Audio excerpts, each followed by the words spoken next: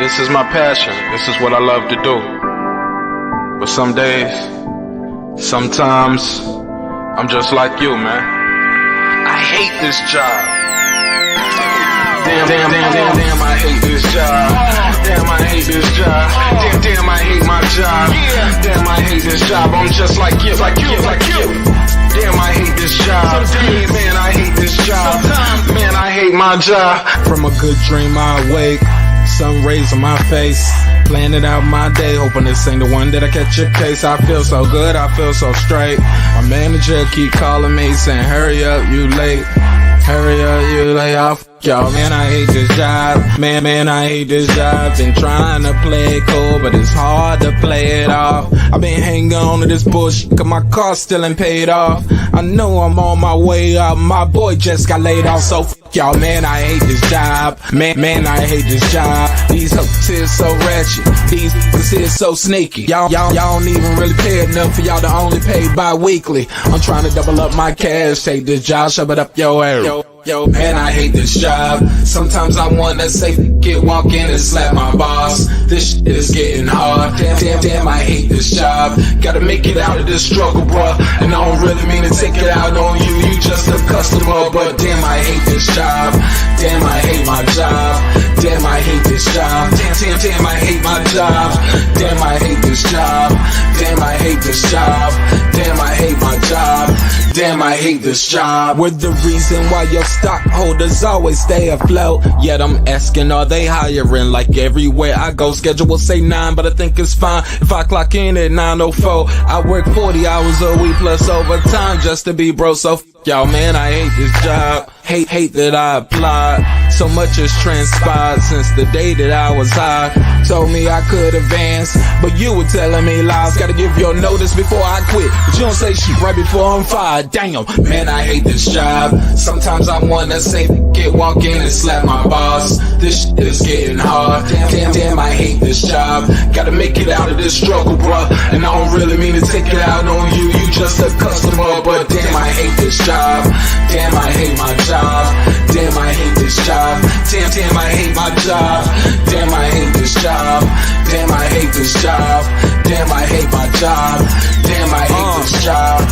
You and your procedures, you and your protocol, you and your policies, none of that shit don't apply to me. You and your quotas, you and your standards, you and your 2 sick days a year. Y'all niggas bananas. Wonder why the postman's posted with hammers, going postal with Popo on camera. His wage got him enraged, stressed out, it's hard to maintain. He flips the middle, grabs his. He said, if you don't get the picture, I quit, you ain't shit, mother. Man, I hate this job. Sometimes I wanna say, walk in and slap my boss. This shit is getting hard. Damn, I hate this job. Gotta make it out of this struggle, bruh. And I don't really mean to take it out on you. You just a customer, but damn, I hate this job. Damn, I hate my job. Damn, I hate this job. Damn, I hate my job. Damn, I hate this job. Damn, I hate this job. Damn, I hate my job. Damn, I hate this job. Look, man, I hate this job. I put my pants on one leg at a time, just like you. I'm out here trying to take care of my family. Damn, I hate this job. It's not always glamorous, for real, but I do what I gotta do for me and mine, you know? Damn, I hate this job. Damn, I hate my job. Damn, I hate this job. Damn, I hate my job. Damn, I hate this job. Damn, I hate this job. Damn, I hate my job. Damn, I hate this job. Damn, I hate this job. Damn, I hate this job. Damn, I hate my job. Damn, I hate this job. I'm just like you, nigga. Damn, I hate this job. Man, I hate this job. Man, I hate my job.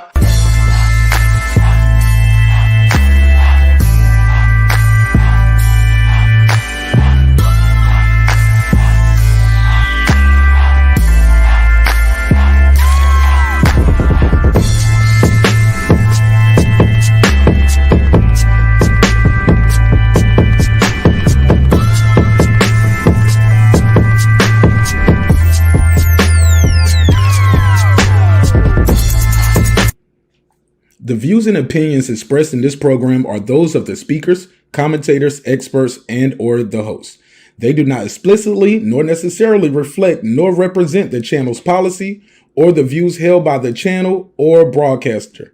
The broadcaster or its channel cannot be held accountable for all or any views expressed during the program. Basically, if I didn't say it, don't come for me. You come for the person who said it. And please don't sue me for somebody else's words. With that said, let's start the show, motherfucker. This that squad sound.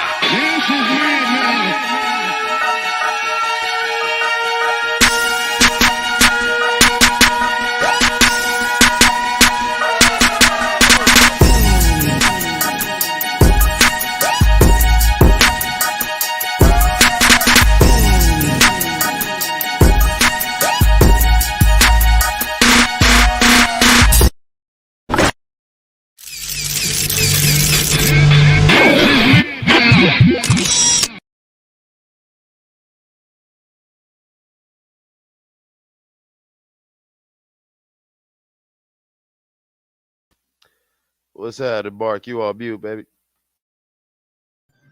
What up, though? What's popping? What's happening? What's going on? You back in the lab with your man, marqnash.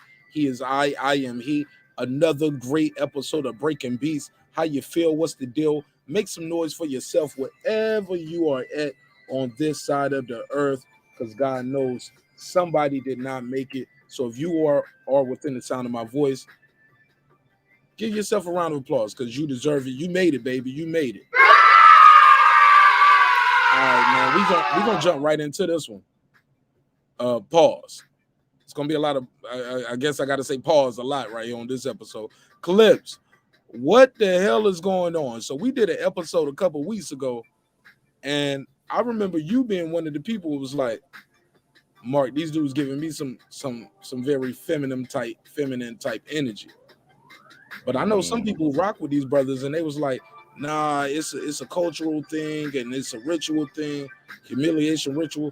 What do you think about this that's going on? You got the guy from the Fresh and Fit podcast. His name is Myron. Got his face right there in the corner, but let's give him the big screen. He's the light-skinned one to your left. The tall guy. He got this picture floating around on the internet. A film, allegedly, I guess say he's exposed. He's in the bed with two Caucasian men right here to his left. I don't care if they were Caucasian, Asian, or whatever. He's in the bed with two men. On the right over here, he's hugged up and kissing with another man is kissing him, and he's posing and smiling for the picture. Was he set up? What's going on? Like, somebody make this make sense, because he's on the internet giving a lot of relationship advice to men, correct? Telling them what you need to do and how you need to do it and this, that, and the third. What's your take on this, Clips? Shout out to my brother Megazar. Megazar, we got to talk about this. Like he's a leader to a lot of these dudes. And I've been listening to some of these shows, and guys are out there saying, nah, man, it ain't what you think it is. This is a humiliation ritual. He was set up. They played him. He tricked him. He didn't know that guy was about to kiss him. Hey, or they blame it on the college life. Hey, well, I remember being in college. I did this and I did that. Bro, I've been to jail. I've been to college. I was in the army. I've been homeless. We stayed in my brother. I ain't got no picture like this floating around. Oh, so you wasn't like your boy Myron in a boy sandwich? You wasn't in the bed in a boy sandwich? You know, it wasn't gay, but you know what I'm saying? You couldn't pay the heat bill. You had to stay warm. I don't know how people are out here taking up for this shit. And I'm just like, damn, bro, this shit is like a cult for these dudes. Like, these guys need a leader so bad that even when they see these pictures, they'll say, forget my lying eyes. I'm still riding with my boy. We got Megazar and my guy Reggie O joined the panel as well. Go ahead, fellas. Everybody introduce yourself and give me your opening statement on this these pictures. Matter of fact, just introduce yourself first. Megazar, introduce yourself and plug anything you want to plug. Megazar, shout out to the neighborhood, shout out to Marq, shout out to Clips, shout out to Reggie O, Diamonds Among Men coming in your area extremely soon, so just be on the lookout. Yes. Diamonds Among Men. Reggie O, plug your show. Started off that way. Go ahead. Yes, sir, man. Salute to everybody, man. Catch me on Boxing Conversations with Reggie Owens, channels 1 and 2. But that's all I got. Salute to the brothers. Clips, plug your channel and plug your album as well. Yeah, that guy Eclipse 330. That guy Eclipse 330 is the YouTube channel as well as the Instagram. You can find me on all streaming platforms. I got an album out. Check me out. Yeah, man, you already know, man. Let's get into this, man, because this is funny. This is your king. Not my king. No, not you. But to some of these guys, this is their guy. This is their king. Megazar, you was the first one here. Give me your opening statement on what the hell is going on right here. Is he exposed? Is this a humiliation ritual? What is a humiliation ritual? I just I don't play those type of games, so I wouldn't know like the college nigga shit. Like I don't, when a nigga sleep, a nigga lay on. I don't play like that, bro. I just came up. We don't have that type of energy amongst each other. So I don't know what it is, but just in general with these dudes, you can look at these niggas and excuse my language. You can tell these niggas don't get hoes, bro. You know what I'm saying? Like you could tell in the body language, you could tell in the posture, you could tell in the way they talking that this shit is a production.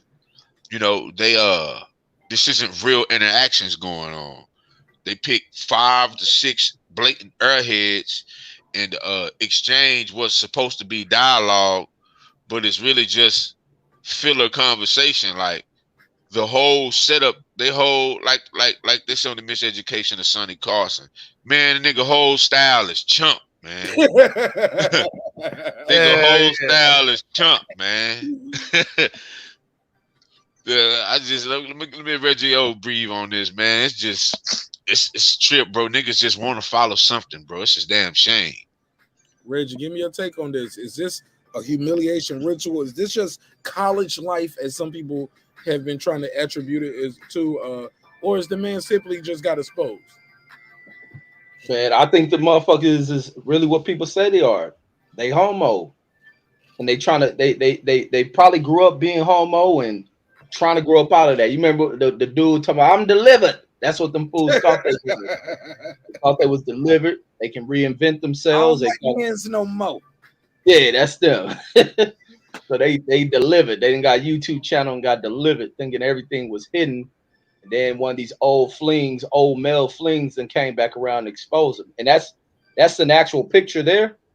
Oh yeah, these are actual pictures, homie. Oh, and he looked like he enjoying it. So it's probably something they were doing. It's 2 niggas in the bed with him. He got one cuddled up, the other one with the wrist flickered down, with the sheet pulled up around his neck like a woman, like covering up her boobs in like a Tyler Perry flick. Like, bro, what's going on right here, Reggie? Break this down. How can he make this make sense? I don't know how he can. How did he? What's his excuse? They sleeping in bed together, man. And then he got the dude kissing on him, he hugging him, and man, ain't no way, man. It's hard for brothers to even do that shit. And that's about the most the furthest you can go. Either your father or your brother you ain't seen in a long time do that shit. But then that shit is, you almost ain't cool with that. Like, has he made a response that you guys heard? Clips, you heard his response? Nah, I'm trying to pull it up right now. I have not heard a response, but if you pull that thumbnail up, let's point out to the boy sandwich on the right side of your thumbnail. Let's look, the guy in the far back in the background of the picture. If you look, he's got his left leg, it's either his left or his right leg propped up right above your Breaking Beats logo, to where he's in his underwear, because that's his leg right there. Right above the other white dude who's laying on him. I see a kneecap. I see a kneecap, yes. So that means he's either naked or in his underwear. The other dude's there, like, and listen, man, I'm gonna go Jerry Springer. Not that there's Jerry Seinfeld. Not that there's anything wrong with that. But bruh, you got a lot of explaining to do. I called it about this dude. I don't care humiliation ritual or nothing. I told you when we did the first video about Zest and Fit. You know what I'm saying? It ain't Fresh or Fit, it's Zest and Fit. You feel what I'm saying? I told you that dude's energy just seems Zesty very, tip. yeah, zesty. He's so zesty. Zesty tip. Zesting tips. Zest and tit, yeah. I said something was off about his energy, and then it came out that he was a cop. I was like, yeah, he's talking like I could tell by the way he was talking to Asian doll and the other females. He had his cop voice on, and then just the energy he was giving them females. I to where look, hey, bruh, if you like penis on the side, that's what you like, man. I ain't mad at you. You do your thing, but here's my thing. Don't put yourself out there like, yo, fellas, this is what you need to do to be a high value man and boop de boop, blah, blah, blah, blah, blah. When it's quite obvious that you're not giving this advice so men could, be better in their interactions with females. You're trying to mold men into the man that you want to be laid up with. Myron. Because here's my thing, man. Like, if that's what you into, that's what you into. But it seems like he portrays himself to be a different type of person, and certain information that he put out there, even telling guys like, "Yo, this is how you do to get girls." This is, and I'm like, bro, no, we was calling that 8th grade game. Shout out to my guy Goodfella. Goodfella was like, "Yo, that's called 8th grade game." But nah, some of this game we don't even get it. And I heard somebody say this, and this is what's bothering me, guys. He said, well, college is this, and in college people take mushrooms and they do this and they do that. I'm like, bruh, hold on, let me give him the drop for it. Bruh. I don't want to hear no humiliation ritual shit, respectfully. Because for me personally, I can't humiliate Megazord with this type of photo unless he took the photo.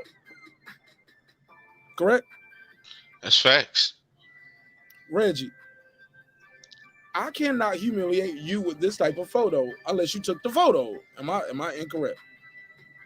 No, correct. But I don't get what this humiliation. What the hell is a humiliation ritual? I don't get that shit. Queen P, please, if we got a lady out there, I would love one of the ladies pull up and let me get their take on it, because some of these ladies been following this show. Some people don't like it. I see Mr. Showtime 1K. He's like, what? Oh yeah, this shit is out there. This is a real picture. Queen P, what is a humiliation ritual? Anybody out there know? Megazord, Clips, do you know? Yes, I know what a humiliation ritual is. Please enlighten me in the audience. What is a humiliation ritual? The humiliation ritual goes back to the original Brotherhood of the Snake and all of its spin-offs and offshoots that are now the different circles and the mystery schools of the occult. And it's also done in Greek life fraternities and other organizations. And basically the psychology of the humiliation ritual is to get one to break from their ego. So you put somebody in an uncomfortable, compromising position where they've got to trust not only in their the initiate has to trust the people that are initiating him, and has to surrender to them, and surrender to them not only his trust but a level of his dignity. And also it's that during the humiliation ritual, that's what's used to keep the initiate in line as he progresses through whatever he's doing. Because if ever he steps out of line, it's like, hey bro, we got them pictures of them time we put you in that dress. Hey bro, we got whatever. So it's a double pronged thing with the humiliation ritual.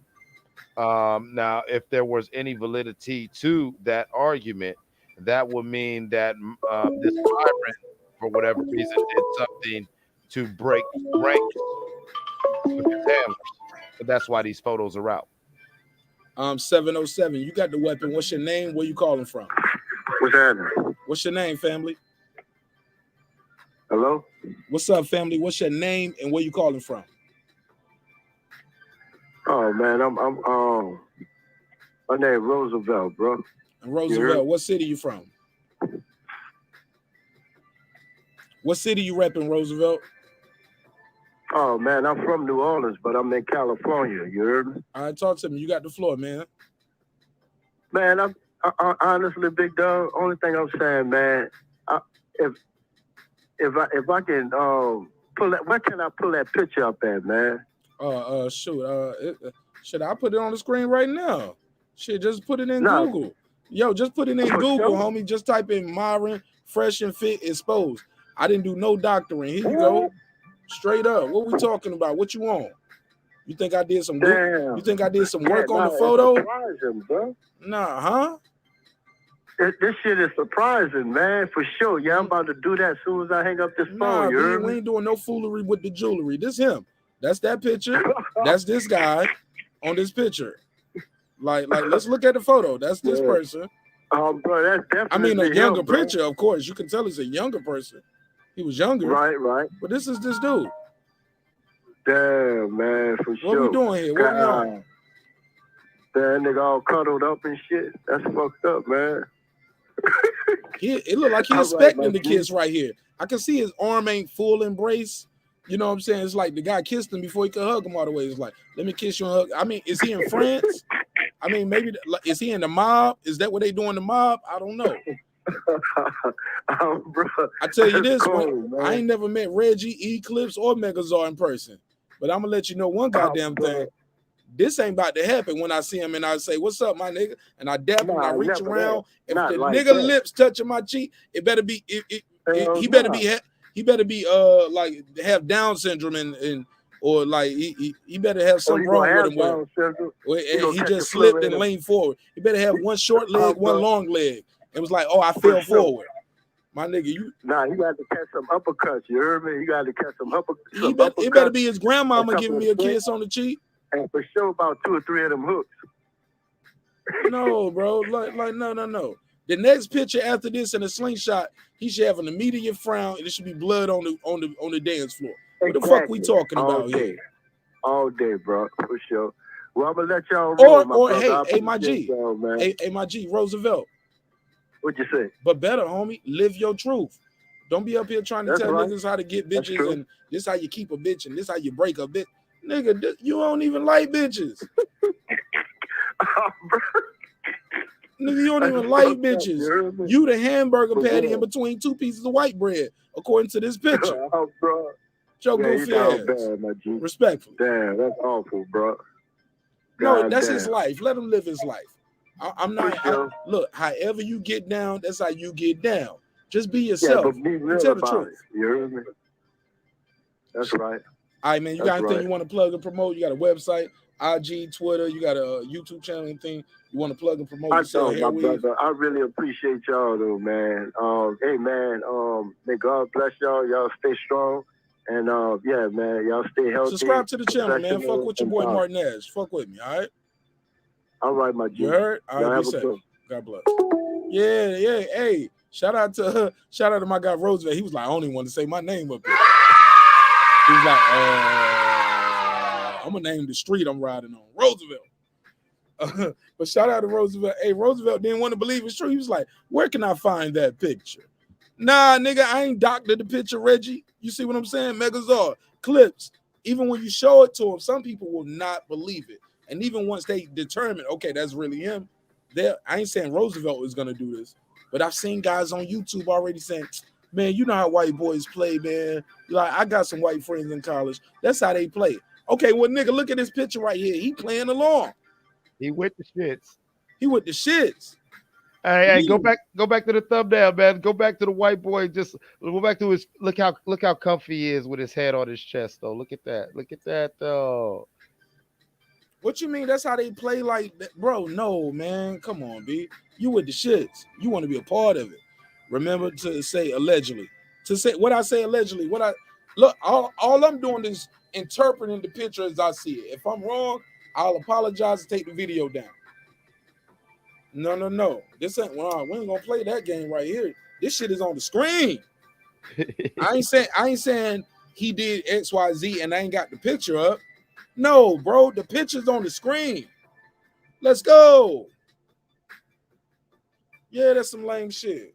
Nah, man, we gotta talk about it. Cause this is their new kings, Reggie. This is This is the one who's going to tell them how to find a high value woman. Megazord, is he going to teach you how to find a high value woman if you wasn't already married to one? Of course. He ain't finna teach me a goddamn thing. He's what Rob Parker would classify as a cornball brother. Like I said, the nigga whole style is chump, man. Like I can't say it. Like I'm gonna be real with you, man. The social aspect of our of these youngins' life is so fucked up because they don't engage with one another. They rather go look at a YouTube video on how to pick up hoes, excuse my language, instead of holler at sisters, holler at females, instead of trial and error. That's how we learn. We learn trial and error. We learned to have some type of finesse. We learn to have some type of stature about yourself.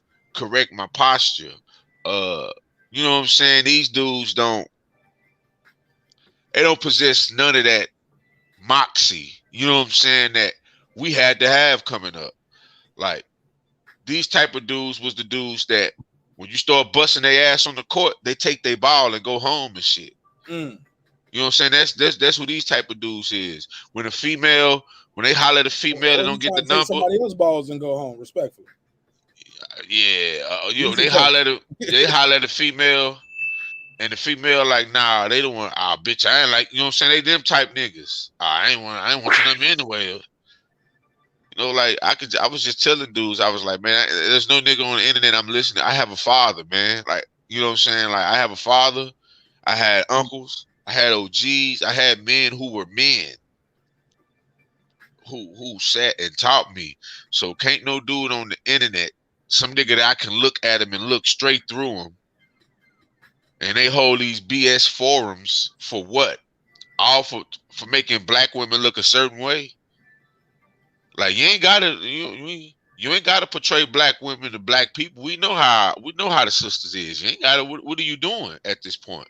Are you trying to exploit? You know what I'm saying? What are you doing? Exploitation on black women for? And you posing as some vigilant knight in shining armor for the new wave red pill, nigga. Man, get that lame shit out of here, bro. Shit lame, bro. Either way, hey, look, let me stop doing that sound effect. I got to show the picture. You might think, oh, I like that.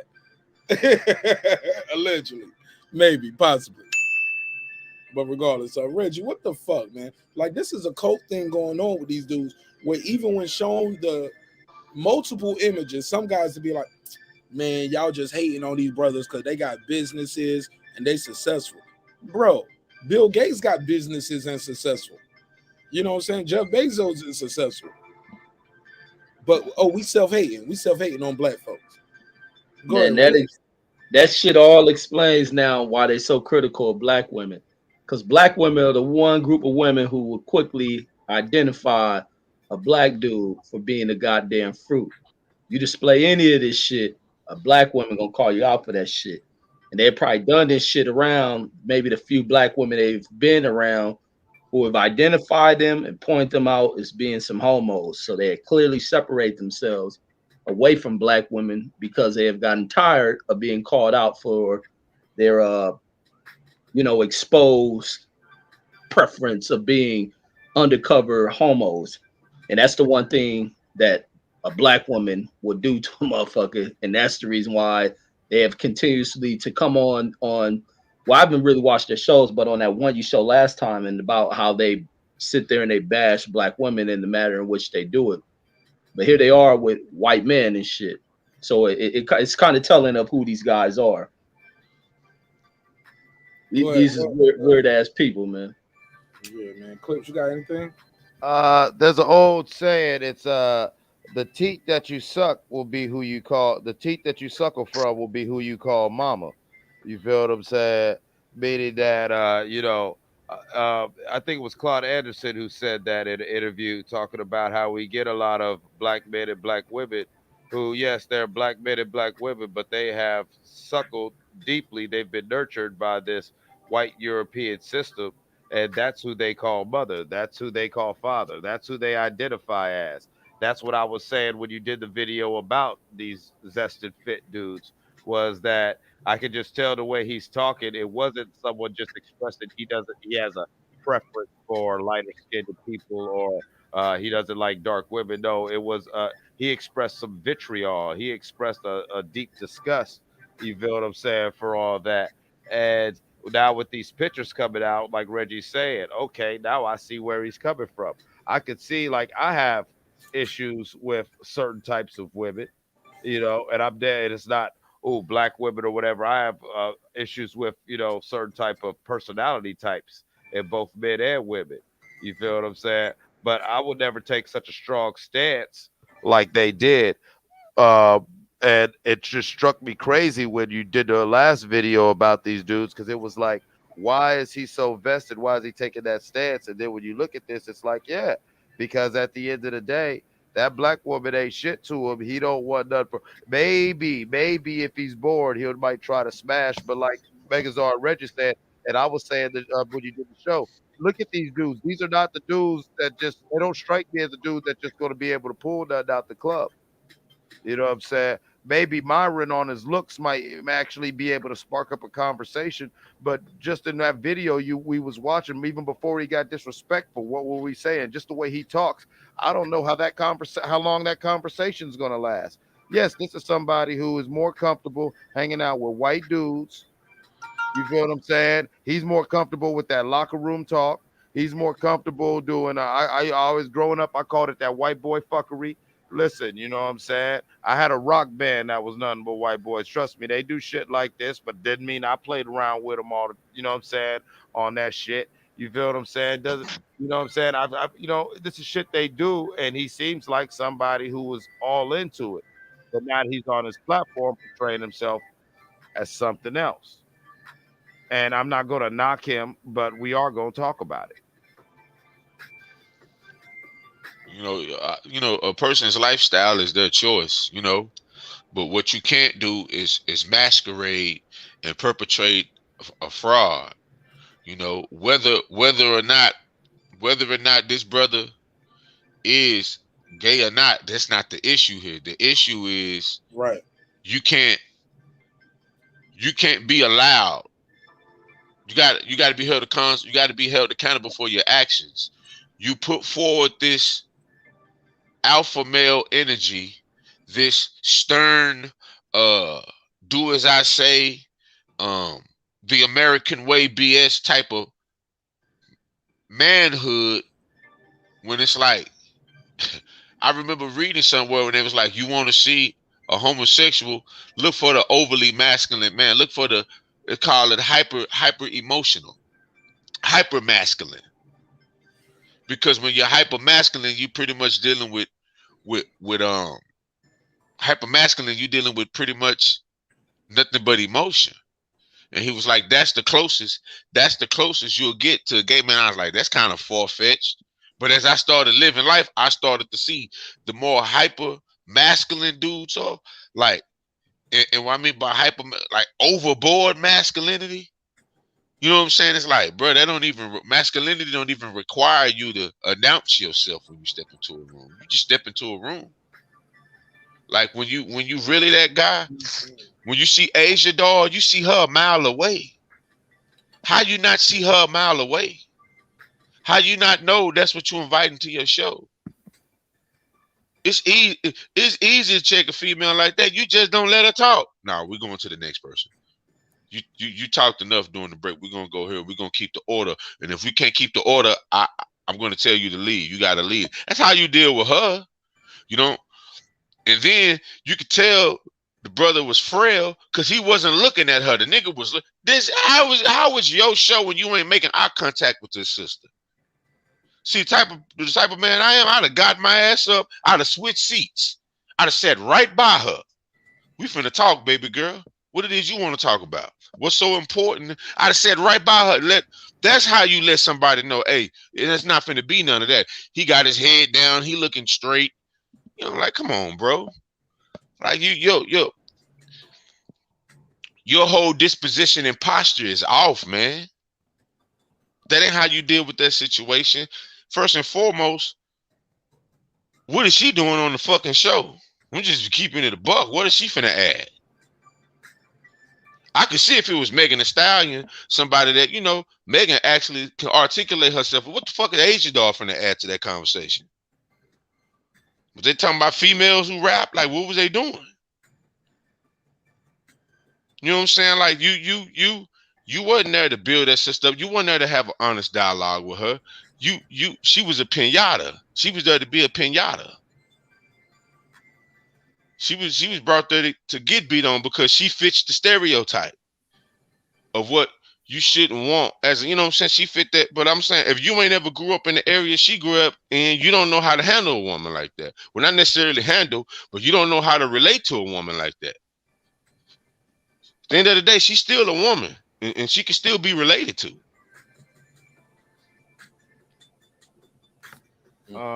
Real quickly, Mark, I wanted to piggyback on the first points Megazar was saying because that has always been something that blew my mind.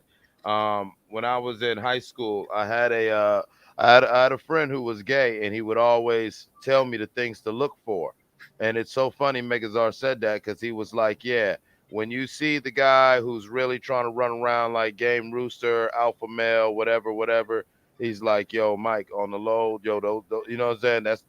That's the motherfucker that be up in my phone late at night, and I get the fuck out of here." And motherfucker used to, you know what I'm saying? He'd show me. He'd be like, "Nah," and I'm looking at text messages, and everybody thinking this dude's a whole damn thug out here, low key, the little gay boy who lives, you know what I'm saying, in the same cul-de-sac I lived in at the same time. You feel what I'm saying? Cat would be like, yeah, and to where he lived in my cul-de-sac, to where it'd be funny. It'd be them funny times at night. You be seeing all these hard ass dudes sneaking over dude house.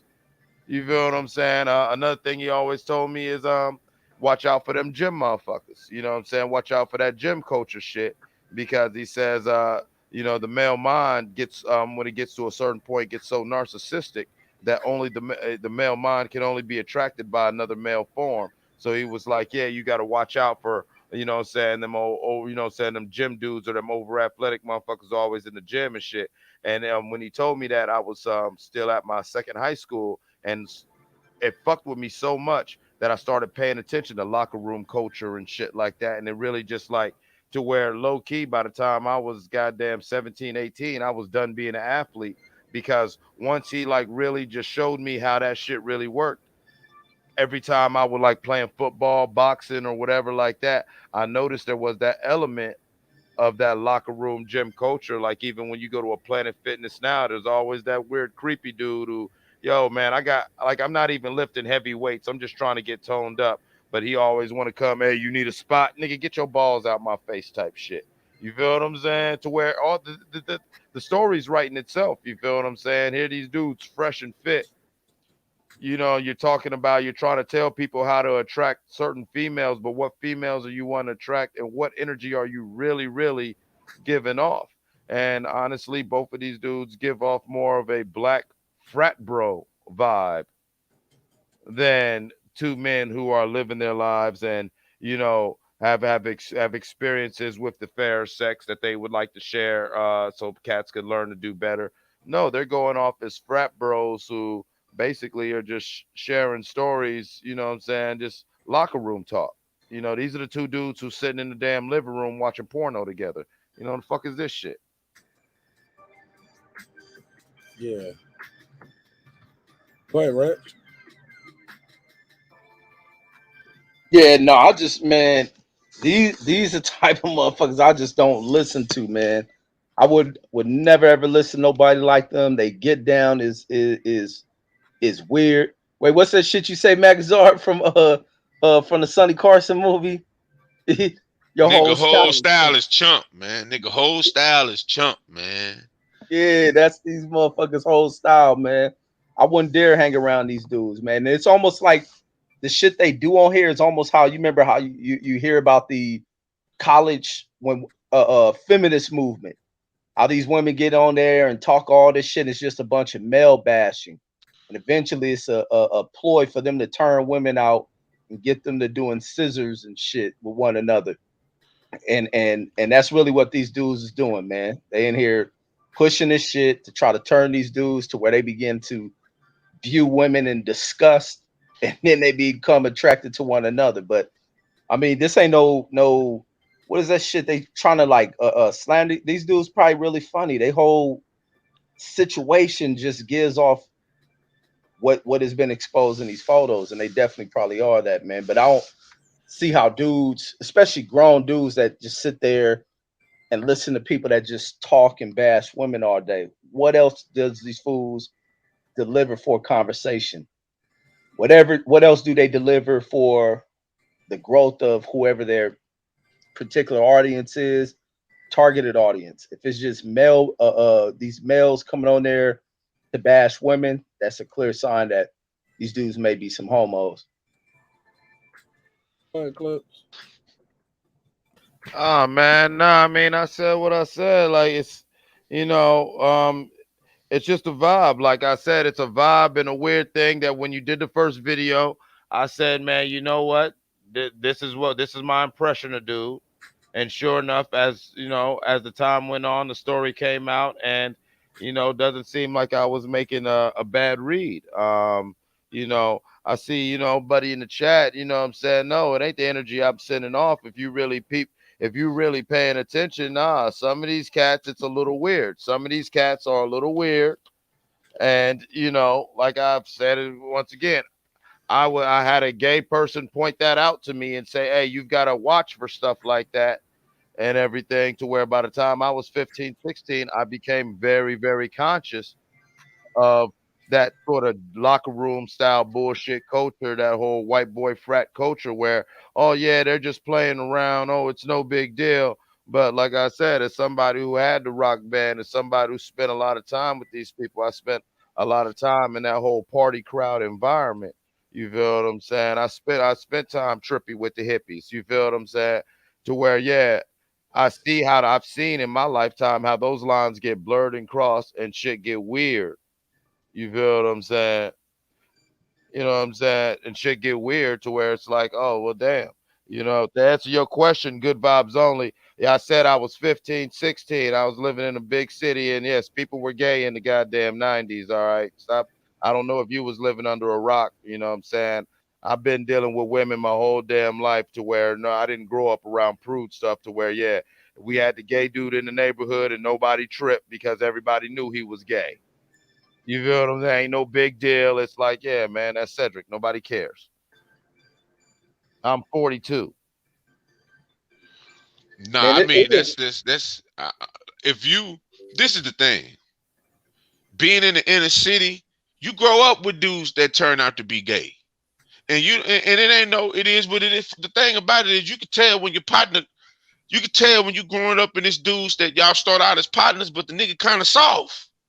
You know what I'm saying? He don't gravitate toward the brute shit that we doing as children. So man, we all got, like, I ain't gonna lie. I have about two partners, and I call them partners because when I see them, I dap them up, I embrace them because they my partners. But if we ain't talking about how the family doing, we ain't talking about shit else. I'm not asking, hey man, how everything going? I don't give a damn. I hope that shit goes wrong, cause you know what I'm saying. But nah, man, this is real life, man. You interact with people, you gonna run across alternative lifestyle people. Like, it's just what it is. You gonna run across niggas that shoot niggas that sell crack. That's just how it is. You gonna run across people that do different shit than you. And the thing about when you do know somebody gay, they will be the ones to be like, him, and him. Be like, what? Watch them niggas. Like, watch them for what? You know what I'm saying? It is what it is. Now, if you grew up, like I said, if you grew up places we grew up, man, you know gay people. Point blank, period. You chop it up with them. You care about their family and shit because you grew up together. And if you know what I'm saying, yeah, you're a natural man. That shit don't bother me. Just keep that shit over there though. Now all the gay activities, keep that shit over there. When we conversing as men, that's another thing. But the activity, oh yeah, keep that shit over there, partner. Yeah, hell, some motherfuckers got the motherfuckers all through their damn families and shit. But it's even like when you talking about with the sports and gym shit, man. When I was in high school, I didn't get that shit, man. think gyms was designed that way where people taking showers and walk around naked. That shit from the offset was gay as fuck to me. Where I would leave practice, I ain't doing none of shit. I'm gonna grab my fucking shit out of the locker and I'm out. Go home, stanky as shit. I'm gonna take a shower at the house. And then even when I used to be tough in the gym, first time I ever walk in the gym, you see motherfuckers walk around there comfortable, naked. Like that shit was just this shit was just mind like what the fuck are motherfuckers doing? Like how the fuck are you just walking around here like that shit? And it's just like so much of what people think is just the tough places to be. Man, it's a lot of facts. I mean, it's a lot of fruitcake shit that happens in these damn places. Sports, locker rooms is a lot of that fruitcake shit. It's like people talking about the dude who came out. It's a lot of athletes who have seen homo ass people on their damn teams. Same thing going to the gyms. A lot of them people and shit. So you would never see me going to the gym. I don't give a fuck if I got a piss of shit. I'm leaving the gym, going home. I don't like being around that shit. That shit ain't cool with me. But then again, ain't a thing where I'm a talk down because, like you said, you grow up with kids as young kids. You grow up with folks, and you see your friends, and as you reach a certain age, you see some of them drift off that way and shit, and turn to that. Some people be lying, talking about they ain't never known no fruitcake. Like we all grew up around that shit.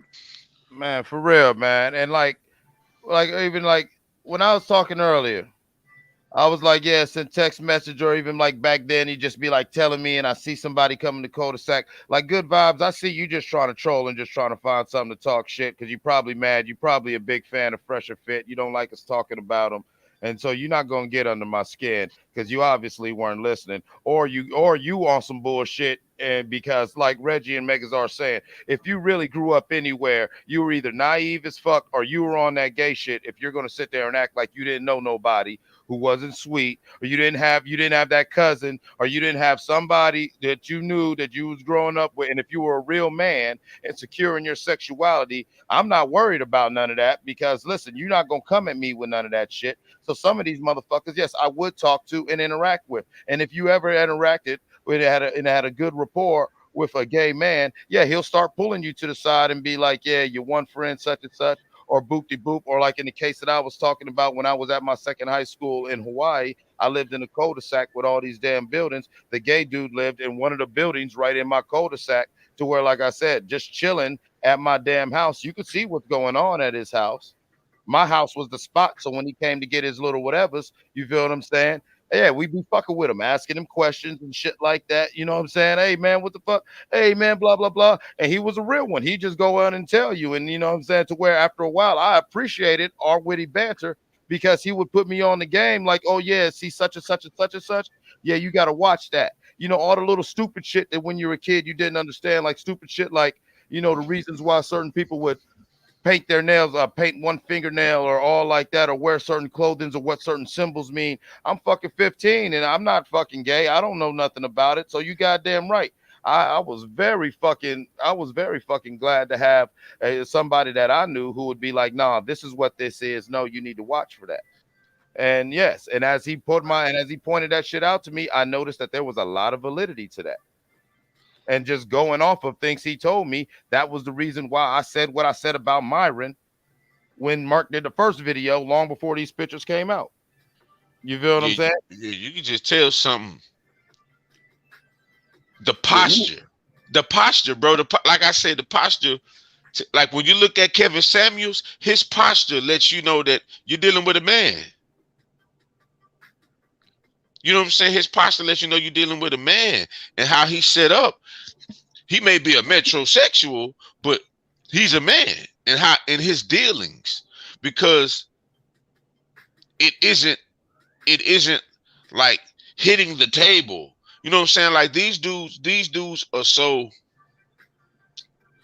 inexperienced with dealing with women. That's really what it is. They're really so inexperienced with dealing with black women that any one of us know that if you looking to go into an argument like that with a black woman, your ass is great. You lost that already, partner. And how you do that? You want to get a black woman? You want to win an argument with a black woman? All you gotta do is be quiet. Yeah, I hear you. Yeah, I hear you. Yep, you sure right. Sure right. Cause they won't see. Cause they got an emotional thing going. So they poking pride. Cause they want to get you to feeling how they. Man, I learned that with my mama. My mama used to get mad. I had nothing to say. Oh, so you don't have nothing to say? No, man. I was wrong. And I'm done with it. Nothing. You don't want to talk about it? Nah, I did what I was gonna do. I already made up in my mind I was gonna do that. So you just made it up in your mind that when I said, yeah, I had already made it up. I'm just gonna have to get in trouble for this. This is what it is, man. Y'all, all of us can attest when we get that age, man, where it's just, hey, man, it's gonna be what it is. I said, don't do that. I know. It's just gonna be what it is. That's the nature of a man. You know what I'm saying? Do what I want to do. Shit, I deal with the consequences. But their posture, it's like they want to be argumentative for no reason. It's just like I said, their whole style is chump. I don't care if the brother gay or not. The nigga's lame though. And even lamer niggas is following him. Maybe like, you know how guidance though. Maybe they see somebody who comes across a certain way. I'm sorry, go ahead. I would say, but check the fly shit, Mark. These niggas ain't got fathers. No, a lot of them don't, bro. This okay, YouTube daddy. Uncles, I've been telling you that uncles, older I'm homies. gonna say uncles. They got niggas in the post. Niggas, a lot of niggas. Some niggas ain't got no uncles. You're right. Hey, ain't got no daddy, and the uncles ain't shit. Or the Hey, uncles Mark. is the way where they see. I've been quiet for a minute. Let me get this off. Yeah, you're right. Yes, sir. They look at these dudes for guidance. They seem masculine. He got good teeth. He looks like he's in shape. He got beautiful women around him on his show. Oh man, I want to be him. He owns properties. He's making money. He's making money just talking on YouTube. These guys need a leader, and I just feel like they look at these guys for leadership. Go ahead. I just want to say that. That could be true, but this is the thing. Like I said, socially, the social media and the social platforms, the experiment is working like a charm. Because instead of going out and having a real experience of your own, you're gonna click on the nigga, talk about his experience. Cause I would wonder, my son would rather watch niggas play the game on YouTube, and I'm like, bro, you have a PlayStation 4. Why you want to watch them play the game when you can play the game? And I'm trying to wrap my head around it.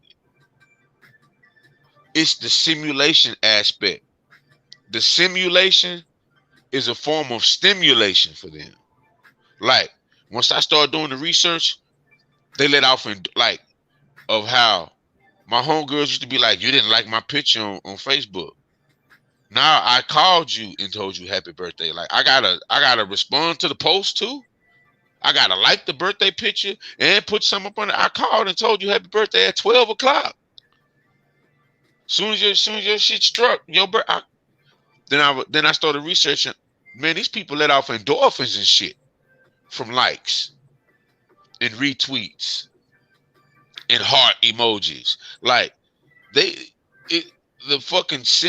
stimulation of the simulation is what they want.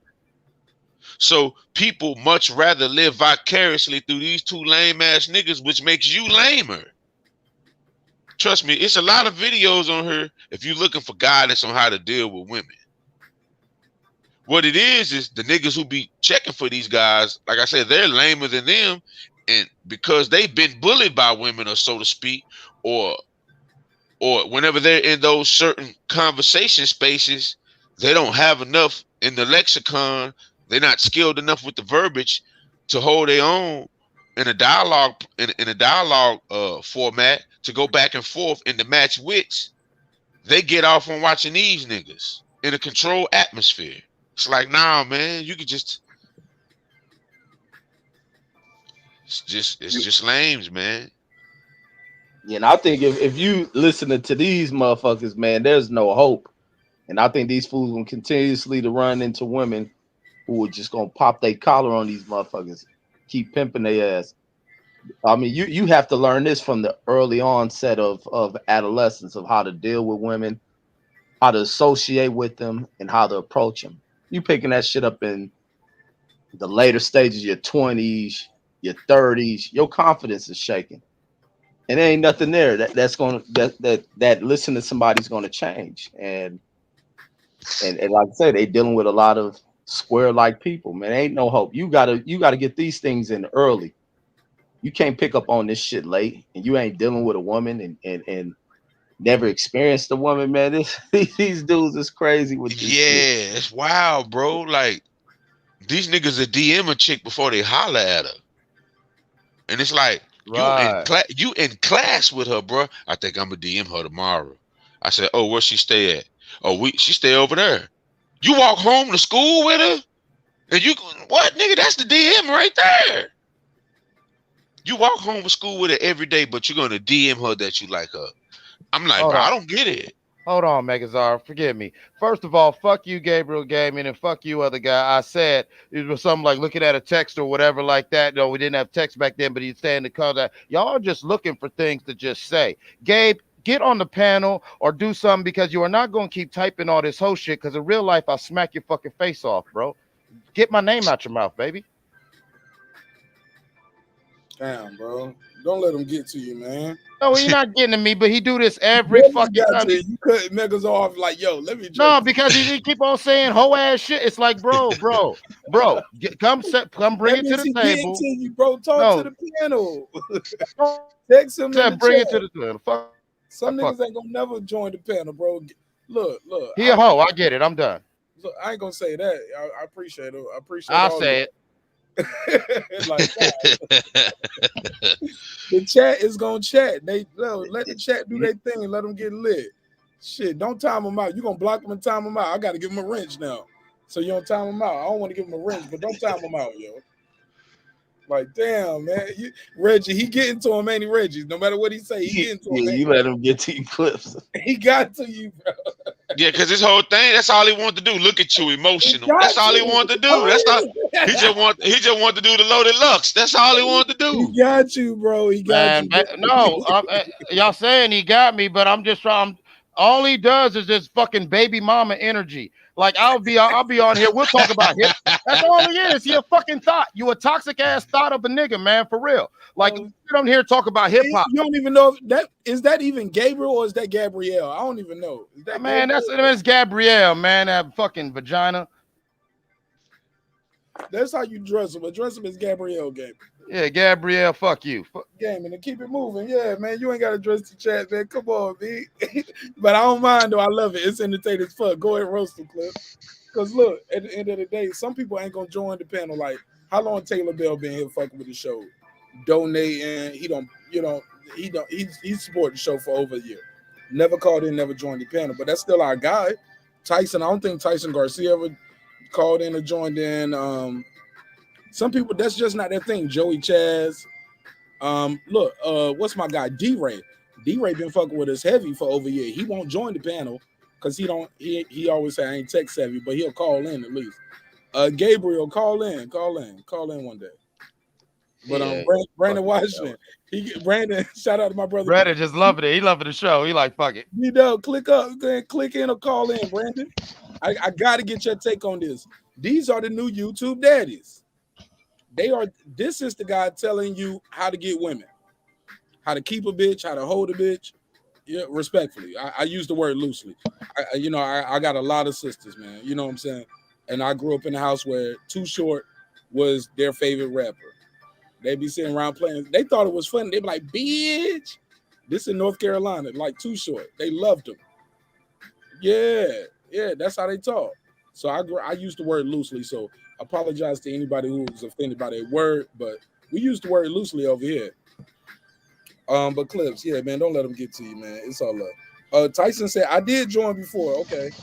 And he said Myron a bottom bitch with his pale face pilgrims. He said pilgrims.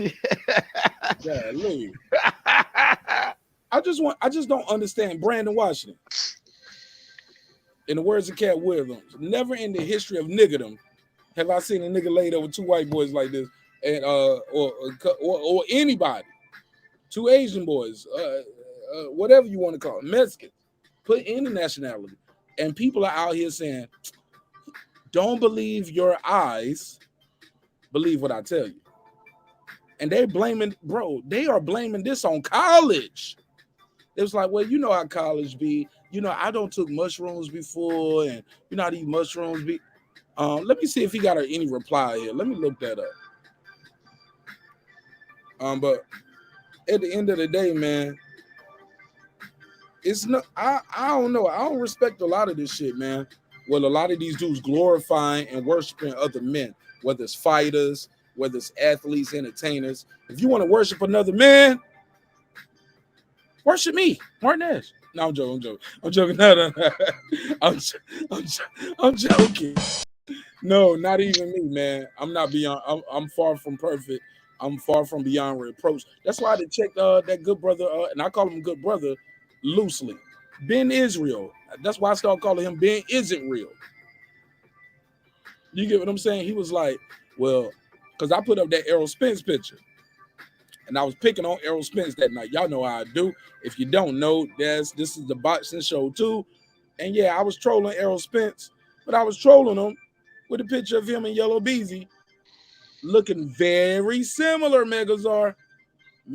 This is very similar, right? Hey, man, fresh and fit. Only difference is fresh and fish. Fresh and fish. Yeah, fresh and fish. There you go. There you go. The only difference is Yellow Beezy yanked away, and he was like, man, what's wrong with this nigga, man? Got him. That's the only difference. Yellow Beezy's pulling away. See, right here, he's smiling. But the next part of this still image, he pulling away. So I don't know what happened with this picture, but this is a very good screenshot. He's posing for this as they hugging. This dude held this perk right here. My brother, my G, everybody, listen. I had to tell Ben Israel because Ben Israel was like, well, you know, you was in the army, Marqnash, so I don't know how, you know, I already know you was doing. I was like Pinky in Friday. I was like, nigga, what? Did I say no? Oh, shit. Say it again. Say something else. Oh, say something else. Say something else. That's crazy. I said, bro, I'm not gonna let you put that body on me like that, or this body. Not in real life, no, bro. Like, yo, you can say what you want to about me, but don't be projecting those feminine emotions on me. Don't be deflecting and projecting. I'm picking on your favorite your favorite boxer right here. So now, in defense of him, you want to just say, well, Marqnash, you did it too. No, nigga. No, never, ever, ever. I give you everything I own. If you got one picture of me out there with my daddy, my daddy ain't never held me and embraced me and kissed me on my face like this. My daddy shake my hand when he see I gotta reach for the hug. Because my daddy's one of those dudes from the eras. My daddy's gonna be 75 in March. That nigga don't kiss me when he see me. He reach out and shake my hand. I gotta reach out for the hug and pull him in. And then he just pat me on the back. All right, little nigga, fuck off me, nigga. Respectfully. Yeah, he from that era because back then men didn't really show certain emotions. And that's to a detriment to our society. That could be something that's wrong. Maybe people do need to have their fathers to show them more emotional. More emotional. But y'all know what I'm saying, right? Go ahead. Of course. Because we got a lot of people here. Go ahead. I'm super affectionate with my son, man. It's always hugging him, kissing him on his forehead, telling him I love him, telling him I'm proud of him. But I'm disappointed. I speak to my son as if he's already 15, 16. You know, because my daddy didn't speak like baby language with us, so to speak. He didn't you know what I'm saying? He wasn't animated like that. Like when we were babies, of course. He like that with my son, but he really wasn't like that with us when we got a certain age, man. When we got like 6, 7, that shit went out the window. But he was always uber affectionate. Told us he loved us daily. And more so than told us he loved us daily, showed us he loved us daily. If anybody ever see me and my big bro Brandon interact, We always tell each other we love each other, embrace each other. And like as men, the thing about it is when you do that as a man, you're not uncomfortable. There's nothing uncomfortable about it. But when you see dudes like this Myron cat, when you see his posture, you already, because you trying to be something you're not, bro. It's just like, it's just being in certain environments, man. We know when some shit finna go down, like, oh yeah, they finna jump that nigga, because we could just read the tea leaves from being in those environments our whole life. Like, I remember when Clip said that about dude, and I was like, yeah, he do. Yeah, we always in unison, like, yeah, I could see that. Because we've been around people. Like, we've been around a dude who was a punk, scary ass nigga his whole life. Then he get the job and got some authority and he go overboard. He's abused authority because he was never nothing nowhere else outside of his job. You know what I'm saying? These niggas is battling for who's the coolest amongst the niggas who were uncool.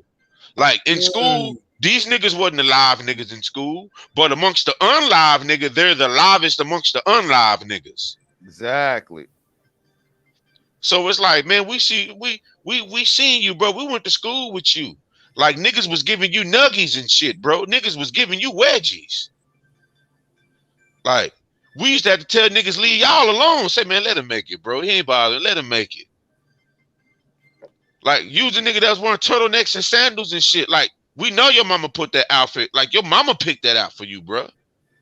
Nigga, you got on corduroys, my nigga. Ain't no nigga made the conscious decision to wear corduroys as a 10th grader.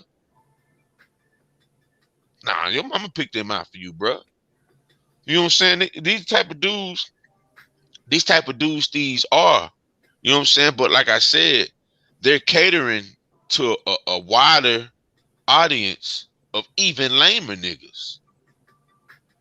So it's like, nah, man, we got to find out why the dichotomy is so tilted in a way to where we want to be entertained to the degree that our entertainment goes hand in hand with being with a simulation, and it gives us this level of stimulation that's unhealthy when we can go out in the real world and get these real experiences. I just think it's going to be continually to our detriment. No, you're 100% right, Megazard. I mean, some of this falls into the demasculation of, you know, the male construct in general, and especially, you know, when you start talking about the black male. But, you know, once again, it's like, all right, for everybody who's trying to take anything that anyone's saying, not just me, and try to piece apart and all you blah blah blah. Once again, let's go back to Megazard's point. Obviously, you're telling on yourself because obviously you didn't grow up around shit, or you're just a troll that's just trolling. If you know, you know. Okay, we'll forget this gay shit. Like, let's take it back to, like he was saying, on some street shit. If you really came from that environment, you could tell that dude who's really gonna set something off and that dude who's just woofing. When you could watch the original video and you saw the way Myron and the other little dudes' body language were dealing with all them black women on the table, them brothers were not comfortable. Them niggas was uncomfortable, bro. Man, and that's all, you know. And then, oh man, blah blah blah. It's like, man, listen, bro.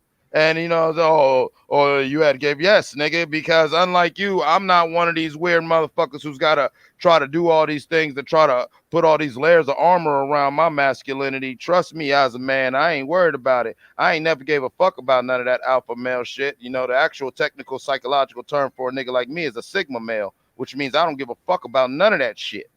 So yes, I'm very comfortable in moving in all environments, and I interact with people. So I'll say something to you. I'll interact with you respectfully. And yes, and I'll get your input, and I'll try to understand your point of view. And in doing so, you know what I'm saying, I interacted with a lot of people and got the point of view and mentality of people who operate in this sphere. And so when I seen the Myron dude, it was like, damn, man, shit, he's checking all the boxes that homeboy told me to look for. I think this nigga whoop-de-whoop, blah, blah, blah. The next thing you know, these videos come out. But now you want to get mad at me because, oh, we picking on your little YouTube daddies. You know what I'm saying? They the ones who taught you how to go holler at your little motherfucking whatever. You know, get out of here, bro. Like, you know, come on, man. Like, for real. Like, you can't defend shit that you're doing. Now look at you. You running around. Now you trolling somebody else. You ain't beating up shit, nigga. All you doing is typing. Stop it. This the thing. Fresh and Fit can't teach me. And I'm just being honest here. Kevin Samuels too. They can't teach me shit because I had a father in my household, bruh. I had a real live man to learn from. I had uncles. Every man that was surrounding me was a provider. And the ones who wasn't providing, I learned from them too, what not to fucking be. So looking at some niggas podcast who has females up there that they solely handpick that don't have no type of intellectual prowess whatsoever. He not getting college degreed women up there, engineer. He ain't getting none of them up there because they'll outshine his ass. Because his psychological training, he couldn't convince my son to do nothing. Because one thing about my son is my son know you got to move and you got to act before you say anything. Yeah, I see you talking, but I don't see you doing nothing. All I see you doing is talking. Yeah, you may present a chiseled physical physique, but mentally, your physique ain't shit. It's nothing. Because we've yet to see any real women of so-called substance. We see the same type of chicks. We see the same airheads. Because it's a production. It's a show. It's for entertainment. They can't teach me shit. But I bet you what? If they enroll in the Makers Are Live nigga class, oh, I bet you they'll learn. They'll learn. Because the thing about me is I'm a student, bruh. Anything that I learned, I know I'm not the author of it. I learned it. And I'm not going to position myself as if I'm the end all be all and my say so is this. That's how you know you're dealing with an insecure nigga right off the top when he positions himself like he's the end all be all. Nigga, you didn't create YouTube. There's somebody else's platform that you made a channel on. That. So pipe down. Niggas need to learn to pipe down, bruh. And know that no matter how heavy you are, you will never step through the earth. The earth will always support you. So you're not that heavy. And what I really see from these dudes is abused egos. The same shit that they just can articulate themselves a little bit better than these females, but they the same thing. You're dealing with the same thing, bruised egos, trauma that niggas hadn't overcame. You know, these niggas was the first nigga to get hit with the food in the food fight. Y'all know that dude, the nigga who, the reason why the food fight started. You know what I'm saying? You know what I'm saying? You know that nigga? Like, hey, I'm finna hit this nigga with my Star Crunch. Bean, you know what I'm saying? Hey, especially the little dude, the little dude, he seemed like the nigga who was getting his head pushed into the locker. You know what I'm saying? That dude, you just be walking down the hallway and just mush the dude right into the locker. Like, get out of here, little guy, little ugly buddy. So yeah, now he got a platform, and yeah, he got all sorts of shit to say.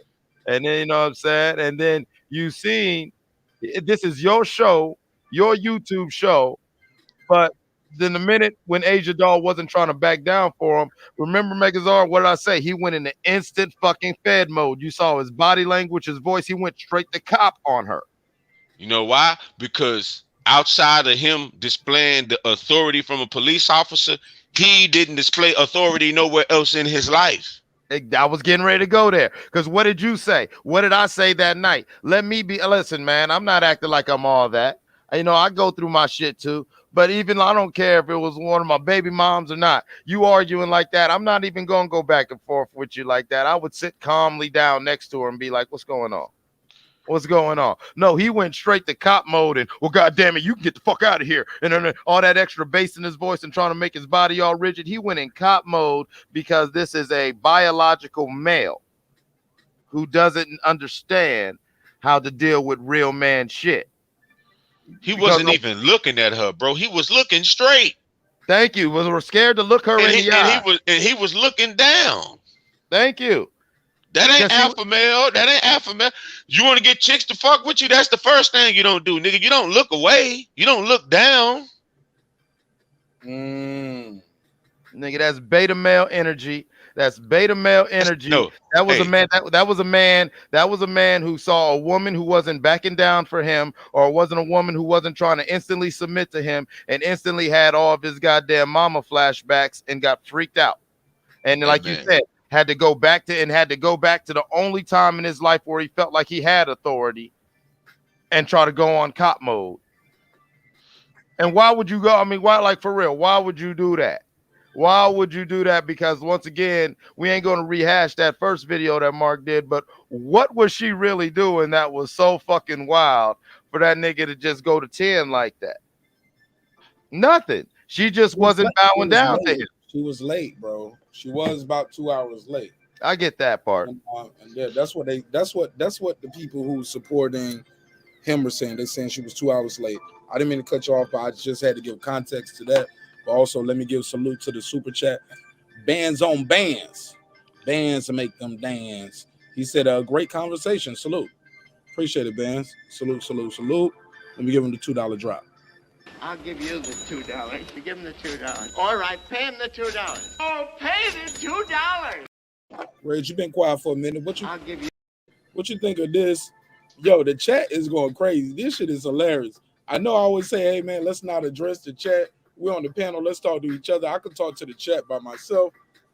But some of this shit is funny, man. And if y'all want to address the chat anywhere y'all want to, I feel like I shouldn't tell people not to address the chat.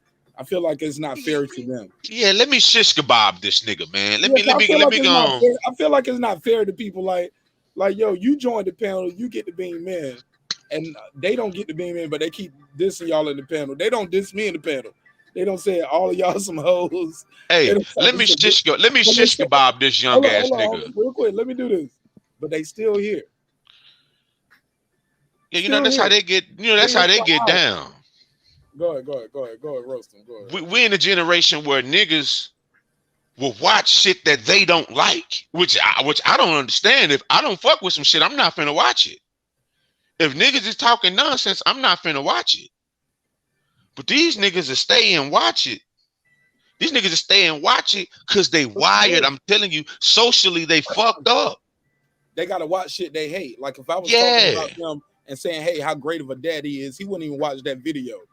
But if I talk about something he don't like, he's like, I gotta watch every minute of it. They them two and living color niggas watching film. Say it again.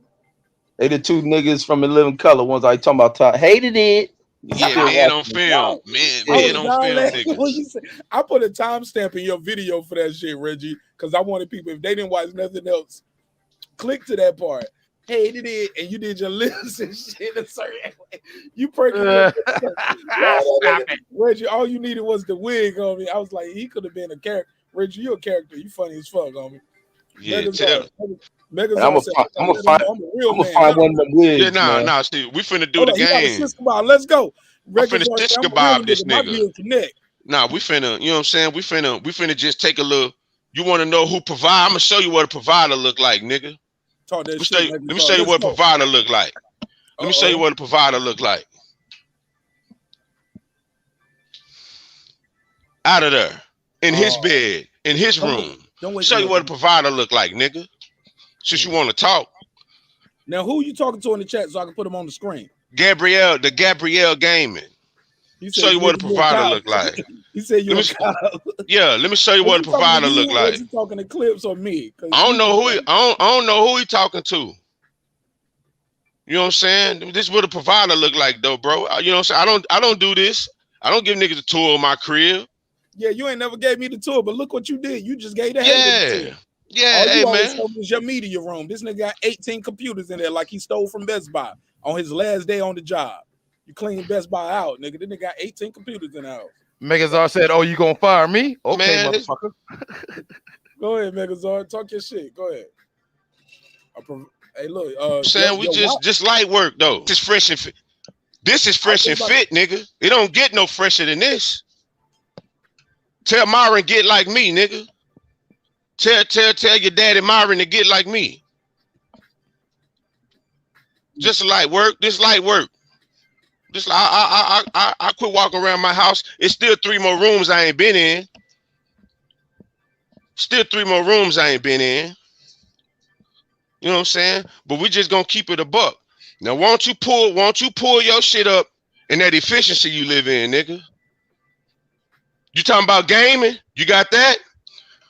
You talking about gaming? You got that? You see what that is, Myron? That's a PS5, Myron. You game. You game. Hold on, my bad. You probably couldn't see it. Let me let it out some.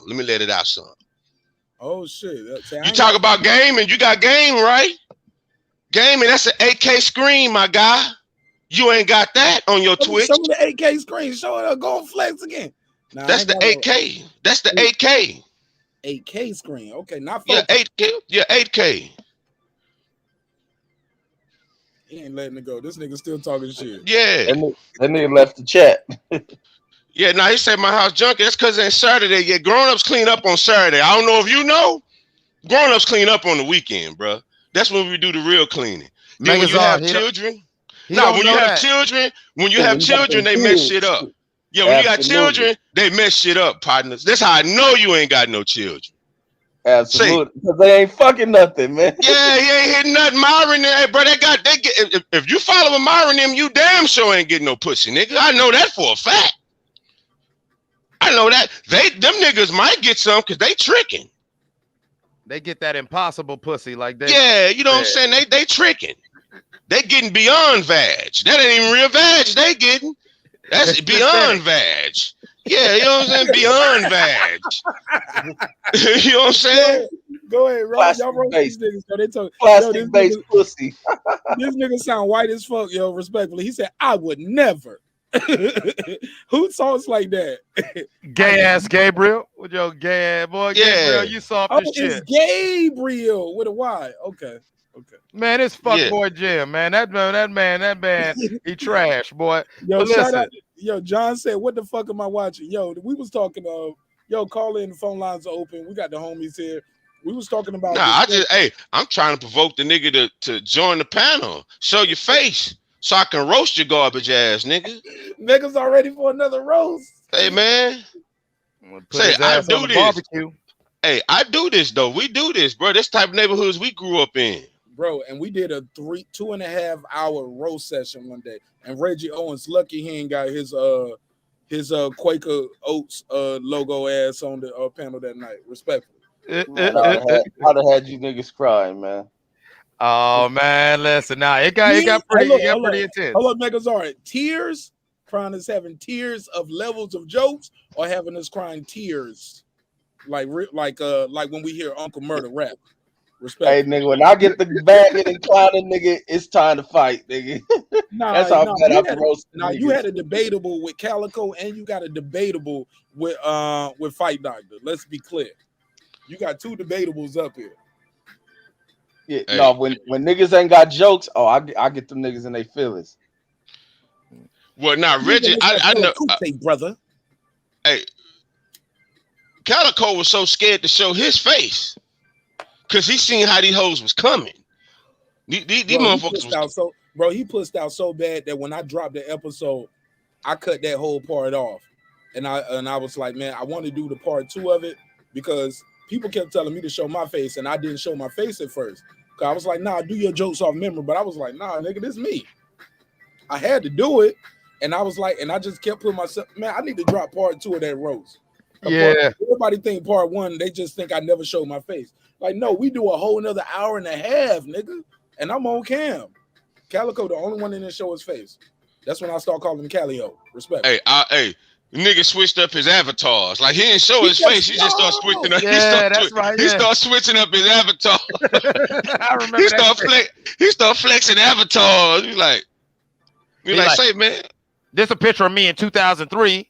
And this is me over here. And remember, he kept having that. He had like 3 different pictures with the same dumbass shirt. That was little lame ass little V-neck. I said, say, man, that nigga had a tall tee on in 2012. Nigga, where you get that hoe at in 2012? Motherfucker stole 50 Cent's clothes from 2004 and in 2012, running around looking like he's fresh. It's crazy though. But yeah, but back to these bums though, and back to this energy though. Like to keep everything all the way real. Like that's what we talking about. Like look at all the vitriol and look at all the motherfucking people are mad at us because your man ain't moving correct. Nobody cares if dude's gay. Nobody cares if dude's straight. We just saying, hey man, what's going on with this? Now this really explains why you was behaving the way you were behaving. And look, he's all, oh, now he defending Calico. Oh man, fuck boys of a feather flock together, boy. Look at this. Man, look at this, boy. You are something else. You gotta tell you what, Gabriella, of all the people, how we hating on Calico when Calico was partaking in the banter we was doing. See, that's what I'm saying, bro. Like niggas is weird, bro. Like you's a weird nigga, man. Like real talk. Calico, if Calico would be honest, we all was having fun. We was just shooting the shit. And we was getting the look at everything I'm saying about him now. I was saying I was going even harder then about him switching up his avatar. Like, nigga, want to see the avatar? Get online so I can roast your ass. Like I'm inviting you. Get online so I can roast you, bro. Show yourself. Show yourself. Quit hiding behind a damn G, a Charlotte Hornets G, and show yourself. You should support Marqnash, brother. What you mean no wrench and I still support? You should support. What Bro, you mean? I'm just reading the chat, homie. Y'all keep going. Fuck that shit. Y'all look. I see it. I'm reading it. Y'all keep bro. Yeah, it's like he was like, Mark, you cool sometimes, but you be on bullshit like this. Bullshit like what? Bullshit like what? We just you letting us pick on him. He wants to be able to type shit and be left alone. I normally, Reggie, I always tell people like, look, leave the chat alone. The chat gonna chat. If they want to, like, leave them alone. You know what I'm saying? They don't like this shit. Nah, Fresh. They take a liking to Fresh and Fit. You said not Fresh. Don't call me Fresh. Respect. No. I got a homeboy named Fresh too. And I got plenty of homeboys named Fresh because he got a fresh ass mouth. Cause he be talking shit like his mama call him Freshy. Like we all call him Freshy because that's his family nickname. You get what I'm saying? We don't call him Fresh because we like his outfits or we think he cool or got nothing to do with the drug movie. No, he just had a fresh ass mouth since a little kid, and he's Jamaican, so they was calling him Freshy. Shout out to my boy Fresh, aka Jashan Power. No, it's honestly, bro. It's honestly. I'm sorry, real quick. It's just Sean Powell, but that's a hidden joke. I always pick on a nigga. I'm like, your name look like Jashan. So I ain't gonna call you Freshy. I ain't gonna call you Jashawn. I'm gonna call you Shanny, nigga. Your name is Shanny. And I'll tease them, you know what I'm saying? But like we homies though, so I can do that. But go ahead. Yeah, we need to, you know what I'm saying? All the fresh and fit. Y'all need to go check out Big Brother Reggie's show. Let him read to y'all. So you can learn about Malcolm X and not watch the goddamn movie. Cause there's so much in that autobiography that you're gonna learn that the movie didn't do Malcolm no justice really. You know what I'm saying? You're not really applying. You listening to another man talk. That's all it is. You listening to another man talk. But if you don't go and conduct independent research on your own, how do you really know? You just know what somebody told you, or you can just regurgitate what somebody told you. You know what I'm saying? So it's one of these things. I call them big bro out of son of respect. You know, we go again. You never been in no type of environment to where you had to pay homage to your OGs. So when I say big brother Reggie, that's from a standpoint of him being my big brother.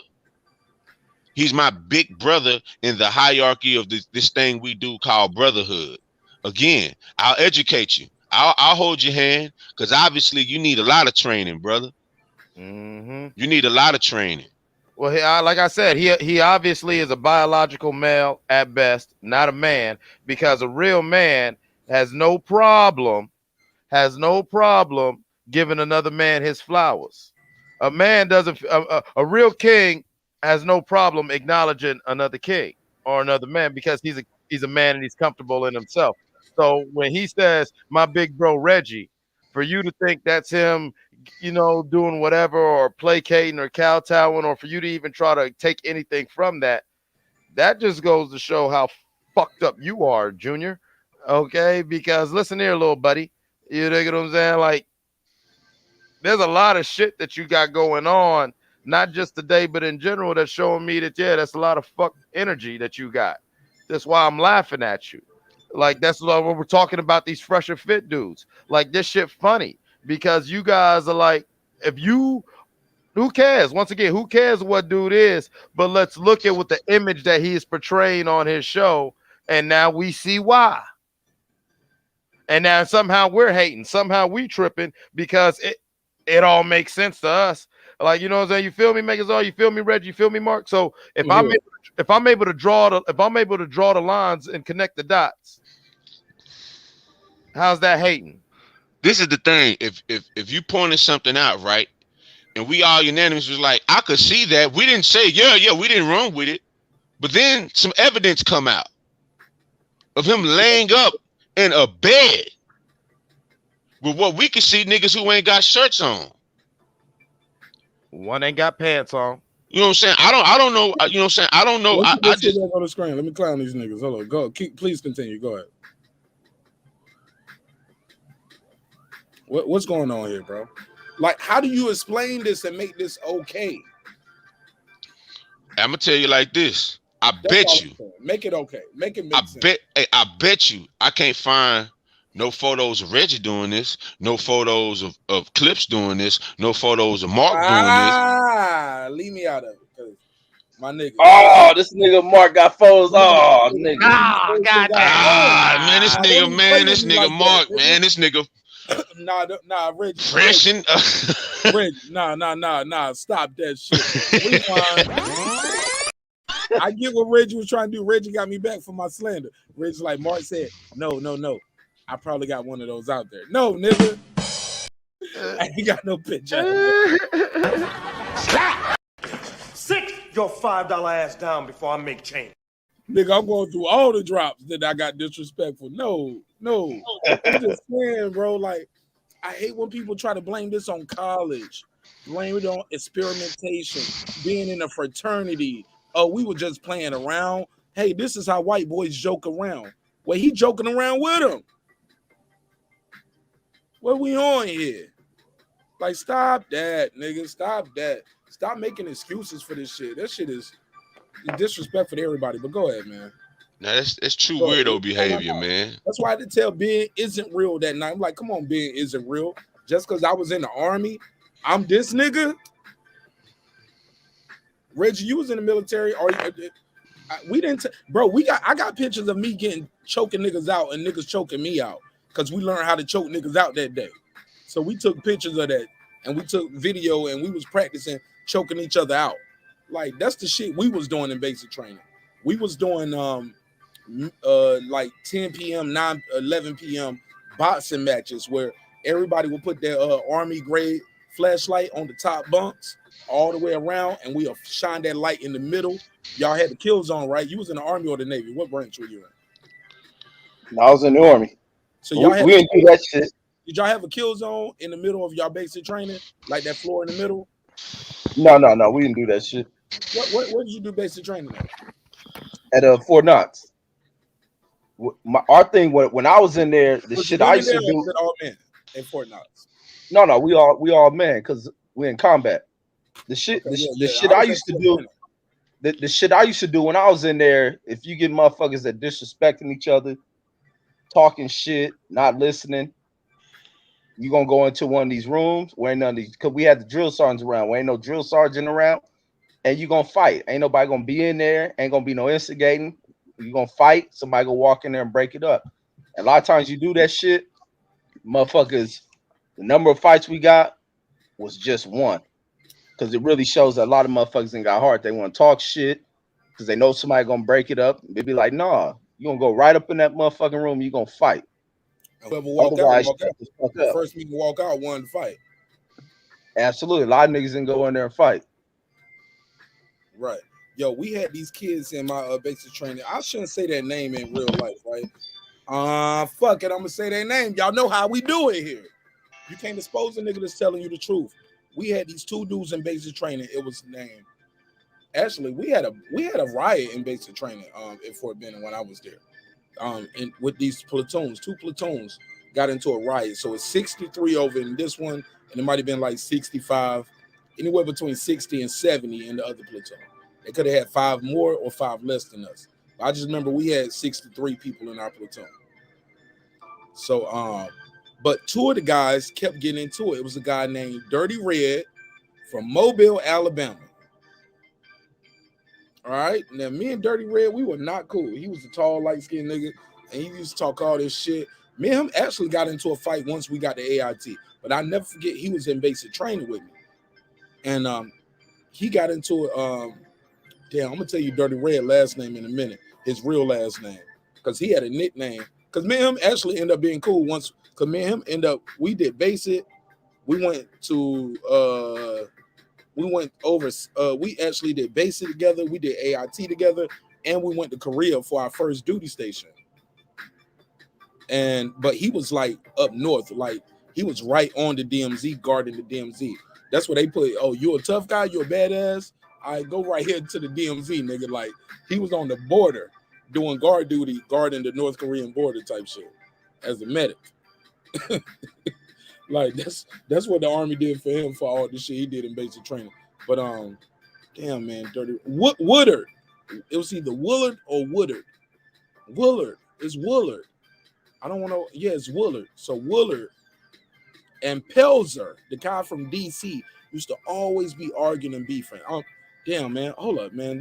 Let me do the story time drop, because this was a good one. Everybody want to know, so here's how the story go. Story time. Yo, so look, Pelzer and Willard used to get into it all the time. Like words here and there, words here and there. Actually, I got into it with Pelzer when we was at the reception area. But niggas was fucking with me because I was a rapper, yo. So even in the army, it's almost like being anywhere, bro. You got a talent. That talent, it'll take you everywhere. But it also give you new friends. Like people will fuck with you. For lack of better words, like let's say in jail, you'll get protection. But basic training band, like it was a little corner all the way in the back. That was Pelzer and them DC, VA, Baltimore dudes. But I was up front, like they just put you where they put you at by your last name.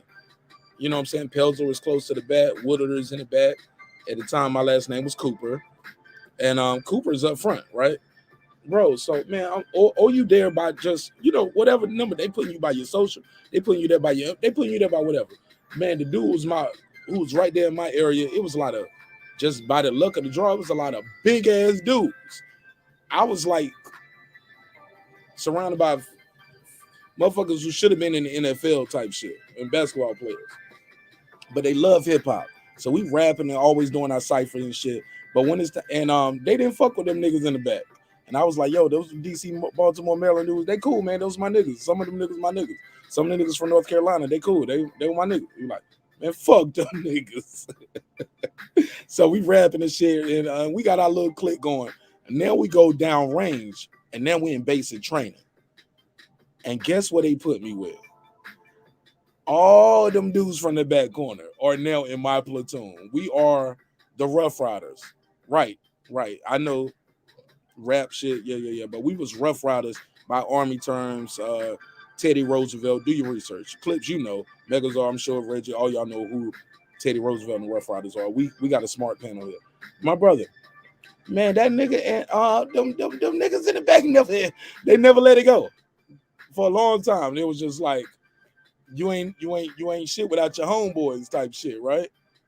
And I'm like, I ain't had nothing to do with it. I was just rapping. That's why I slept that. But you know me, I still got my bravado. I'm young marqnash. I wasn't even marqnash at the time. I'm just Q. And I'm quick. Matter of fact, my nickname was Quick at the time. So everybody used to call me Quick or either Q. And I'm like, can't nobody tell me shit. My name Quick, nigga. Harlem Nights type shit. I got a quick temper. I'm popular for my quick temper. Like, win, lose, or draw, I'm going to throw the first punch. type shit at this point, right? Bro, Pelzer and Woodard kept going at it because I used to think I was Billy Badass. I'm in basic training now. I realized I'm not Billy Badass. I'm just the best rapper in my platoon. I'm the best rapper on post in my mind. I'm like, yo, I'm not trying to get kicked out of the army in basic training. Some of these dudes, I realize everybody can run faster. Some dudes can do more push-ups. Some dudes can more sit-ups. Like I just realized where I fit in life. Like, my job ain't to be the toughest, baddest, kick-ass type nigga. Like, I ain't here for all of that. She was on the yeah. I'm reading the chat. My bad, guys. I was reading the private chat too. I was making sure. Okay. So yeah. So long story less long, if that's possible. One day, the drill sergeants, unbeknownst to anybody in the platoon, take Pelzer and Woodard to quote unquote. If you ever been in the military, you know what this is. The wood line. That means we take you to the farthest point of the field where the woods begin. We take you to the wood line and we go out there in the woods. We walk out there in the clearing. We take the woods. We go out there in the woods where we off camera. And we're going to see who the first one to walk out. They didn't even know they was about to go to the wood line. They just woke both of them niggas up in the middle of the night and said, we tired of hearing all this shit talking. Matter of fact, they didn't even say that. They probably, from the way it was described to me, because I only got one perspective. I learned from secondhand knowledge. I didn't never talk to either one of them about it. I learned from somebody who talked to them. But what happened was this. The drill sergeant woke one up, said, get dressed, put on your PTs. Let's go. Put on full, you know what I'm saying? Put on your t-shirt, put on your shorts, shoes, you know what I'm saying? Put on your PTs. Let's go. Or back then, Reggie, they got a number for it. It's like PT this or PT, you know what I'm saying? Like Heat Cat 5. Like they tell you by a number, like, okay, you wearing full PTs or you just wearing shorts and shirts, you wearing the pants and the bottoms, you just wearing pants, bottoms, tops, and the jacket, pants, tops, the bottoms, jacket, and the hat and the glove. You get what I'm saying? They tell you what you're gonna wear. You know what I'm saying, Reggie? Yeah, no, I got you. All right, so they tell them, I forget all the details, but basically put on your PTs. You put on your PTs. And they snuck these motherfuckers out of the barracks while all of us asleep. Only person who knows was on the person who was on fire guard that night. Fire guard is where every night somebody got to walk around the platoon. It's a little square. It's just like imagine being in your living room, but you can't go to sleep. So you got to write down whoever comes in the room, whoever goes out the room, somebody going to the bathroom. You need to know who went to the bathroom. You write that down. They teach you how to do guard duty in basic training. So, and if you get caught doing fire guard duty, going to sleep on fire guard duty, they punish everybody. In my platoon, they punished everybody. So that was the way they tried to make you want to fight the person. Long story less long. I said that twice. We woke up the next day. Woodard had a black eye. Pelzer looked like he ain't have a scratch on him. But Woodard had a little mouse under his eye. And that beef that they had died down for more or less the rest of the platoon. It's almost like, hey, you think you Billy Badass. You think you Billy Badass. You guys are splitting up the division in the platoon. You two need to fight. And other drill sergeants were there. According to, now this was what I heard from Woodard, who was cool. No, I heard this from Woodard and the guy who used to be my roommate once I got a career. His name was Michael. His name was Mike Lewis. Ironically, right? It's a real common name. It's right up there with John Smith. Or Reggie Owens. No, that's rare. Yeah. So look, but it was spelled different. Man, long story less long. I said that 3 times. Man, Lewis ended up telling me the story. He was like, yeah, man, all the drill sergeants were there who was on duty that night. It was like a sporting event for them. They went out there and watched the guys fight. And that's when we start having our platoon boxing matches. Like, you think you tough guy, you Billy Badass. Like, we gonna see who really badass. And you're gonna find out, hey, I'm good at marching. I'm good at boxing. Or I'm good at being a good cook. I'm good at following orders. because a lot of these guys, once you put them in the corner, they curl up like butterfly shrimp. I'm sorry, that was a long story. I kind of fucked it all up. Yeah, long story, less long. Right. Brandon Washington, call in, man, or beam in. This is our brother. Nah, Go ahead, man, go. that's a great story. I know I've brought up a couple times on your show about when I was on the oil fields as a foreman or safety man. If you had two dudes on, like it'd be crews of 10 and 15 guys, and if these two guys are going back and forth, like I told you, it was my job to get on the phone, call the company man, and say, hey, man, you know what I'm saying? Such and such is going on. The company man would tell them, hey, if we were already on the rig site, it'd be like wait till the job's over with, and before you get to the hotel, you make them work it out. Or if we was on the road, he'd put me he'd say, Mike, put me on speaker. He'd get on speakerphone. Mike's about to pull this truck over. You guys go on and handle what y'all got to handle, and it is what it is. And the thing about that is how testosterone works, especially when you deal with wannabe alpha males, beta males, and sigma males, and you get them different personality. Sometimes you just gotta motherfucking you gotta make niggas scrap, because if you don't do that, you get these bitches like Gabriella or something like that, who all they gonna do is type and keep talking, fucking with the dichotomy and the feng shui of what's going on.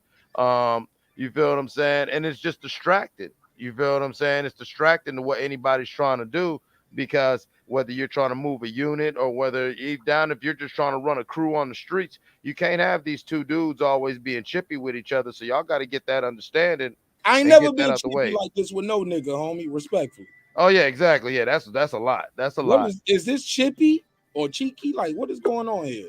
I don't respect it, homie. But it comes down to, like I've been telling y'all, a lot of these dudes lack father figures, homie.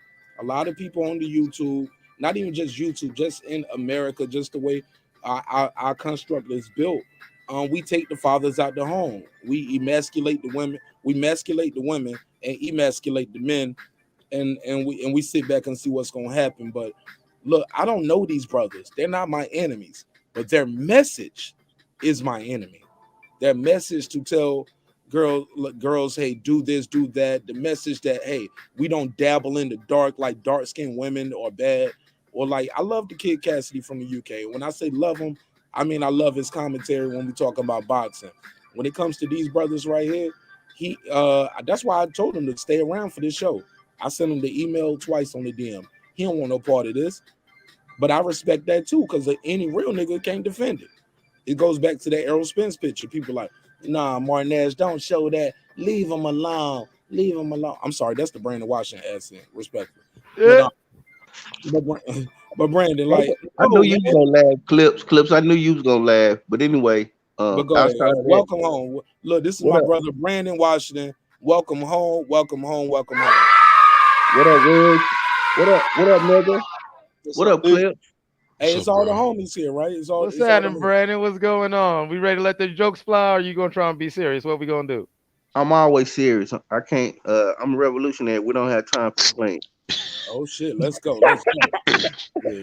Already. That nigga make jokes on me all the time though, but let's go. Nah, y'all was talking about brothers coming to fisticuffs. I was part of an organization where you couldn't put your hand on another man. You know, you couldn't if he was a registered member, you get put out. Like how Malcolm got put out, you get put out. And I've seen brothers. This was our motto. I don't give a damn what happened. Y'all better work it out, walk around the corner, work it out, talk it out. But at the end of the day, we was always taught table of discussion. And if you put your hands on one of us out of turn, then we all whoop your ass and get you back in line. That's how it go. That's facts. Yeah. Yeah. So basically we don't put our hands on each other. So we use our minds and the truth that we bound by, that we stand on. So I mean, like me and Megazord, we ain't never really had an argument like that because we have a truth and a code that we live by. We have argued, but not to the point where we disrespect each other as men and as brothers, because we're a brotherhood. We might disagree vehemently. We argue, but we're taught to argue in the best of manner. We're gonna sit and have an argument. Let's have it on a high level. Let's not degrade each other and let's not provoke each other to violence. Everybody, when men get in a circle, everybody know who is who. by how they act and how they conduct themselves. You know who the leader. You know who gonna get down when it's time to get down. You ain't, you just you know. And we've been in situations where we had to see that amongst each other, so we know who is who and what is what. And in our organization, that bravado tough guy shit, man, you can throw that out the window because we have an enemy out here, and when you get in that enemy face, we're gonna see how really tough you is. But just working on your people, nah, man, that's about nothing. Nah, So that's let me real ask you stuff you this. said there. Let me ask you this. So what we doing here? Do you consider this barking on our people? Nah, because here's the thing. You can give commentary and it could be respectful commentary. I've been on certain people channels where they B's and H's and this and that, and they don't have nothing intellectual to add. Like this is a good build because we building. You have a perspective, Mega have a perspective, but I don't hear y'all on here disrespecting each other or disrespecting the conversation. Y'all trying to have a conversation, especially I know because of the climate we live in and the platform we on. You doing your best to make sure we have at least an intelligent conversation where it's not degenerative. You know what I mean? So Yeah, but what the chat kept point? fucking with my panel too much, so I had them get their bars off. Oh, Like indeed. damn, normally I be telling people, hey man, leave the chat alone, man. They chatty patty. Some people ain't gonna never call in, they ain't gonna never join in, but they watch every episode. But then sometimes I be like, man, Snooky do work. You, Like it's time, like you said Chatty Patty. You must have watched that camera on freestyle like I did. no, I've been saying chatty patty. I ain't gonna lie. First person I ever heard say chatty patty was Dame Dash. Dame Yeah, Dash said Cameron chatty did. patty, and I died laughing. Yeah, Yeah, Dave Dash was the one who gave me that bar. yeah. What we Cam got here, just did a What we freestyle doing? on Flex. It was pretty hard. He said Hey, Chatty Patty. yeah, Mark, I was trying to find out what Gabriel Gaming is. If this is him, say, bro, what type of games is you playing, bro? Like in real life. I've Hey, been man, trying. He don't don't be got no doxing content, people, bro. bro. He ain't got no Don't do content. that. Don't be doxing people, bro. Let him live. Y'all ain't gonna block him. Let him live. I'm just saying. Yeah, Fair man, enough. I ain't gonna But give if you that do clown no find more something that got energy. his kid up there, I don't want to put nobody kid and wife up there. You know what I'm saying? Well, this is just our video games. That's somebody else's channel mixed Man, in let with that his. dude live. Let him live, bro. Turn your camera off. You know. If Yeah, they ain't yeah. gonna block him, time him out. Let him live. Nah, but also to Brandon Washington's point, though, I do agree with him because I know in masonry we were taught to do all things in brotherly love, to where I don't care how whatever our disagreement is, and it was a similar thing to what Brandon Washington said. No, under no circumstances are you allowed to conducting violence and put your hands on your brother, to where I don't care what the difference is, even if you know what I'm saying, like when I advanced into leadership into that, like, yeah, you got to sit down with maybe the junior, senior warden, or even the worshipful master, and y'all got to work this shit out, or y'all gonna figure this out because under no circumstance will we allow any form of violence happen to any of our brothers, especially by another brother. You feel what I'm saying? And to that point is like, yeah, we saying what we saying about dudes, but mind you, what we're talking about is like what Mark and Megas are saying. That message is what we're really going at. We don't care the fact that you laying up with boys and everything. It's just very funny to us and very telling that that's what's going on, because that's what we had a problem with what you're putting out, to where now when we got people who want to try to personally attack brothers because a brother's saying, hey, nah, this ain't cool or this ain't that, it's like, well, we already see where your energy's at. You feel what I'm saying? Once again, back to what I was saying, like I was taught you got to do things, all things in brotherly love. Me and Brandon, we could go back and forth about boxing or whatever. You ain't gonna hear me jumping out my face calling him all sorts of, you know what I'm saying, calling him anything other than a child of God. You know what I'm saying? Like that's crazy.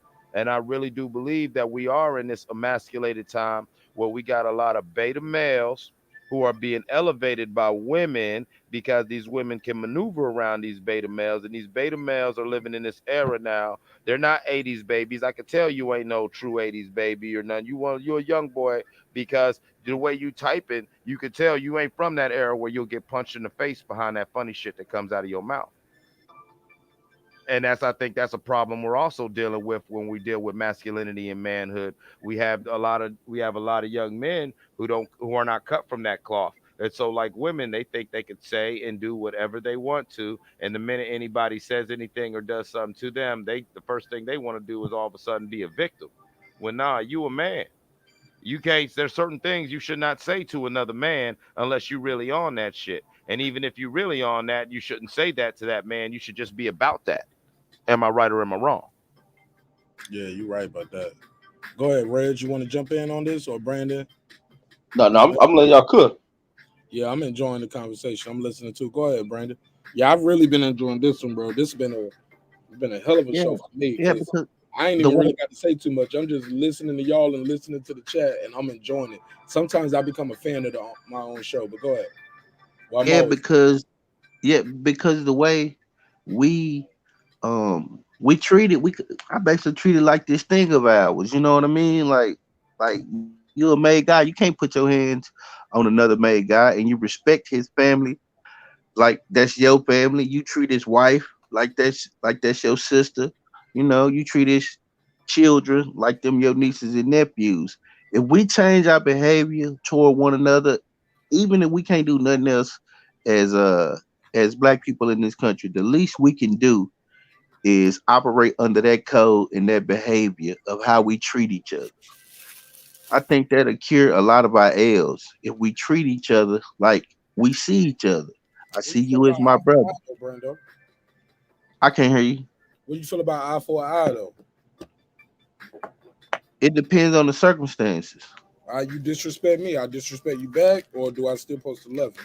See, Like we y'all don't believe. block Gabriel Gaming, See, here's the just thing. dissing me and trolling me on I my don't show. think. I mean, it depends on it. That depends on you. It's your show, Mark. You know. Um, but I say this: I don't believe we believe in an eye for an eye and a tooth for a tooth, but only against each other. Because if we really believe that, the people who've done the most evil to people that look like me, we ain't never really done nothing to them on the scale or even tried to the way we do to each other. And Anybody? that's a deep point. That's a deep point right there. We're so quick to go at our own. You know what I'm saying? Like, you know, we're so quick. Like a dude will go to work and say he'll deal with the good old boy games at work and just shut his mouth and not say nothing. Then come home and scream on his old lady because you know what I'm saying, the chicken cold or the motherfucking carpet on the floor. And it's like I'm with Brandon. Like we got to really see where all this energy's coming from. You feel what I'm saying? Like it's one thing to not agree with something, it's one thing to have an opinion, but all this nastiness and this, I can't. I mean, and I don't even want to try to disrespect females, but this is a lot of feminine energy. Like, where is all this nastiness coming from? Like you're sitting here defending motherfuckers you don't know.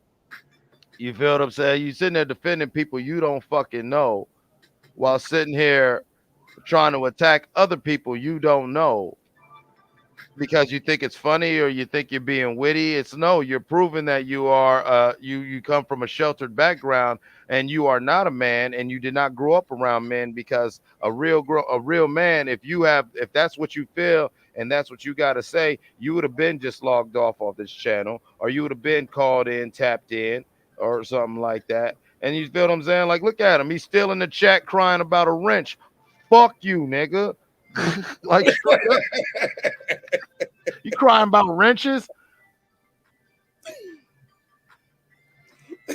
I'm reading it too. You crying though about wrenches? That Get wrench your means, bro. That wrench moist ass. means something to these niggas, man. Maybe I should give them a wrench, and maybe that's what all this energy is from. Reggie, you ever thought of that? Maybe that's what this is. He just want a wrench because he like all my videos. Like he said, I like all your videos. Still no wrench. Charge him for it. He said, "How much did y'all pay for y'all wrenches?" Reggie, how much did I charge you for your wrench? Man, 100. Okay. Pay up, nigga. Clips, how much I charge you for your wrench? Wrench is Man. for real, nigga. Yeah, man, that cost me about $2 bills, man. Go on and charge him the fuckboy tax, man. So half that's a stack 200. for your wrench. Half a stack for the wrench. Damn, I paid $225 for mine. Yeah, oh yeah. I text you, homie. Hey, Megazord, how much you had to pay for your wrench? Man, you gave me the player price. I paid $175 for mine. Yeah, but you had to do a verse too, though, right? Yeah, I mean, I had to be a versus champion. I had to do all kind of shit to get the player you price. Yeah, you had to retire Big Pump Bro, is this Big Pump Killer? That's gotta be. That's who that is. This ain't Big Pump Killer. Nah, he wouldn't do this to me. He wouldn't do this to me. This is my guy. He wouldn't do this to us, man. That nigga said, he said, I like all your videos, still no wrench, but you claim to support each other. So I got to give you guys a wrench so y'all know I support y'all. Go ahead, man. I can't make this up. This is live. Y'all know this is a live show, right? Hey, but this is the energy we on. This one either, nigga. I'm leaving this one up. Fuck. No, this goes back to what I'm saying. We're in this feminine energy. We're in this participation trophy culture where he shows up to your show. Every time I've seen him, he's done nothing but troll and try to start arguments in the chat. He doesn't engage the show, like get on the panel or tap in. And he's like, well, I should have a wrench. I deserve a wrench because I'm participating. That's not support. You just one more motherfucker that's just trying to motherfucking distract people from whatever the fuck's going on, bro. And honestly, in a lot of ways, you part of the problem because there's been several times we've had try to have real conversations, and it'll be a goofy like you who's just sitting up in the chat trying to distract people from what the real is. Hey, Clips, it's called COINTELPRO. You already know, brother. Oh, shit. He the feds, nigga. That's an algorithm. Every time it sends real conversation, it sent out the goofy. Get the goofy. Fake ass Agent Smith. But check it out. We live in a time where this is the attention economy. Everything is the attention economy. Me. Hey, what I think matters. We've been programming. It's like, nah, it really doesn't matter. Like, hey, bro, really my bad. I don't mean to destroy the wisdom. I thought you were going to say $1 million worth of game. Nah, not at all. You know what I'm saying? But we live in the attention economy where you pay with likes, retweets, heart emojis. Like we living in that time, and niggas give off endorphins. Niggas actually get a kick out of trolling in a safe space. But we come from an era where niggas trolled you in your face. Trolled you in a safe space, but I know because you won't look me eye to eye when you in my face. Exactly. Yeah, you know what I'm saying? We troll, the trolls we deal with, to troll you in your face to see where you was at with it. But we in safe spaces, we be in four walls. You know, that's where we at as a culture today. So that's how I know that these fresh and fit dudes could have an audience that stand behind them, because it isn't based on your actual activities anymore. It ain't based on what you actually can show and prove. It's based on the intelligence or lack thereof of the person that's listening to be swayed by the nigga that's talking. That's where we at. Because you see niggas talking, you caping for them. Hey, bro, you got to admit. I mean, Charlemagne was right about something. He said niggas gonna need, so. Oh yeah. Black people niggas just gonna, sometimes we just fall in the nigga shit. I mean, it's only because of our thought process and the way we think and the way we are. We have a vibe. Like, if we got around each other, certain shit that we find funny, they don't find funny. Certain things that we take offense to, a lot of people don't take offense to. The thing about it is, what makes us not respected is we'll bark, but nobody does nothing. We don't have the power to do nothing. That's the thing about it. When do we get to the point where we have the power to say, nah, dude, we don't want that on YouTube. Matter of fact, YouTube, that comes off. If that don't come off, you're gonna have a problem from us as content creators, as people who drive your platform. That's the power that needs to be had. If you don't like something, because when the United States, well, I just say this: when people in power don't like something, they either get rid of it or they control it and tweak it. That's One true. or the other. One or the Very other. true. So that's what we should be. That's the thing we should always be building on: power, power, power, power. Okay, you got money, like Jay-Z said on 444. He said, man, we playing for power. Only thing we own is houses. He was like, man, fuck that. I mean, okay, we live in these big ass houses, but what kind of power do we wield out here? And do we have the power to reshape our community? Fuck generational wealth. Because that's just, you know what that does? That's part of classism for black people, and we have bought into that. Generational wealth is Break that just down. for you. Break that down. Break that down more. Because all I hear is Meaning, black folks talking me, about generational wealth. meaning generation Now, wealth, that's selfish. That's for them. The object of That's the for my kids, right? Ain't it about hold my on, yeah, kids? but for your kids, what about my kids? The thing about it is, My kids gonna hire your kids. I'm gonna give them a job. hold on, bro. But then we still I'm just- perpetuate. Now, we're talking. Then we just perpetuating their system. What we should be talking about is total autonomy. That's what we Mhm. should be on, and we should be like each one free one. Whatever it is, you get free. That's other groups practice that. I know we hear it a lot, and what they done is saturated. Oh, let's practice group economics. Economics. What the fuck does group economics mean? I don't know. Really? Right, Do right. it mean me buying a shirt from your store?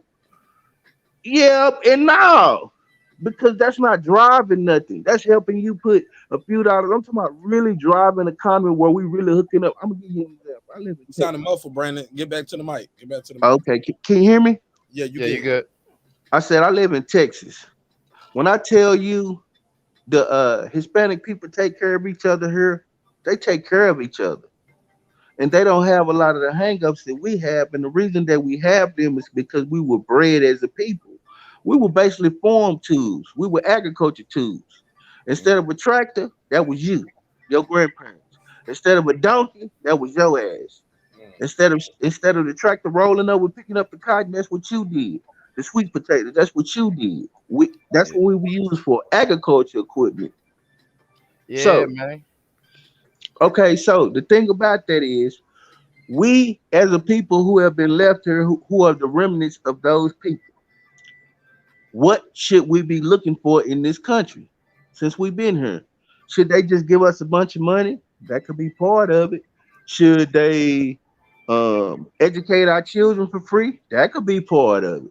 What is it that we're looking for we to attain what we think is freedom or to have the same rights as white folks? Which one? Let me know when we could. Is that rhetorical or can I I'm jump done. in? I I'm want to done. say Go for it. something. I'm sorry. I didn't mean No, to. no, I no, didn't no, mean. no. Please don't apologize to me ever. Okay. Unless you talk about my All right. wife and my children. I'm gonna say something briefly, and I want to pass to the Go clips for it. that I see was in here. Clip Tyson Garcia, since we're addressing the chat, he said he joined the panel before. I don't remember you on the panel. I apologize. Tyson, call in because he said generational wealth is selfish. What the fuck? That's how I kind of I'm kind of on that time right now, Brandon Washington. Because at the end of the day, as a people, all I can ask y'all for is a GoFundMe if something bad happened to my child for a funeral or something. I can't call y'all and be like, yo, help me build my business. Maybe that's part of the problem. They got Yeah. support shows like about, hey, look, instead of just doing a post saying, hey, I just set up my LLC. I opened my business account. I got my tax ID number. I got my PO box for my business.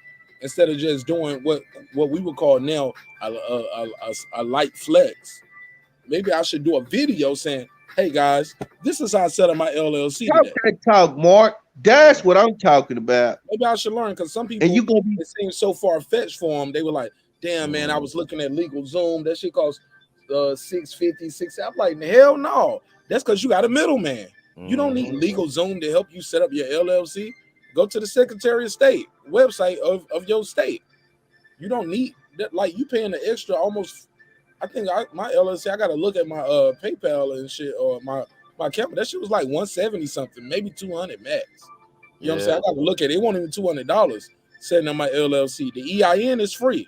The PO box. You set the PO box up. You pay about $50, $60 for 6 months. Then you know what I'm saying, and you don't even have to do it all in the same order.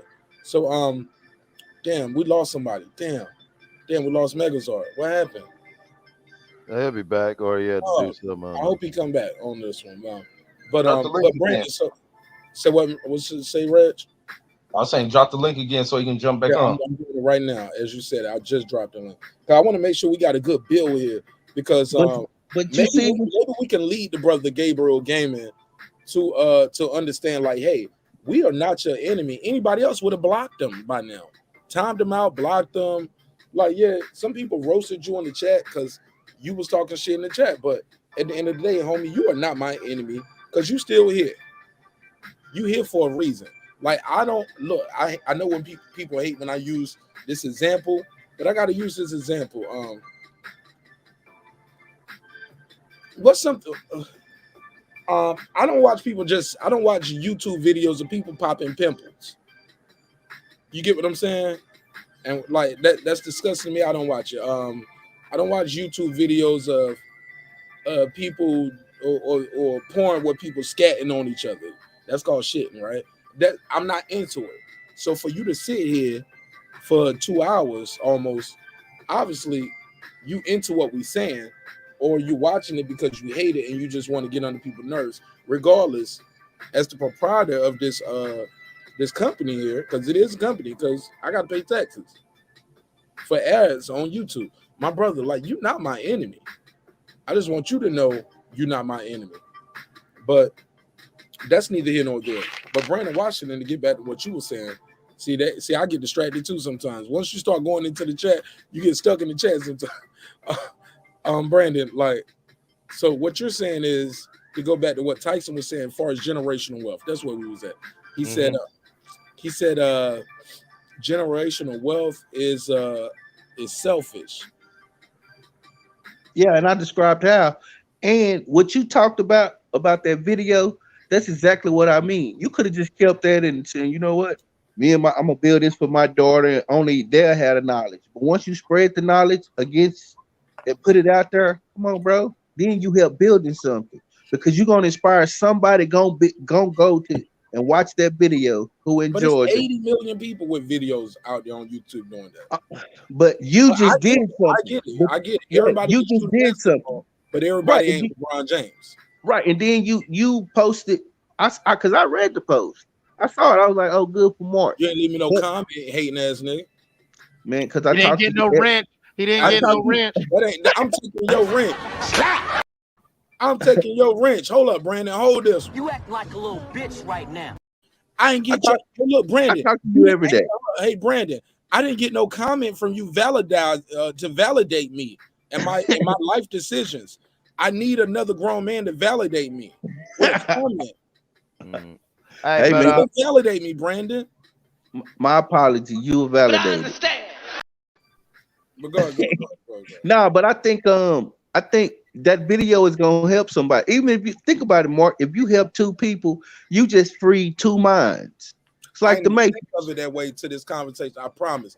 I was just so happy about my day, and the post was the whole point of that post was to say this is what I did with my. I woke up at this time of day. I did my job at this time of day. Spent this point of time with my wife and my daughter, and I still was able to get this done. What did you do today? Because in the midst of all of that, I'm still about to do a live show, nigga. Yeah, what you did, that was approved, but now you got to put the show in front of it. That way you showed and you proved. You dig what I'm saying? I didn't even think of it that way. That's deep right there. I like the way you spun that, Brandon. And just to piggyback on him real quick, I get what he means about generational wealth being selfish, because although on one level, yes, amassing and accumulating generational wealth, especially to break the generational curses that have affected a lot of the families of poor whites, blacks, and brown people throughout America, is very important. But when we I believe, I'm not gonna tell you what Brendan Washington was thinking. What I took from it was that when we operate and we go about this with the Eurocentric mindset, it's still very selfish because you're only worried about your kids, your whatever, not understanding that sometimes when you go about it that way, what you do is, okay, your kids are good, but you went about it to where they don't really understand what it took to build that. To where, yeah, by the time it's time for them to hand their money down to the next generation, they don't fuck the bag up, and on top of that, they didn't add nothing to the greater collective. I And know not to let you cut you off, Clips. I agree 100%. And they marry. They don't marry people that look like them, which keeps it together within the people. exactly. Most successful people just look at their children. Black people, like black celebrities, look at their children and who they mate with. They don't. Most of them don't mate with people that look like them or their parents. They look like the people, the dominant people in society. I know I ain't gonna use the word Reggie. I'm gonna use dominant people or the dominant I society, know. which doesn't keep the money within the generation. Then it just goes back into the same fucking circle again. It go Exactly. back to them, like Michael Jackson, like all of these powerful people that we watch, and other people control their estates. I don't understand that. And so, is it about? So we spend our lives chasing their money, and then our children benefit from their money. But if their money keeps going back to them, then and their money don't provide us power, what's the point? Like I give one example. Tyler Perry got this big ass fucking studio, right? But all of the black movies are not shot there. Everything is black. Why come he got all these sound stages? Why come all of the comedy specials from the comedians ain't shot there? HBO give out budgets for that. Why come everything ain't shot there? Why come so that means yes, he Maybe has he the ain't got the money. bag. Maybe because maybe the funding. Because even his movies, he owned the studio to film the movie, but he don't own the all the cinemas where the movies are gonna get played. But he can get paid for production happening at his I'm trying. studios. Let me say That's this how real quick. studios Let me No, say make this money. real he quick. getting 5 paid seconds. though. Brandon, You gotta 5 trust seconds. him, leave. Everybody, 5 seconds or less. Tyson, I'm trying to add you to the show. You got to connect your device. It said your device is not connected, so I can't add you. So I'm trying to add you, but once your device is connected, you can leave your camera off. Just tell it connect your camera, and it's gonna connect your camera, but you can click mute camera if you're on your phone, or to say camera and mic devices, you can turn that off. But that's all I'm trying to tell you. I'm trying to add you to the show, Tyson. But you said you've been on before, so this should not be new to you. If you're having trouble, you're more than welcome to call in. Sorry, panel. I just wanted to address that. Didn't mean to cut everybody off, but he's trying to beam in. But he said he beamed in before. But if you're a returning viewer, it's your first time. Actually, I even got authentication. How you say authentic? Damn, I spelled. Authenticity. No. They authentication or altercation. Authentication. No, I'm Authentication. trying. Authentication. There we go. Look at me. I sound like Reggie Owens reading on Fridays, nigga. Authentication. Yeah. If you don't have the authorization, Authorization. no, Authorization. authorization.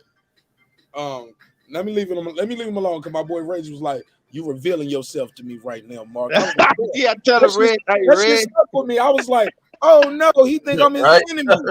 I picked on his reading. He don't think I like the readings now. Oh no, Tell him, I Reg, don't want to read more discourage books. him. Read Yeah, more books, Mark Nash. Reggie, no, I fuck with Exactly. Reggie's reading because I'm like Calico.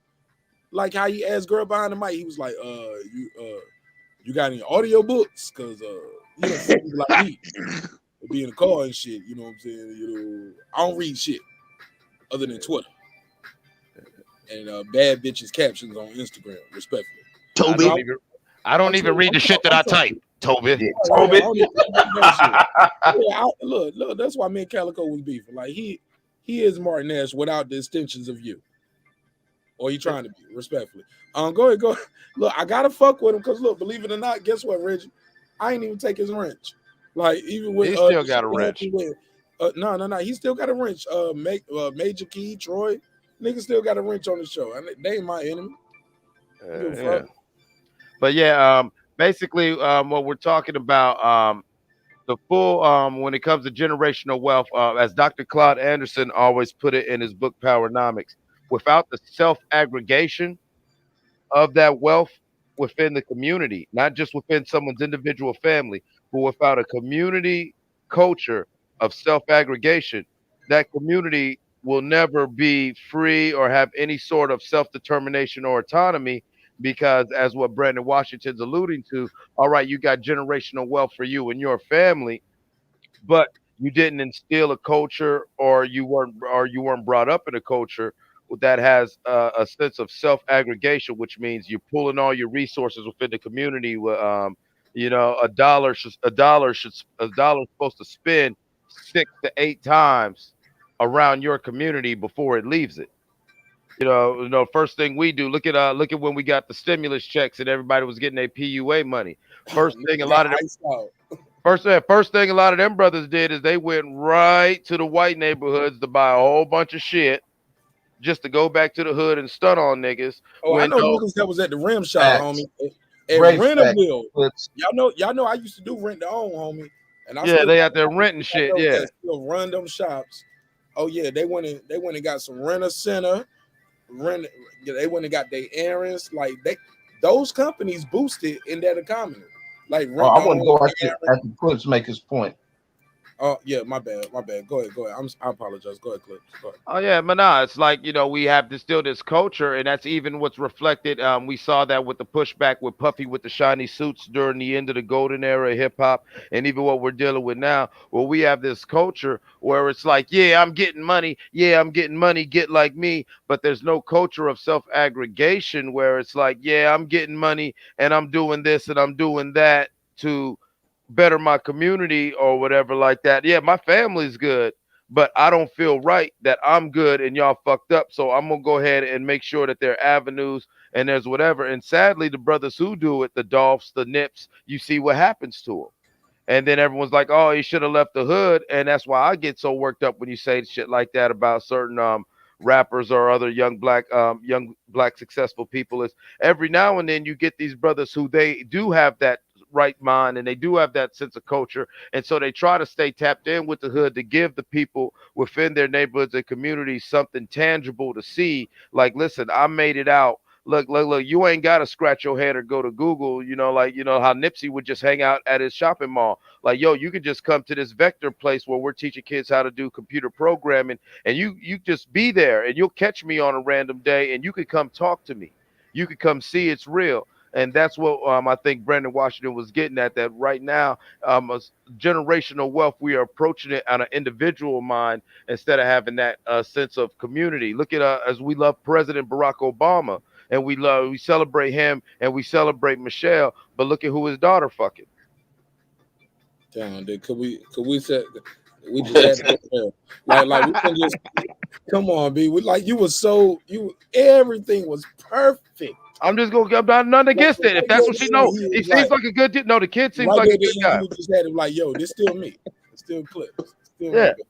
No, you know what I'm saying? But like, yeah, no, it's like, that could be a great guy. I don't know nothing about this guy that she's dating. But you know what I'm saying? At the end of the day, that's one more, that's one more Black Dynasty, one more family or whatever, that at the end of the day, you give it just, one more generation, you know what I'm saying? That's already diluted to the next generation that fast. And when you look at other communities, you know what I'm saying, of other races, religions and nationalities, you don't see that much because culturally they don't play that shit. I've always told people I've never seen a whole bunch of homeless Asian people outside of Asia. When I used to live in Hawaii, them Asians would not go for that. If they're homeless, somebody would, hey man, come live with us. To where, yeah, this dude might be on the street, but no, he's got a place to stay because culturally they're just not going for that. In my personal experience, Black Americans are one of the only groups that I've encountered who just really don't understand that it's one thing to take the win home for yourself, but it's another thing to bring that championship home for the city, so to speak. You know what I'm saying? That's around. Go ahead. Yeah. And this add into with both of the points with the generational wealth thing, and it's like what you're bringing up with when you see the actions of people when they did get money, and this COVID thing has been a great example of all the issues within the community, and money, just throwing money at people ain't the resolve to this shit. And you see how people quickly get the money, it goes right back, circulated right into an economy outside the community.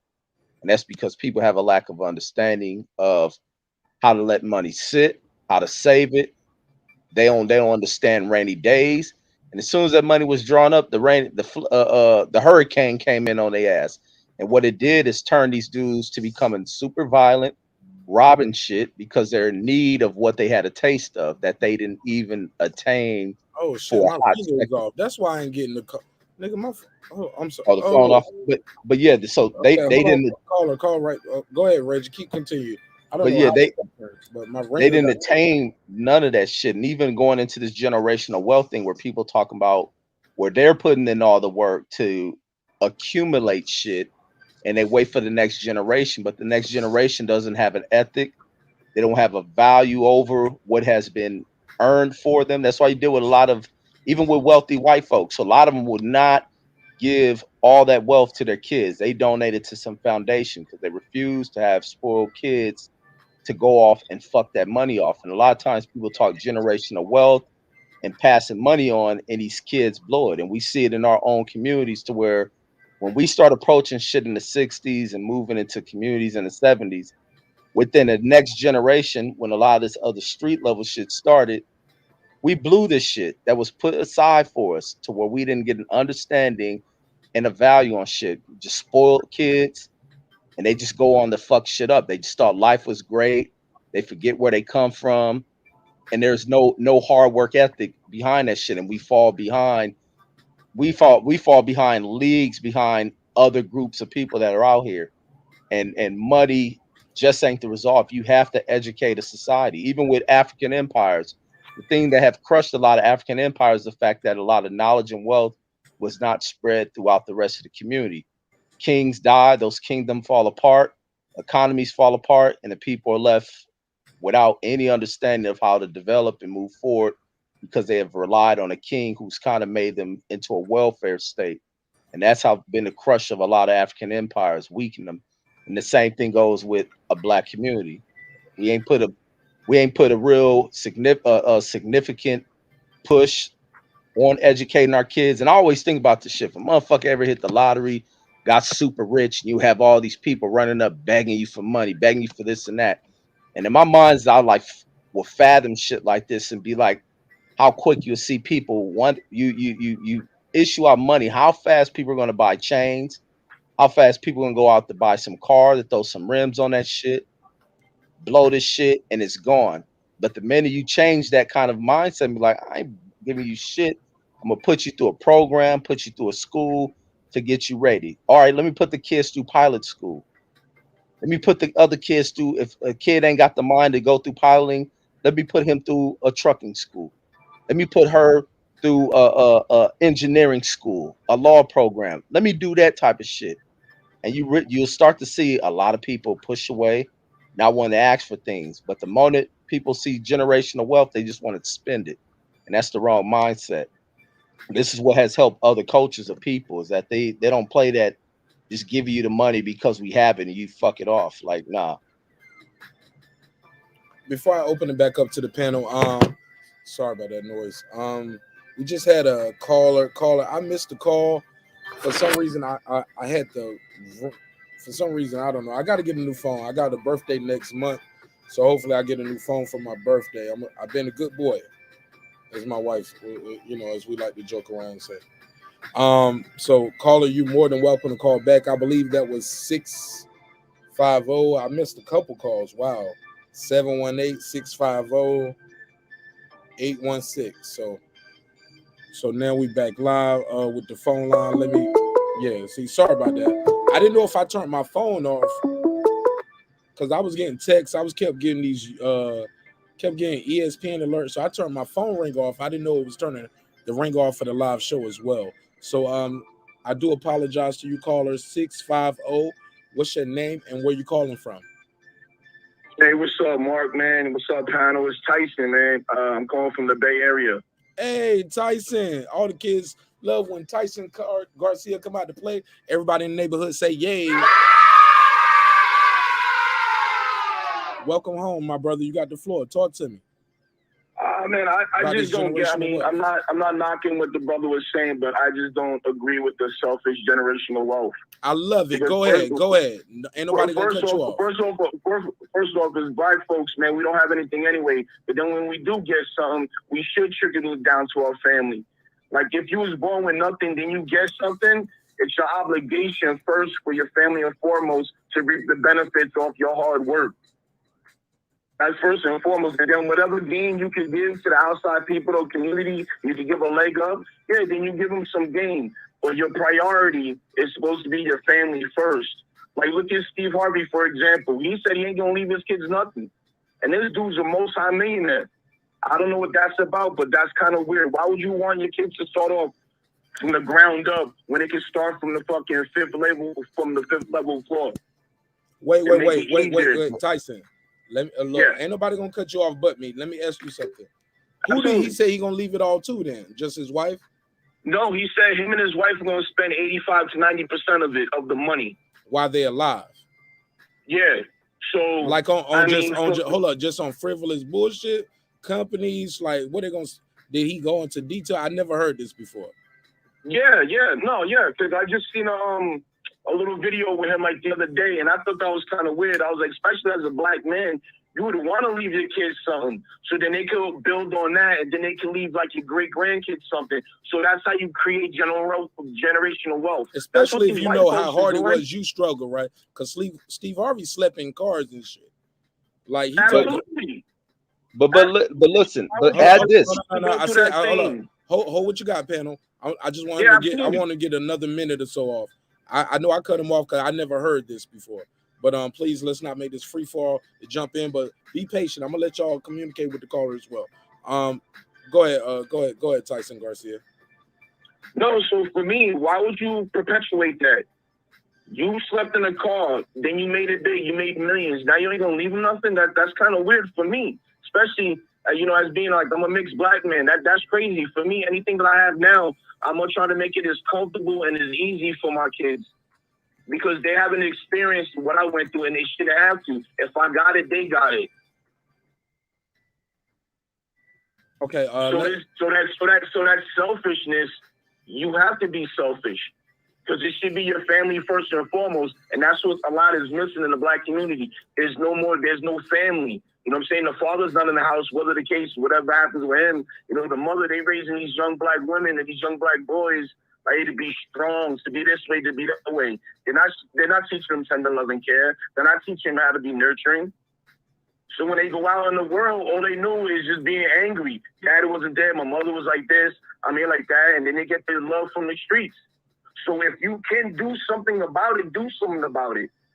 Too many times people just keep talking about it. Then they bring up the old slave time. We were never slaves. For me, my main thing that I always say is we dropped the ball ever after the 1960s.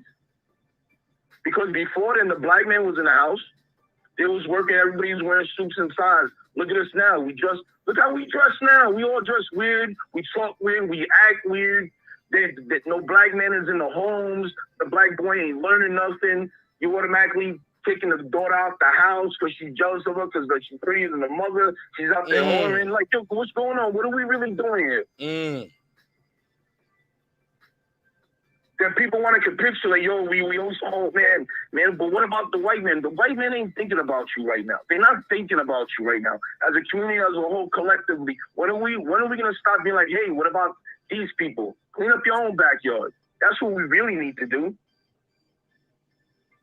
Let me let the brother Reggie jump in, Kyle. I think he wanted to absolutely. Go ahead, Reg. Oh no, he was speaking some real great shit.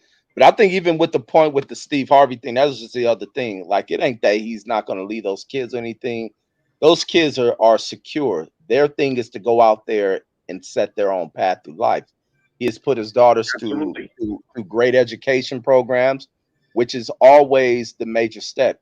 It is pointless for people to work hard only just to pass off money to the next generation. Nah. No. It is, Marq. It's been historic. Take it with you. So what you gonna do with the money that you got? But no. You missing the point. You just hear me say, don't leave all the money, and that's all you hear. But it's all in the detail. But listen. It's in the historic details of shit. What we look at with the black position now, where even before we begin to kind of integrate into the communities that become our South Central, our South Side Chicago's, our Well, tell me who you leaving the money to. I want you different areas of Houston. No.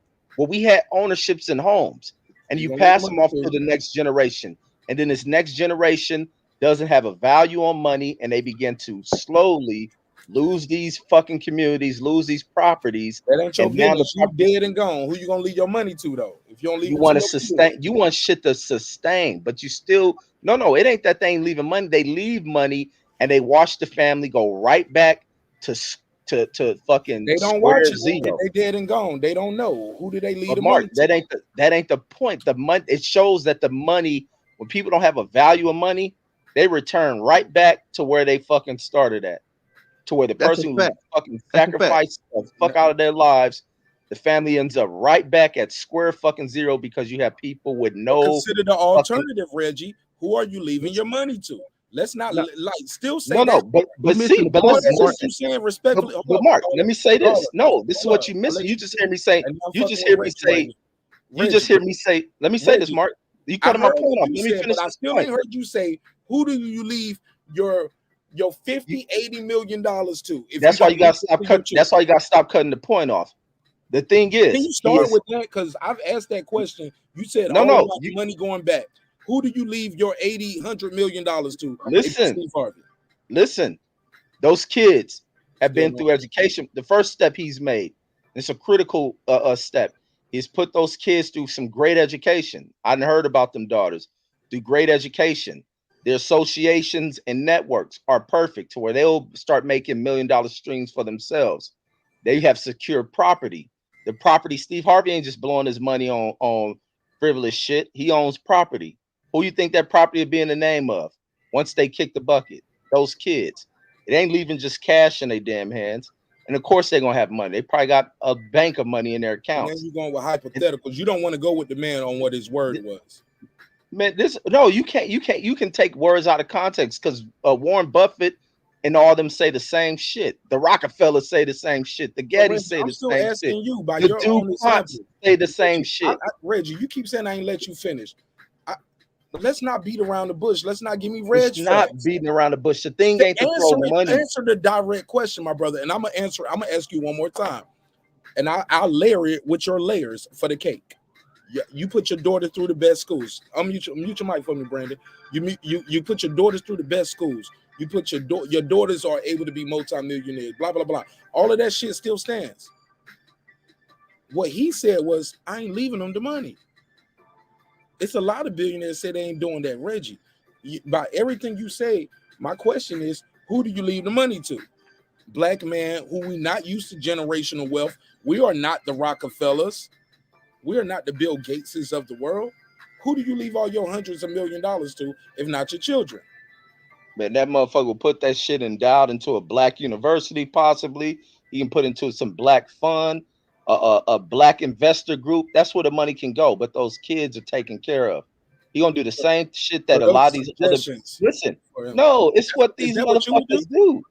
That's what a lot of these billionaires do. Like I said, we have had the same issues Bro, within blackness. Where black people just think we just pour we down.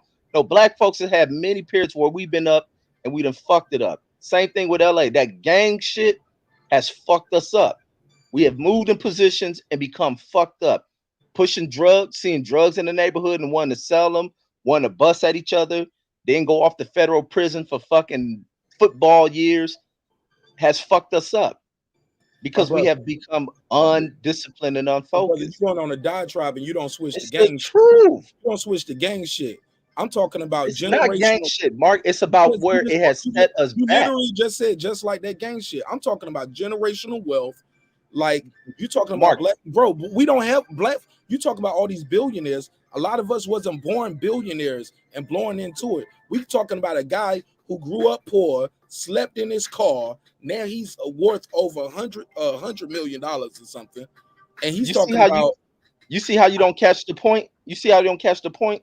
break it Because down the for me, same brother. thing. I'm slow. It's the Slow. same thing as parents going in here. This is why I bring the gang shit up, because it's been a step back where you get families that have moved out of the South, moved out of the Midwest, to move to the land of milk and honey and Los Angeles, fucking California. And they have owned properties, brought a fucking beautiful properties. lived in beautiful neighborhoods, having ownership, owning multiple properties, than other shit that these kids stay away from when they start focusing on education, about going into the next career path. Some of these parents owning businesses rather than going into the family business, running the store, expanding it. Many of these kids being spoiled, not having to do shit. The parents feeling like, oh, I can take care of this shit. I leave it for the kid. Then these kids start turning to the other shit. The gang shit comes into play. Then the drug shit come into play. Many of these kids moving away from starting careers to putting away pensions to working to have medical funds, to have life insurance funds. And they get caught up in this drug shit. What does that do to the community? It depletes it. And what does it do? It comes to where white folks can now rebuy this shit and get you the fuck up out of it. And these people are dying off poorer than where their great grandparents had started, who were the fucking catalyst of the family's upward path, and then they ruin it. It's just a simple cycle when you fuck shit up. See that happen to the Rockefellers. That was beautiful. You know why? No, I didn't see that happen to the Rockefellers. I'm gonna tell you why. I'm gonna tell you why. To the Kennedys, Reggie. I'm gonna tell you why. They spent their money. They ain't give all the money. They ain't give cash to them kids. They ain't give cash to them kids. Man, they said left them more than that. They left them a legacy. They left them the business. They left. Yeah, them but shit. they wouldn't. They didn't say, I'm gonna let my kids start off zero. Yeah. You know why? Let's see how your college degree work out for you, little nigga. Mark, they didn't live in a racist country that targeted them based on what they look like and their That's skin more of color. a reason why you give your kids a head start. Thank you, Brandon. Hold on, let me finish. Brandon. But the point that even if you give I think you missing a deeper point of what Reggie was talking about. I don't think he disagreed with what you're saying. No, I think it took me forever to ask him what to do with the money. What he gonna do with the money? And you could put it. He told you. He said you could put it. No, he said probably Steve But Harvey you could do it into a black college. He'll probably do it into this, and he'll like. Here's the thing. What you missed saying that's what he'll do. Damn, nigga. What you missed? What you missed? Hold up, Brandon. I said it's the same as saying that's what he would do. Like, damn, follow the point, man. But Reggie, that ain't what he said he was gonna do. But it's on Brandon point. It's on Brandon point. I don't want to interrupt. Like we now, hope go ahead. That's what he gonna do. But like the caller said, Tyson, if you still there, he said, me and my wife gonna spend 80 to 90% of the money. Y'all missed all of that part though. He earned it. So what? See, okay, so now we move the goalpost again. Because my whole he earned it. That's fucked up. If he spent Mark, how is that fucked up? Listen, like Reggie said, you missed the point that Steve Harvey lived in multi-million-dollar homes. Multi-million-dollar homes. Where do you think them houses gonna go when he died? Him and his wife go died. to the bank, nigga. What you not mean? If he owns it, how's it gonna go? A lot of these mansions, they paying on them. So can I ask you a question? Go. I'm sorry, I forgot all about this is a good conversation. Part of my passion, part of my tone, part of my delivery. But y'all, Reggie, cool. I hope you know I would love to have you on the show every day of the week, homie. And I keep supporting you, Brandon. You know, you and I disagreed about Lauryn Hill. You was back on the show cracking jokes on me the next day. Like, it's all love. This is my delivery. I'm passionate, but it's all love. I promise. Man, ain't nobody tripping on that shit, man. Nah. Niggas get. Look, I ain't seen Major Key since or Troy. Nah, man, we ain't tripping on that, man. I gotta tell people that I respect them and I love them. If not, they're gonna say I'm trying to stun on them on the show. Like, no, man, it's all love. I would have this passionate argument in front of you. Go ahead, Tyson. Go ahead. I'm sorry. So to the point earlier is, and this even concedes my point even more. Like, so you mean to tell me generational wealth you shouldn't leave to your kids, right? Because that's his money, but you want people with generational wealth to help the community? That doesn't make sense. Right. You just created a straw man argument. That's not what we were talking about. See, no, he didn't. That's a sign of Brandon. This is what happened. Brandon, no, he didn't. And now you saying it's his money. It's a straw man's argument. That's not what we talking about. Generational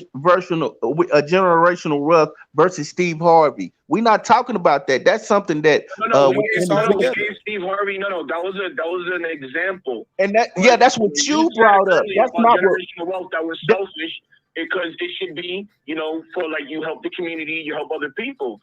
So now, if I'm Steve Harvey, right, and I don't want to give my kids shit, so I should bypass my kids and help the community. or just buy chains. Like, go ahead, Brandon. Yeah, I mean that's what I should do. Mute your mic. How about this? How about everybody works together let me let the caller say this last part. in the neighborhood collectively, and everybody could pool their money together. And then you know what? Get all those drug dealers that ruin the neighborhood. How come instead of giving turkeys out, you know what? Buy some buildings. You know what? Why don't you gentrify your own neighborhood since you ruin it? I mean, there's so many things you could do. We can look at this all types of ways, and you know what? And we could do all of this without bringing a white guy in, because you know what? He has nothing to do with it. Who cares? He's not worried about us. That's our problem. We worry too much about what other people are doing. We want to be accepted so much by the other races for what? They don't like us. We know this already. So we have to move on. So what are we doing? What are the solutions that we could do? Instead of building fucking rec centers in the hood, how about build some schools? Kids like to cook. Kids like to graffiti. Kids like to have some designing schools. Have something that they could freaking grow and build off of together collectively, because you know what? We sure not doing it. I pass the mic. Go ahead, Brandon. Thank you for your patience, Brandon. I heard what he's saying, but he did what you call created a straw man argument. What he did was propped up Steve Harvey versus it against generational wealth, and he argued against it himself. That's not what I was talking about. You interject. Okay, well, that's what I get. We brought up generational wealth, but I never talked about Steve Harvey. He did. No, that's what I'm saying. He didn't prop him up. You brought up generational wealth, and he said, and you said generational wealth is selfish. That's what you said, correct? But I was speaking in the context. Of black people in the community of black people. I wasn't speaking specific about one person. Right. Yeah, but I was giving you an example so that you can understand. I got it, Tyson. I got it. Let me take the lead, because I got my camera on right now. Because some people are new to the show, and if I'm not talking, you talking, they see this wave pattern, they think you me, and I'm you. So, okay, my apologies. Some people are new to the show, so I got to let people know who I am. You know what I'm saying as well, and I got to take the lead. But this is what I will say. But Brandon, let's not say what he said is straw man. I want to address what you said. Generational wealth is selfish, but then you end it with, well, that's his money. If he want to spend 80 to 90% of $100 million, do what you want to do. You got to Brandon. But we were also talking about the money that he got left. He ain't giving it to his kids. Like, I start from scratch, you start from scratch, and I don't like that. So I want you to address that part, because it seemed like you said two different things. Yeah, I don't want to talk about Steve Harvey individually and whether he would leave his money to his children. That's not. Right. I'm talking about black people as a whole, and how I believe that the richest man out here, he rich, bro. We can't use this as an example. I don't want to, but you already don't said it though. You don't, as they would say in court. The door is open and you walk through it, sir. Yeah. Well, what I was trying to do, Steve Harvey report at the Brandon. No, go ahead, Reg. No. Take the lead, Brandon. Don't submit. Don't say, all right, Reggie, you take the lead. You open the door. You said generational wealth is selfish. Somebody challenged you on it. I echoed that point, and now we're saying, well, it's his own money. He can do what he wants to. Make sense. I don't want to talk about that. What I want to talk about is how my original point was generational wealth is selfish. The context in which I was speaking in was black people as a whole trying to band together as a community to keep our money in our community. And I believe that if your family is just focused on generational wealth, and that's what we teaching our people, then the only thing we were talking about is just having a bunch of money. We were talking about power and what that money does. I think Tyson might have missed a lot of the conversation. I don't know, but that's the context. Downplay him not. He been here. I'm watching the chat. He been here. Well, I don't know, but that's what I was talking about. I'm not speaking specifically about Steve Harvey. I spoke on it because somebody interjected something, so I was trying to answer that point. But my original point has nothing to do with Steve Harvey, and I'm talking. And I was speaking. So you don't agree with what Steve Harvey is doing? Is that? Can we get you on the record as that? Like, I don't know enough about it. And Steve Harvey is a comedian, so I have to see in what context he was talking about. Fair enough. He probably could have been joking. Look, Brandon, I can't argue with you on that 1,000,000%. Reggie O, you can take the flow. I think you want to jump in. No, you gotta let me finish his point. I didn't even get That his was point it. on That the, was on it. the shit. That was it for him. No, it wasn't. Oh, okay, Brandon, I'm sorry, I cut you off. No, I'm good. Y'all go ahead. I thought that was it. Thank you. Thank you. Go Man, ahead, he Reggie. didn't get to his damn point. But no, my thing with Steve Harvey thing and Tyson even brought the shit back up about what you put your money into. We need to put our money into this. That's what his money can go into. He can create scholarship funds out of that shit. Those kids are taken care of. They're gonna have property to sit on. They can either maintain the properties, they can sell them. If he have ranches, they can develop those ranches. If he has farms, they can develop that. There's a lot that those girls have moved into that Steve Harvey will leave aside for him. He probably got trusts for them. It ain't just the thing about just shelling out money for people to fuck it away when the money can be used for other shit. And he can create other investments for those young kids. That's what a lot of billionaires do. You just don't let kids touch money without them putting work ethic behind it because you go back to square one. That's has been the downfall of black folks. Being that black folks start to come in with our communities, we look at our communities, and I just focus on Steve Harvey of us moving in, gaining shit. But the other side of even though we gained home ownership and stuff, there was still a lack of education in our people. A lot of our grandparents who worked hard, worked the jobs, was able to put the money in to pay in the mortgage, but a lot of them couldn't read. A lot of them probably didn't know about life insurance. Then as they move on, their kids they start doing to maintain it for a little while is they ensure that their kids got an education. They push their kids through school. And then their kids will go on to home ownership, or maybe they die off and pass the home on to them. But then at some point, the education should stop being the focus. Is those parents who came up, start doing good, begin to spoil these kids. And then other shit starts to infiltrate into our communities. And like I say, we were targeted as well. Other shit comes in our community.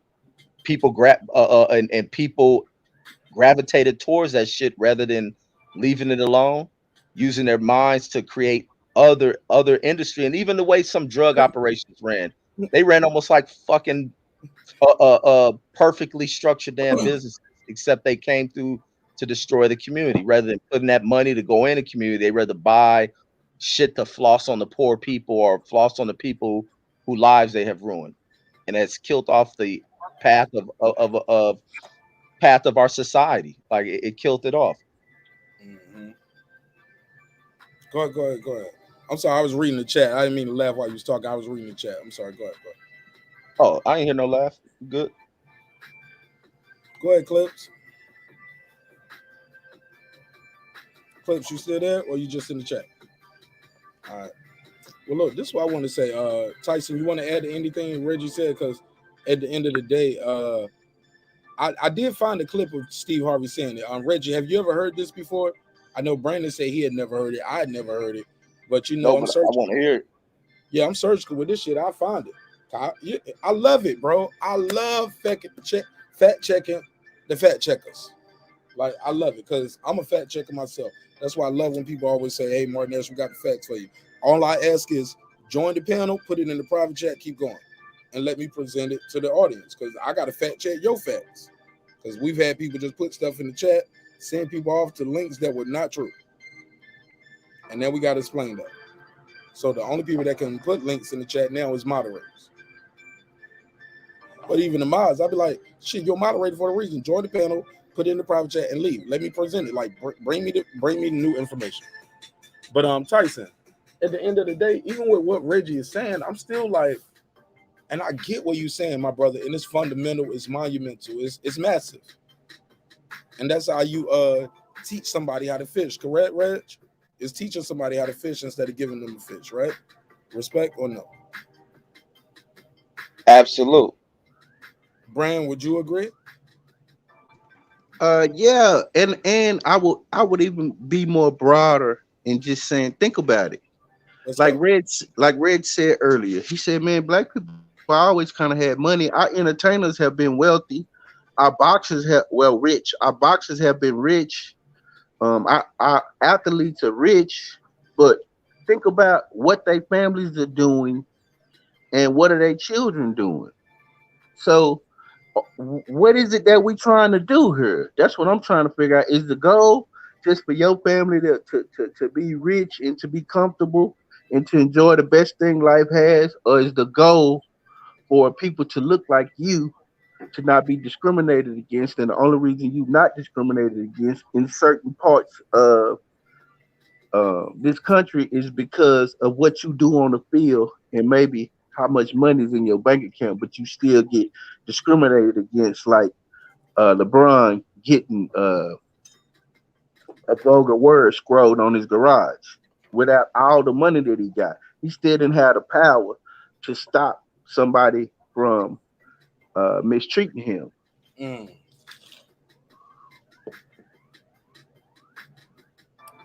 Hello? Go ahead, Brandon. Well, you finished, Brandon? I ain't want to cut you off. No, I'm done. All right, go ahead, Tyson. Tyson is on the call. Go ahead, Tyson. So my thing is this, like, for all those guys who, came from the hood and whatnot, came from, poverty to prestige, right? Like, say, like LeBron James, whatever the case may be. Those guys went through it, right? Now they have generational wealth. Their kids haven't went through anything. So when you say give back to the hood, right? What do they know? They went to private schools their whole life. So what hood do they really know? They don't know anything unless they were taught about it, right? So then if you take a millionaire who went from the hood, say Jay-Z, whatnot, and then you teach that to your kids, like, hey, where you came from, and you bring them back and you let them know to do better. When you know better, you do better. Majority of the time, they're not going to do that because they don't associate with that life anymore. You my follow me point, what I'm saying? So and that's my point. generational wealth would have to, where in the hood would generational wealth come from? Like, who would have that? Because generational wealth, like, when you have money, you're going to leave the hood. Nobody's staying there. So, and the community is fractured. So, what solutions would you have moving forward to get that reconnection with the black man and the black women to better the community for the kids? And it starts at home. But you know what black people do when they get money? They start new communities because they're upper income black communities, and they move amongst each other. You got some of them in LA, you got some of them out there in Texas, you got some of them in Georgia. People just relocate and they reimagine and they recreate what they have. A rich person, a person with money can't just stay in the hood with people who ain't got nothing, who you can't get a hold to without them wanting to run in your shit. And a lot of these people will take their money and they will resettle with other black people of like minds, and they will keep these communities. And those people who develop those communities, they ain't in communities that just fall apart after a fucking generation. They've maintained that over several generations, and their kids go on to buy shit. Why?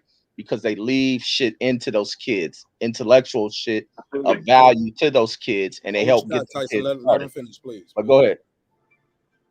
No, go ahead. No, I'm agreeing with you. But don't ad lib while you're talking. It might throw him off his point. I understand completely. And, that's just my thing. I'm like, so when you have generational wealth, there's nobody in the hood that could generate generational wealth or pass anything down because the majority of the people don't have anything. So what would you suggest that people will do? Because, again, it's fractured between the black man and black women. The old folks don't respect the young folks don't respect the old folks. Nobody has respect. So people don't want to work with each other. And then you have the outside entities coming at us too. So from every which way, it's like almost like a jail cell, up, down, left, and right. Like you're boxed in. So the mentality would have to change, correct? Yeah, it's all mentality. Yeah. Because those with copy mentalities in the hood make it. Working with. So then how do you change the mentality? Now the mentality of the street is going to change the mentality either way, right or wrong, whatever. But it would start at home. Now the starting at home is having a mother, a father, having a tight-knit family. So we have to get back to that. That's why I made that comment earlier. After the 1960s, every era after that dropped the ball.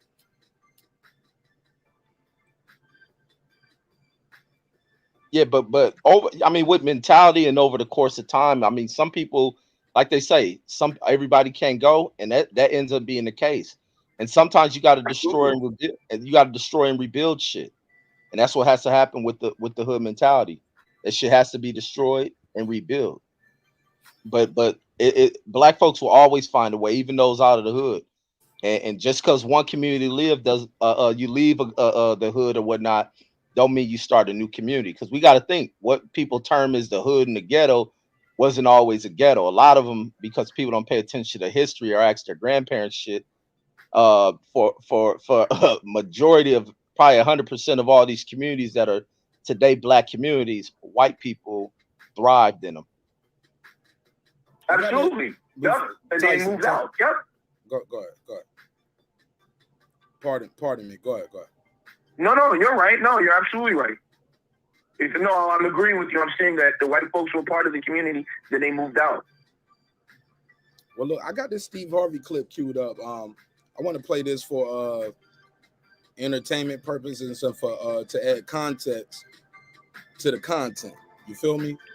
So, hey, can I ask the caller, why did the white people move out? That's gonna start a whole nother conversation. You don't want me to play the clip? Because play the clip, because he was talking about how white people don't matter, and I'm asking him, why did the white people move out when black people moved in? Tyson Garcia, he talking to you. You are the caller. Everybody else is on the panel, so he talking to you, Tyson. What was the question? I'm sorry. You finish your statement up by saying that that when the black people moved in, the white people moved out. I want to ask you, why did the white people move out? Oh yeah, they used to call it white flight. 720. Put your mic on mute. Let him answer his question, and I'll put you right on air. Okay. Hello. Yeah, it was called white flight. That was during like the late 1940s, early 50s that they were moving out of the neighborhoods. It was basically when it was getting too diverse. Keep it brief, cause we got a caller. Got another caller. Yeah, that's all. Yeah, it was getting too diverse. So once it was, say like an old white neighborhood, black folks are moving in. Once it became predominantly all minorities, white folks, they were moving out. And the property value dropped. 720, you on the line. What's your name? Where you calling from? 720 is Colorado. Neutral. What's up? With the last topic y'all on. Y'all on the road with that one, but talk to me, man. Go ahead. You know what I'm saying? The fresh effect pictures, right? You telling me you never got stuck with your boy, bro? Speak up a little bit louder. You said I never what? Like getting sus with your boy, like bro. Those no. Define that. Bro, I'm talking about like playing around with your homie, bro. It ain't even like that though. Like in the bed with your homie? No, Reggie. Let me do this first. Hold up. So what? And your name is what? Neutral. Yeah. And you are neutral, I see. Respectfully. So you've been in the bed with two men. One is hugging you, and the other one is in his he's shirtless, and like y'all threed up in the bed. This happens to you all the time. This is just another day at the office, right? This is you. Nah, I bet that specific you know what I'm saying, situation never happened to me, but I'm saying a nigga hugging his friend, you know what I'm saying? No, this right here. Okay, well, my friend might give me a hug in the picture. Look, I got a picture. Look, yeah. I'm gonna show you a picture. Now you see this picture, right? You can see the screen. Hold on, I don't see the screen right now. All right, look at the screen. I'm gonna show you something, and we gonna have a real nigga conversation right here. And you're from Colorado, right? Yeah. All right, and your name is Neutral. Yeah, be neutral. N-E-T-R-O. Yeah, no, it's neutral like both ways. It sounds like either way, respectfully. But look, my brother, let me ask you something. So you see how you see this picture right here? You can see the screen. Is that the same as this? Is that the same as what? Is that the same as this picture? Or this picture? Nah. That's me and my guy. We just kicking it. This is okay for you, right? For what you see right here. This is normal. Nah, that's normal as hell. You know what I'm saying? I got those. Okay. Thank you. Nah, I don't got none. Now I might tell my boy a secret, and he might lean in because I don't want everybody to hear. It might look like this. But God damn. Yeah, I'm just telling my boy like, yo, look, let me tell you something. Blah, blah, blah. I might lean in like that, but this nigga or this shit or this shit, my brother, you got some explaining to do. Go ahead and neutral, and after that, I'm done. I'll let the panel say what they want to say to neutral on the call. Now, you right now. Now listen, you know what I'm saying? If the nigga tells me I like boys, bro, you know what I'm saying? Not that this nigga will have a problem with who he is, but then I'll believe this nigga gay, you know what I'm saying? And I never listen to whatever the fuck he's saying. But he does come through, you know what I'm saying? And then he ain't even dick rapping over here, you know what I'm saying? Y'all can say what the fuck you want. Nobody care about that nigga, but I'm just saying, like, those pictures right there, you know what I'm saying? If the picture will come up like that of me, I know, like, you know what I'm saying? Hold on, you got a picture like this of you out here getting kissed on the cheek by grown men, and then the bed with two dudes? Nah, I ain't even like that. You know what I'm saying? We don't go that deep, but I mean, come on, keep it neutral. He don't go that deep. What the fuck? You know what I'm saying? Neutral, keep it neutral. Neutral. Is your neutral? Is your screen? Are you Gabriel Gaming? Nah, check it out, bro. Check it out. You know what I'm saying? If I'm lit, but you know what I'm saying? I went to an out of state hotel and lived with my boys. But listen, that's the only time I sleep with another. He was facing the other way. Hold on. Say that again. That was you blacked out. That was the only time. What happened though? Nigga, you know what I'm saying? We was at an Airbnb in another state type shit. You know what I'm saying? It was a little like a homies from different states coming together and shit. And then some niggas might sleep on the same bed, but we was facing different spots. You know what I'm saying? What was wrong with the floor? Or like, nah, ain't nobody getting on the floor now. You know what I'm saying? But we gonna get in this bed together first. Nah, ain't even. You know what I'm saying? Now you. What? They didn't have no Walmart with an air mattress or nothing around there. Y'all ain't had no Walmart with an air mattress. Y'all can buy no little air mattress or something. A little twin air mattress, only like $20. Yeah, you right. $15. You're right about that one, not gonna lie, but the trip was on Christmas and everything was closed. So check it out, bro. Oh, okay. You know what I'm saying? The nigga, all right, but look, y'all keep whatever the fuck y'all doing, but you know what I'm saying? Yo, come on, son. Nah, let him get his bars off. This is hilarious. This shit about to be a clip of all of his own. Go ahead. You know what I'm saying? But let me go. What was I saying? Fucking, you know what I'm saying? The nigga, if I see the nigga, you know what I'm saying? Kissing the nigga. You feel me? Now I'm 19. You know what I'm saying? I goof around with my boys. Would you call me gay, bro? If I no homo. You know what I'm saying? If my homie piggyback rides me, bro, is that gay? You know what I'm saying? No. We talking about these pictures in question right here. Yeah, you're right. You know what I'm saying? This what we on. This was what you called in to defend, my brother. Hold on, Mark. He said if his homeboy piggyback riding him. They piggyback ride. Let me tell you something. The one that's kissing the. Speak up a little louder. I need to hear this. Speak up a little louder. I got NBA young boy got a picture of a nigga. I ain't talking about him. I'm talking about you and your homies, and we talking about this picture right here. We sticking with what we got right here. Objection, sir. Facts not in question. That is not the trial on docket. This is the trial on the docket, sir. Objection. You up here talking about OJ killed the bitch. I can kill a bitch. No. Objection. Looking at that picture, I'm looking at that picture, and I can say that man is a little sus, but I would not say that man's gay. You know what I'm saying? Nobody called him gay, sir. We just discussed in the picture.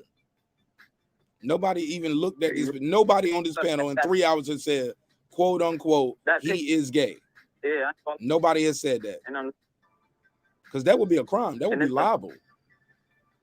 We just said this picture looks kind of funny. So continue defending it, please. I got you, bro. The only thing I see wrong with the only thing I see wrong with this picture, bro, is that it's two white dudes and they both shirtless. You know what I'm saying? Seems like they're running the train on the man, but it ain't even. They need to be two Asians and it would be okay, right? You know what I'm saying? Or two black dudes, that would be okay. Like, what would make it better for you if they wasn't white? What's the acceptable race? I mean, shit. Look, bro. Look, you know what I'm saying? I don't know what that meant in the reverse Oreo, but check it out. It need to be an all-black Oreo, right? Nah, that meant in the reverse Oreo, bro. But look, that meant. So what do you prefer? They start intercourse. You know what I'm saying? We stop with them. We don't claim him. You know what I'm saying? But this man is hugging his homie, bro. Tell me the problem. You know what I'm saying? They in the bed together, and the other two homies are shirtless. You stand up and hug a motherfucker unless he in a hospital bed. Yeah. There you go. Yeah, you right. But listen, though, bro. If y'all, you know what I'm saying? If a nigga, I've been in a room with a bro. Now it just sound like I'm. You know what I'm saying? I'm incriminating myself. I was gonna say, I've been. Hey, in bro, a room I gotta with let you my go. homie. Reggie, how long do we let this go on, Reggie? Are we Man, serious? let it go on till he gonna reveal himself, because I think he is. I think he already has. I think he is gay. Man, hey, you soy boy antics. Yo, Come out the closet already, bro. and it's okay. Be yourself. Live your truth. All right, let me look though, bro. After talking, we could argue on the phone, but I still respect you. Check it out though. Let me finish this last. Vice versa. Live your life. You know what I'm nah. Okay, look, bro. You know what I'm saying? If the nigga, if you go and getting offended of a nigga standing in the room with another nigga shirtless, you know what I'm saying? That might be, I don't know, because that might be attacking you a little more. You know what I'm saying? If I'm saying that and another nigga shirtless, that could not bother me at all, bro. But you know what I'm saying? You're coming at it little, you know what I'm saying? Taking it as that way, you know what I'm saying? No, my nigga. I'm saying a nigga that doesn't, you know, he's far from sus for being in the room full of niggas, full of shirtless niggas. You know what I'm saying? If you got a problem with that, you might have a little thing, you know what I'm saying? Because you feel a type of way about it. You can be in the room and not feel any type of way about it, you know what I'm saying? I'm happy for them. I want to see everybody happy. I love to see everybody happy. I have no malice in my heart for anybody in that community. Not him or you, sir. Well, thank you for getting me on here, bro. You Oh, no, I didn't get you on. You called in the show. What you mean, my brother? Yeah, you called in. Yeah, for answering, nigga. Yeah, and you know what I'm saying? Every time, bro. Every time. What is his problem? You know what I'm saying? What is he? What are we supposed to see different from him? You know what I'm saying? Are we supposed to see him different because we saw these pictures? You know I think he should live his truth. Be yourself. Live your truth. Yeah. So you saying if he, I mean, be comfortable in your own skin. You're not trying to control our point of view of him. You're just trying to say he be him. Let him be. You know what I'm saying? Let him come out. I'm interested at what people think of the picture, sir. That's why I did the episode. I'm interested at what people say. I don't judge either way. He can be who he is. If this is who he is, be yourself. Yeah. I know some people. Look, the reason why I did the episode, because I heard people saying, "Hey, yo, this is just college life. This is just how we get down in college, and you know, you ain't never been to prison. You ain't never been in the army. Sometimes you just goof around with your homeboys like this. Sometimes you do mushrooms in college. So your call is the reason why I did the episode. Yeah. And I always heard if you campaign long enough, eventually you will get elected. So hey, quick question. Is he a fan of their show? Do you like the show? Do you even watch their show? Do you like their show? Nah, but I be watching clips. I ain't gonna lie. I just be watching the viral clips, but I ain't even a fan. I just be watching. I had called because I had just seen the picture, and then you know what I'm saying. I be goofing around with my homies too, but like that in the bed, y'all be rolling.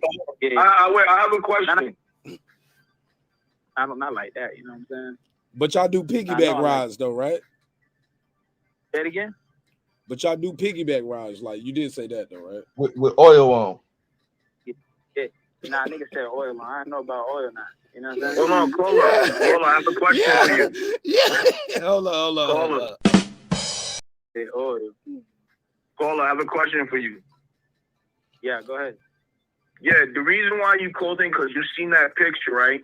And you conflicted right now. You're 19 because you was in that predicament before. So you want to know how to take it so you could go back and be like, yo, nah, man, it's cool. Because you was in that predicament before because you keep saying, me and my homeboys, we do this, we mess around. But you give a little detail, but not too much to leave it up to people to speculate. Bro, just live your truth, my man. Yo, just be like, yo, me and my man mess around. You know, it is what it is.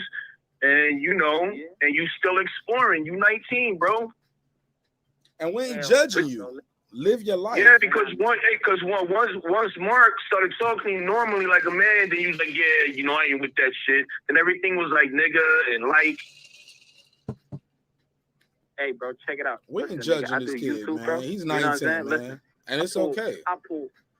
Nah, nigga, bro, I do. All right, this is a whole different story. So, See, bro, you I trying to do- explain yourself too much, bro. You just giving it away, He's bro. exploring his life, man. He's 19 and he's in what, Colorado, right?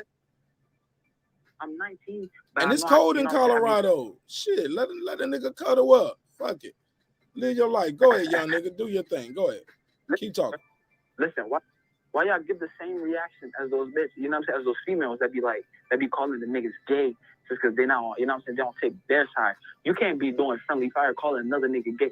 Telling you I'm not gay. Now listen though, bro. Respect. I'm a grown I man. gotta respect that and move forward. You're right. Dad ride was 13 when I was 13, nigga. I don't got no energy to be jumping around my homie's back. But listen, you coming on me, you know what I'm saying? No, you brought it up though, sir. Respectfully. Hold up. I'm never coming on you. I'm never coming on you. You can take that. No, you said it. Pause on you, nigga. You said it. You're not coming on me. Hold on, man. You're saying a whole My bunch G, and now you're like, I got it. nah. But my brother, understand this though, my G. Like you the one that brought up getting piggybacks. That's not even the picture that we got of these niggas. You was trying to make that okay. Nah, because you have at 19, you getting piggyback. He's living vicariously through that picture. I'm telling you. No, he brought it up though, and then he said we coming for him, which was also weird. And I'm like, bro, now, I don't know why you the gay dialogues though. You know what I'm saying? No. We just it's a wordplay show, man. We rappers over here. We read books, but often we struggle with reading books, but it's okay. We still read books. Marq, I got a question for him. I'm sorry, I couldn't do it. Really. Have you laid on a woman like that? Good question. Say that again, Reggie. Yeah. Have you laid on a woman like that? Or vice versa? Has a woman laid on you like that? Listen, I know I had called it as a guest, bro, but you can search me up, bro. Listen, nigga, you know what I'm saying? I get, hey, I'm 19.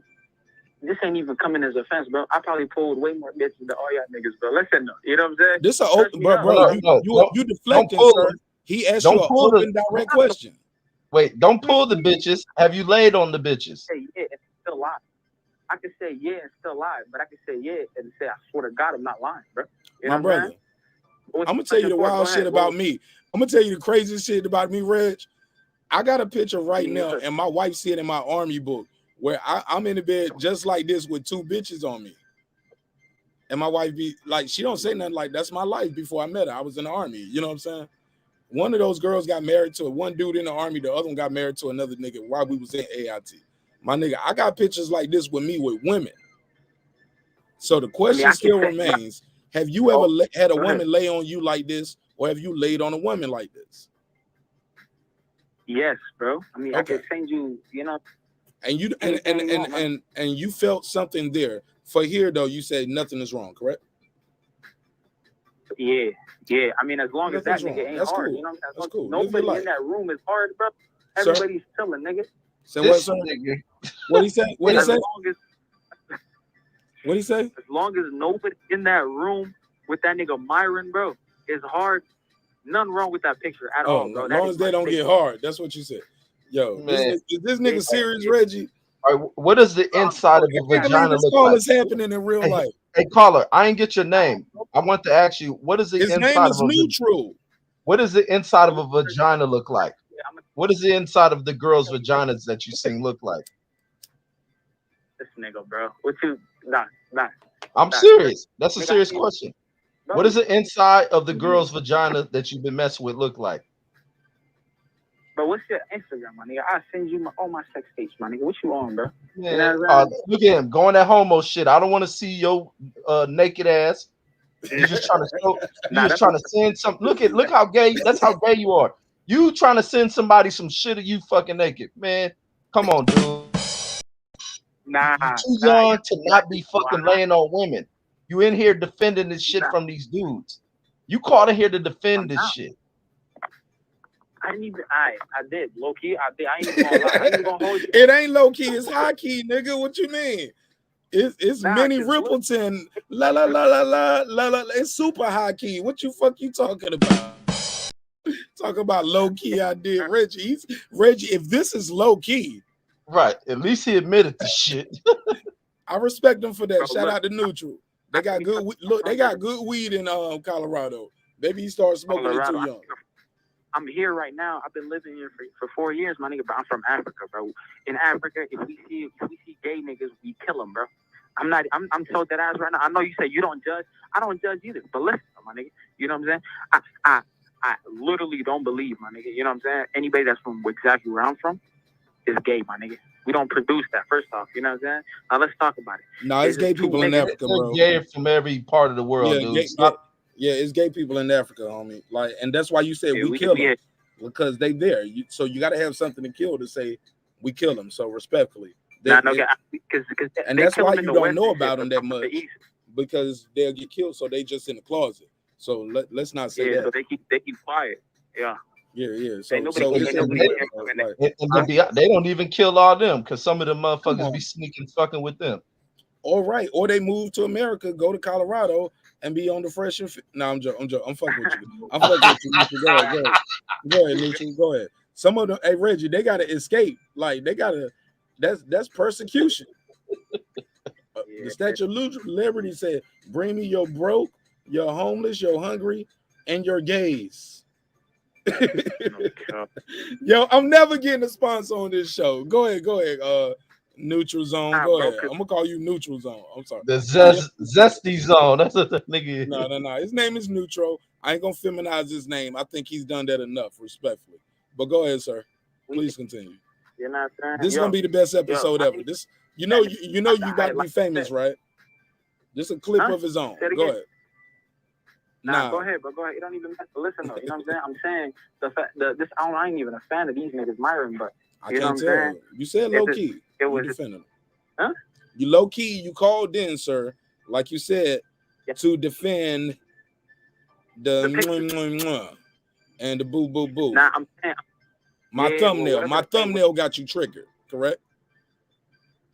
Nah. It ain't give me no key. I pressed on it because that shit was interesting, nigga. And I was like, these niggas is live right now, and I want to see this shit. You know what I'm saying? It's like 3 in Colorado. Oh, you want to see more of those photos? If a nigga call me, listen. If a nigga call me, like any nigga like gay or some shit, my nigga, that's the last thing I'm getting offended of, bro. You know what I'm saying? Because I know I'm not, my nigga. Let me ask you something. I just want you to be honest. No, because look, this is a judge-free zone. You know we cracking jokes on you, but you know we have gay people on the show all the time.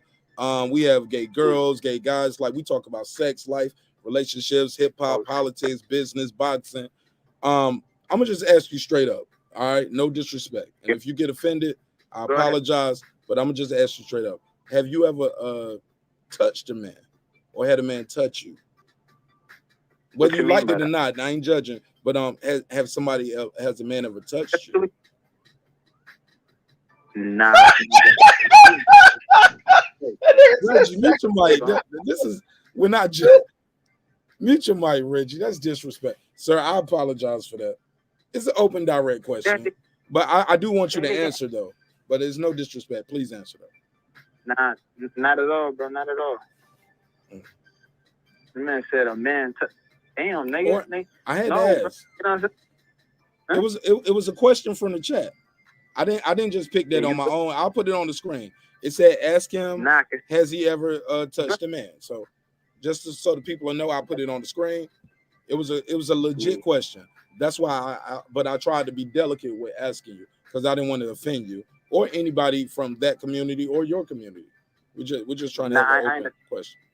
I don't know, bro. You know, nigga, you've been cracking jokes for like the last. Yeah, but that was jokes.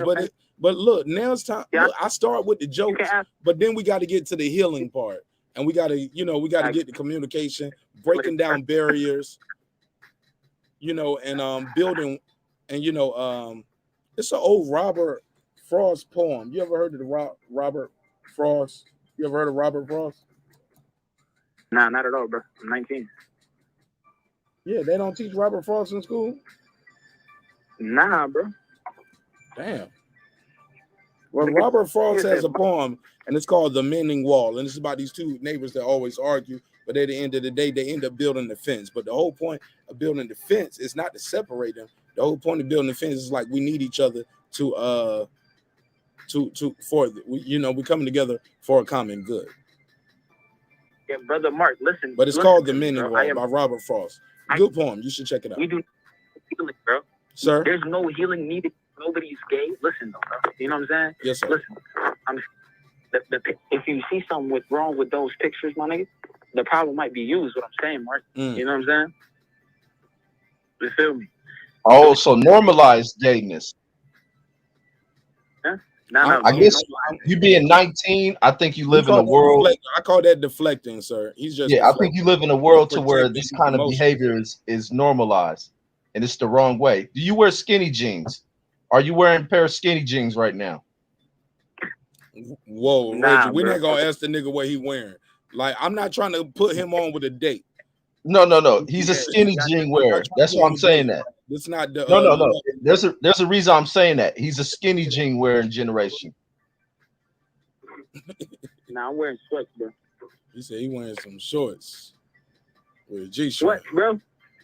These niggas want to imagine what I'm wearing so bad, bro. What's going on? No. I told niggas that I knew that wasn't gonna boil well with the audience. You can't ask him what he wearing. He might like it. Yeah, that shit didn't work. Yeah, it's projecting. Yeah, let's ring one. At the end of the day, caller, I appreciate you, man. Like, this has been. I didn't know. I didn't know they had such a big contingency of fans, and I did not know this was normal for 19-year-old guys in Colorado. Like, this is how y'all give it up in Colorado. All over the, bro. You know what I'm saying? But where else have you lived at? And or where are the guys from that you guys like y'all piggyback ride and y'all take pictures like this? Like, where are they from? But y'all must have never went to high school, huh? Never been to a high school locker room or some shit? Like, what's going on? We don't have a bed in my high school locker room. What? And I play sports. I never been to a locker room with a bed in it. Hey, we got and they don't look like these two dudes just won a championship. Where's the jersey? Where's the trophy? Where's the basketball net from the college champ? Like, what is going on here, sir? This is what you defending. Please be specific. Where's the championship ring? Where's the lockers? Where, like, come on, bro. Make this make sense. Come on, caller. Save yourself. I mean, shit. Hey, fuck that jersey, nigga. You know what I'm saying? If that nigga, yeah, I keep seeing that picture too. It keep haunting me, bro. Just don't put that shit up no more. But look. You have flashbacks now. That shit happened to you. That's why we asked somebody. Bro. Yeah, man. Look, y'all niggas, bro. I would say I got zero bit of gay in me. Yo, let me ask you a question. You think you 100% straight, my nigga? A million percent. A million percent. A million percent. I can do a trillion years in jail. I fucked enough bitches, like you said, where I can jerk off for the rest of my life. Like, what's the? Let me ask you something. I'm gonna ask you a real question. Let him answer why he said that shit. So nobody's 100% straight. Now, after your question, bro, I got a question for you. So go ahead, bro. For you to ask me, because you 19, right? When did you start fucking? Ahead. What? When did you start fucking? You only 19. When was the first time you got some pussy? Like, do I got to put it that blatantly for you? 16, 15, bro. So about 3-4 years ago, you first started getting pussy? Yeah. All right. Yeah, I got a question. Listen, nigga, you walking down the road with your bitch, right? Go ahead, say this bro, again. You see enough? Huh? Speak up. Go ahead. You keep the phone still, though. Hey, Mark, I want to ask him this. No. I need him to go with, because he was asking me, am I 100% straight? And I wanted to know why he asked me that. So I asked my question. Now it's his turn. Why did you ask me, am I 100% straight? What's your But percentage? you know what I'm saying? Y'all niggas have never made no jokes around your boys, bro. No, What's your y'all percentage of niggas being straight 100%. though? You asked me my 100% straight. I said 1,000,000%. Bro, I am. So I'm asking you, what's your I am. percentage of being straight? Are you 90%, 85, 75%, 60? You 50-50 with it? Like keep it a buck.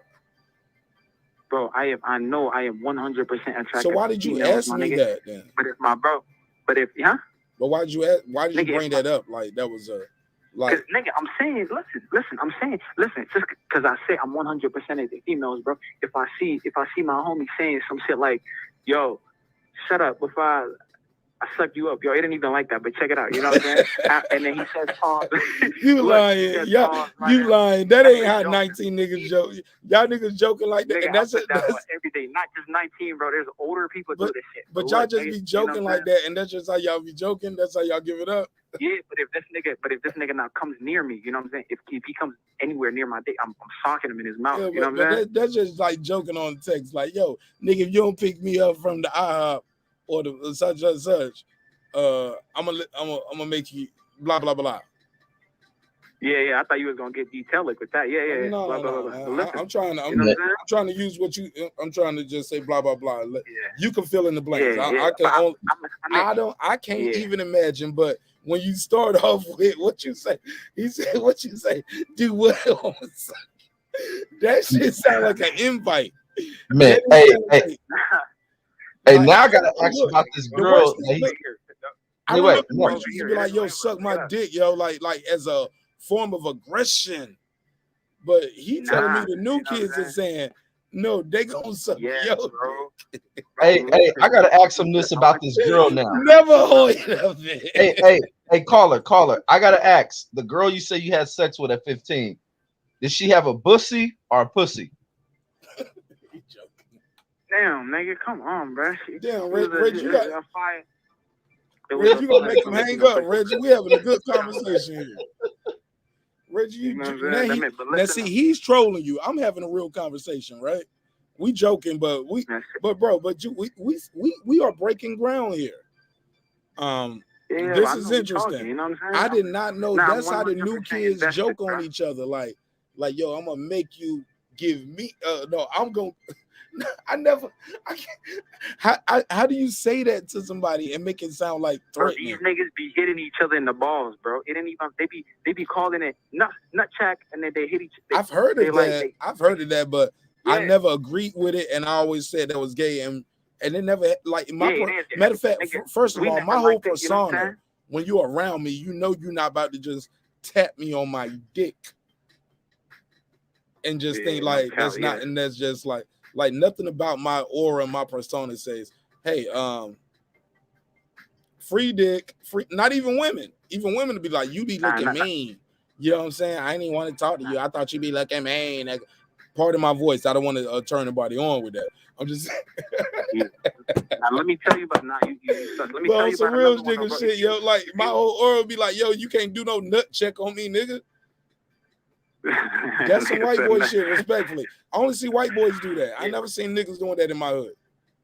I only heard about it with white boys. Now, nigga, the minorities is wilding. Check it out, bro. These niggas, if you say you making a sus joke with your homies now, right? And then you be like, hey, bro, that's... You said I'm making what with my homies? No. Right, nigga, I'm talking about these days, bro. Look, you niggas is making sus joke with your group, right? And then say what is a sus joke? Say, huh? Like, give you a sus joke, nigga? No, yeah, I don't know. Knock. What's a sus joke? Knock. All right, hold on, nigga. Let me. I mean, I never heard this before. I don't even know what a sus joke is. Nah, I mean, all right, hold on. That nigga walking with a dumpy. Hey, yo, pause though. You know what I'm saying? What's a dumpy? I don't know what it is. Nigga with a fat ass, bro. Hey, pause. Bro. Oh, I don't want to say this on this podcast, bro. Hey, dude. Hey, this youngster got. Wait. Shit. Hold on. No. He's spilling too much gay shit, dude. Do you have an uncle or some shit? Nah, I never heard. When you raised around women, no, he's from Africa, and man, this nigga ain't from Africa. That nigga from Fruity. He from Fruity. He ain't from Africa. Were you raised by only women? Did you have any men around you? Yeah, bro. Now look, nigga, you know what I'm saying? I came over in 2014. From where? You can search it up. DJIBOUTI, nigga. How you pronounce it for the people who can't read on the show? Djibouti. Say it one more time. Look, booty. Something with booty. Shut the fuck up, Reggie. That's why he didn't even want to say it. Say it one more time, the proper pronunciation, so I can. I look. White people. Let me put it. I'll write it down. Let me spell it one more time so I can write it down and Google it. I am. I'm about to tell it to you, my nigga. Look, though, you about to read it a different way from how I am. I'm from there. You know what I'm saying? The Western world. Hey, they say it in another way. So once I spell that shit to you, don't even read it in a disrespectful way. You No, just trust me, man. Reggie, mute your mic. DJ from D in the booty. Reggie, let me put you. Reggie, I don't want to have to put you backstage. Let's respect the country, because no matter how we feel about this caller, respectfully, this country has how many people live in this country, brother? Yeah, you're right about that. Check it out though. How many people live in this country? DJI BOUTI. Now this is a country in Africa, correct? Yeah. What's the biggest city or country neighboring it? It's in East Africa. You said the biggest country in East Africa? Like what's the so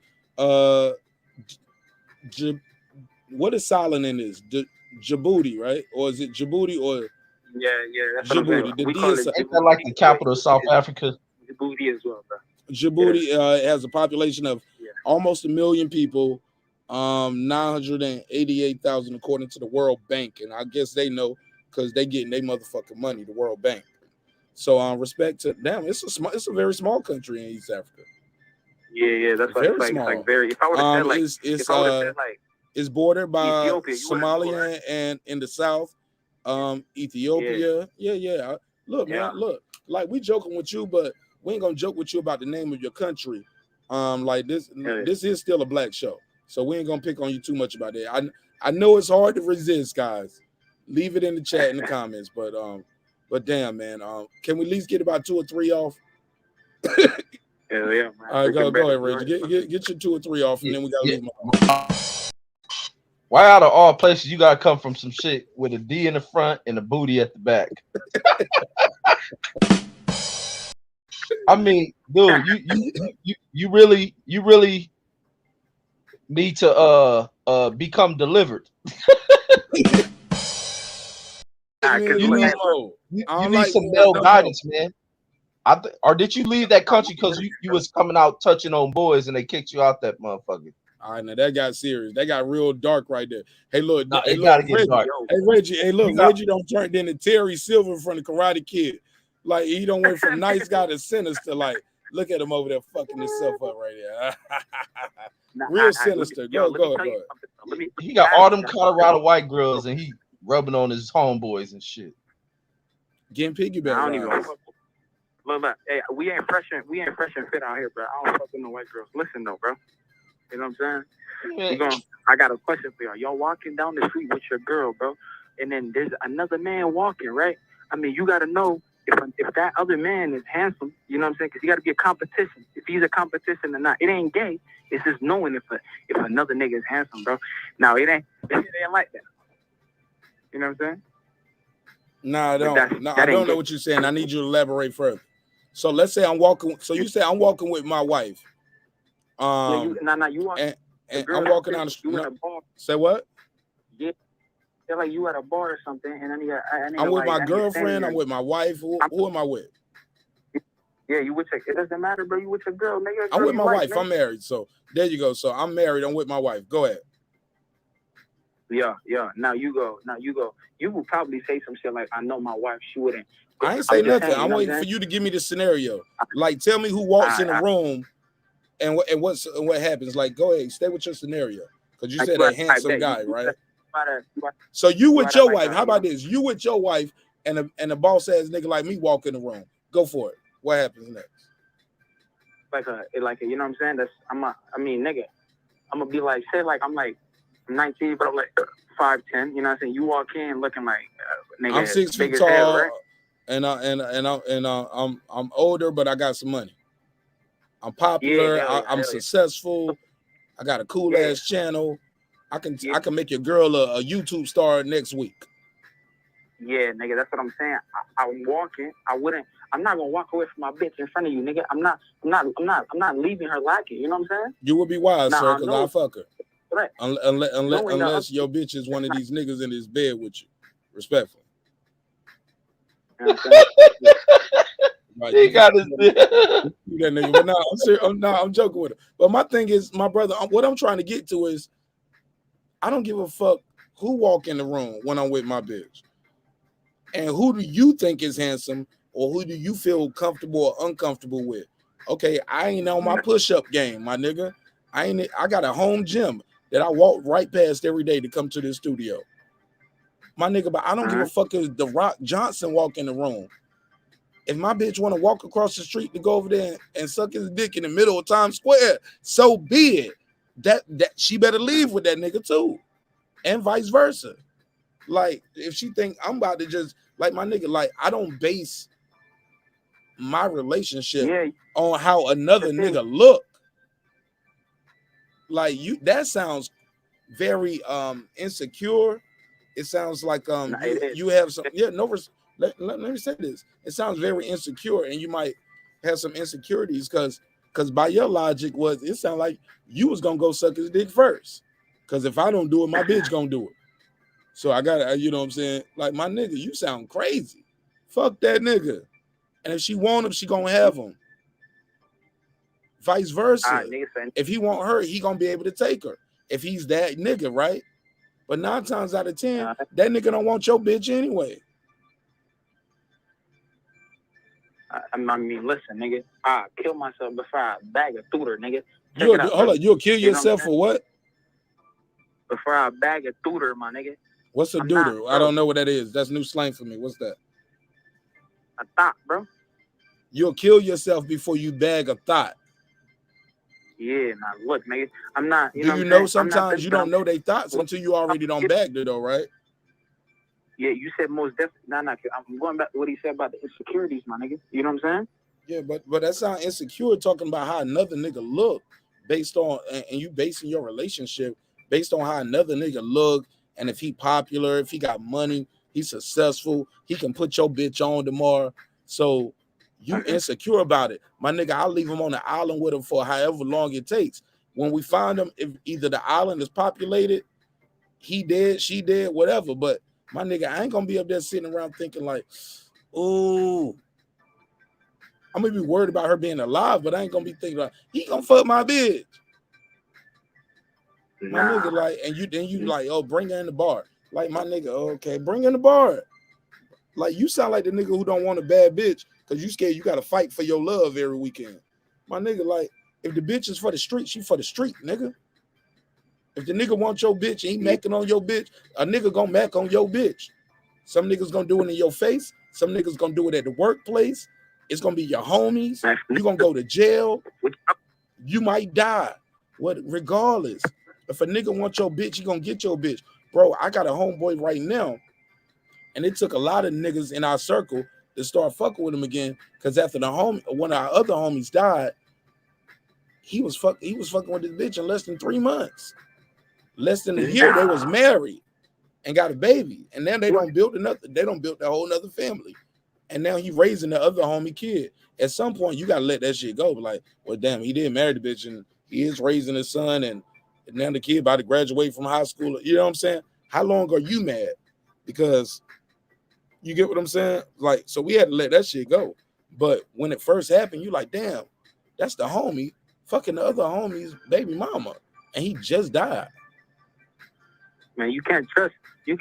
I mean, you can't predict anybody else's feelings except yours. But exactly. So you shouldn't be thinking about how the other nigga look when he walk in the room and how much money he got and what he can do for your bitch that you can't do. Shit, nigga, do better. Fuck it, do better. That's all I got. I'll pass the mic. Let me do the super chat real quick. Let me do the super chat. Shout out to Tyson Garcia. He said, oh shit. I don't want to read that. Yeah, he's gonna come out. I got 5 on it. a lot of chats, man. We've been ranting, but go ahead, Reg. I got nothing to say about this kid, man. This kid is, I don't know where you turn to this lifestyle at such a young age. Matter of fact, I'm gonna ask, what's your thoughts on Dwayne Wade's son? But I don't know how you turn this way in life at such a young age to where. You talking about the little nigga? Yeah. The Kobe talking about jersey. the little nigga that changed gender before he even The tried boy to- who just like you. Nigga, no, he not like me, bro. Speak I'm up, 19, speak not up. like You sound girls. low. You sound low and muffled. Speak up. That man, that kid right there, that changed his gender before he even tried pussy, bro, is not nothing like me, bro. You know what I'm saying? Right, That He changed Dwayne his Wade's afterwards. kid is different from us. You know what I'm saying? Yeah. Your homie giving you a hug on your bed. You know what I'm saying? Giving you a good night hug. You know what I'm saying? Is it good night or good morning? Do we know? Do we know for a fact, sir? Looking at this picture, this is a good night hug. I put it on screen. Is this a good night or a good morning? Because the other dude right there already is in the bed on behind him with his shirt off too. This look like a please don't leave. This look like IMX immature. Baby, please don't go. Stay with this R&B. This R&B picture right here. What we talking about, kid? Jesus. Yeah. Yeah, man, it happened. Yo, where the fuck y'all get these pictures, bro? Bro, they real pictures, man. Like, this is real shit. Man, don't you go looking for him? Colorado. Bro, he already, man, he know these pictures are. This shit been out here for a week. I'm late to this story because I didn't care enough about it, but look, for lack of better words, tonight after I did my show, I was like, why not do a double header? I like that. That was funny. Now, see, that's a sus joke. That's how I do my sus joke right there. I'll do a pause moment. We ain't doing no sus joke like this. Give me some sugar. We come in, right? You know what I'm saying? But now look, it's definitely the generation, but you won't go to a high school without some random nigga doing such shit. But look, no. We don't have no beds in my high school. We never did this. I promise. And I went to a very poor high school, so maybe in the rich high schools, y'all had this going on. This look like that, the Red Roof Inn or something, homie. What you on? This ain't high school. I mean, this look like Riverdale. Y'all ever seen that show? Like, these some old ass adults right here looking at these some college grown ass people playing high school characters. Exactly. This is like Beverly Hills 90210 or come on, man. Go ahead, Cliff. Hey, Mark, why Myron in a room full of pink walls? And the wrong kind of walls. Oh boy, never even talked about pink walls. Go ahead, caller. What color is the inside of that vagina? Go ahead. But that shit's solid pink, nigga. But check it out. See, we gave him a hint, Reggie. We gave him a hint. He knew the pussy he went into was brown. All brown on the inside. Might have been bloody. I shouldn't have did that. I went too far. I always go too far. I'm sorry, y'all. I know some people like marqnash. I don't want to hear that. I want to hear that. But before I leave this, I gotta introduce myself a little more. I be on TikTok, yo. Yeah. Mark, why y'all not on TikTok? But I never seen y'all. This is literally my first time coming across something. How you find this show, young man? So the clips be on. You were left in the recommended.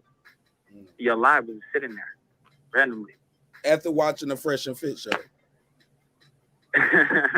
Yeah, after watching the Black clip. Oh, so I'm doing what I'm doing. I'm working the algorithms. That damn algorithm, boy, I'm telling you. All right. Exactly. Well, I appreciate you, man. Hey, look, I know I clowned and joked on you, but type something in the chat. I'm gonna give you a moderator wrench, bro, because you have gave me an episode of his own. I'm gonna chop this piece. I'm gonna put this out immediately over the weekend because we got a couple clips out here. We got the generational wealth clip, and we got this right here. And again, brother, what's your name and where you from? Shout out your TikTok. I'm gonna create a TikTok just to follow you and see how far you willing to go with this, because you're gonna be famous one day. I can tell, because you're gonna do whatever it takes. I can tell. But go Yeah, ahead. What's your name? I had a Nicki Minaj comment one time, right? Because we was listening to this 6ix9ine song. Hey, that I don't want to, bro. It's just never mind, nigga. Man, go ahead, man. Plug your TikTok, brother. It's all good. I'm gonna make this a clip. I damn near put myself in another hole, nigga. What you say? You put yourself in? What you say about hoes? This is about to be funny. What you say? I almost dig myself deeper, but there was a video right I did on TikTok. That's because that shit easy, Mark. You know what I'm saying? Yeah. You just make it and you just put the clips on there. I had a clip, and then it was like some 6ix9ine song playing, and then we had this Nicki Minaj comment, right? But the song that was playing was like some sus lyrics or some shit. If you go on there, just don't what mind you that say, video. man. Just tell us what you said, cause I'm gonna add the clip of your TikTok to this YouTube video. Oh, you getting promo? Yeah, I'm gonna put it out. Tell me the lyric in the clip, and when people watch this video, cause this part is gonna be a clip of its own. So plug your TikTok, say your name, tell me what happened on the TikTok clip, and then I'm gonna cut that to your TikTok clip. I got you. I can send you, bro. Where can I send it to you on though? You know? I'm on IG. My name is Marq Nash everywhere. I'm Marq Nash on IG. I'm marqnash.com. You can type something there in the contact form. You can find me there. My email is scrolling. It's scrolling. Yeah, it's scrolling on the banner. Email, I got a mailing address in the comment section, bro. Just go to the description block. I'm not hard to find, and I'm here every week. I'm about to send it to you right now. Okay, well look. In real time though, because we got to end this plane. It's 5:40 on the East Coast. So go ahead, talk to me. Tell me your name on TikTok, sir. And I'm gonna pull it up on the screen. N-U-T-R-O. I can't hear you. Speak up. Omar Neutro. N-U-T-R-O. M-U-T-R-O. Yeah, Neutro and then Omar. O-M-A-R. Okay, no, spell the whole thing. Letter for M-U-T-R-O. N-U-T-R-O. Another O-M-A-R. Oh, you say N-U or M? N as in November or N November, yeah. Oh, so November, Mike, Tango, Romeo, Omega, Romeo, Mike, Alpha, Romeo, right? Now, who the hell is that? This nigga right here. Man, of course he does. Man, he doesn't understand the phonetic alphabet. Spell the letters again. Nigga, I sent that shit to you on IG. All right, I got you right. I got you right here. I got you, bro. Damn, my bad, bro. He 19, bro. My bad. All right, here we go. He said, "Nigga, I sent it to you on IG, nigga." All right, I got you, bro. Let me see what you got right here. No, dear God. How did this even turn this way? Let me see if I can even play this shit, man. He called in defending them dudes from that show. Yeah, he called in. He said he was low key defending them, but he admitted like, yo, I'm high key defending them. It's just okay. Oh, it's neutral. Okay, FTS, right? Yeah. Other Nicki Minaj comment, but the first video, it's a A. Look now. Now, which one y'all supposed to play? Cause you don't send me two, and I ain't about to play both of these shits. What you think of it? Because it's the same situation as the picture you pulled up. You know? Now I can't play. No, hold on. No. Let me turn the music off on this real quick, cause I don't know what's gonna happen, and yeah, I can't play their music.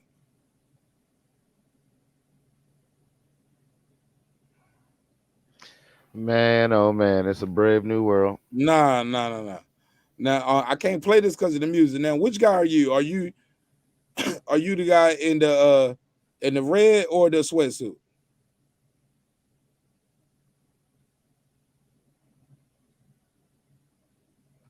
Let me go back out of here. You still there? All right, let me see something. Because I had the mic muted. Okay, now which guy are you? Which guy are you? Are you the guy in the sweatsuit or are you the guy in the red? No, in the red. Okay. Now I can't play that because of the audio. Yeah, I know, I understand. Okay, but here's the thing. And you say you how old? 19, bro. Okay. All right, for the record. I'll play the clip. I'll play the clip, but I can't play the audio. All right.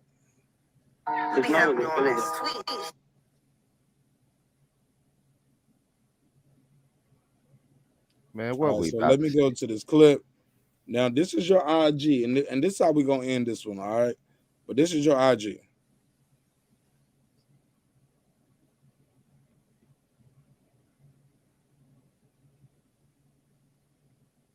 Okay, nobody can see it, huh? Nah, I just see the screen. Huh? I see the screen, and I see you got our avatars stacked up. Yeah. Okay, but y'all didn't see the video. All right. I'm be honest. I don't feel comfortable showing this. What happened? What happened? I don't feel comfortable showing this. What I will do is I'll put the link in the description. How about that? You good? Yeah, good. Only reason. Now I just wanted to get your. But this is you. You gonna have to play it. I just wanted you to see it and go like, you know what I'm saying? Now that's a joke. You know what I'm saying? No, man. I don't even know if this is really you, and I don't know if you just pulled in and you trolling, you trying to embarrass somebody out here. Because I don't even think this is you. I don't even know if this is you. How can I? My Instagram says SES neutral, nigga. Where should I text you on TikTok, man? Well, fuck it. I'll play the clip, man. I'm just saying, bro. Like, man, this kid a fruitcake, man. Man, he trying to live his truth, man. He want. Here we go. Fuck it. I'll just play the clip. Here we go. Can't play it because of the music, but here we go. So that's the music playing. His boy trying to, and then he just get behind his boy and try to hump him. That's what you did, right? Yeah. Nah. That was not, bro. You know what I'm saying? It wasn't.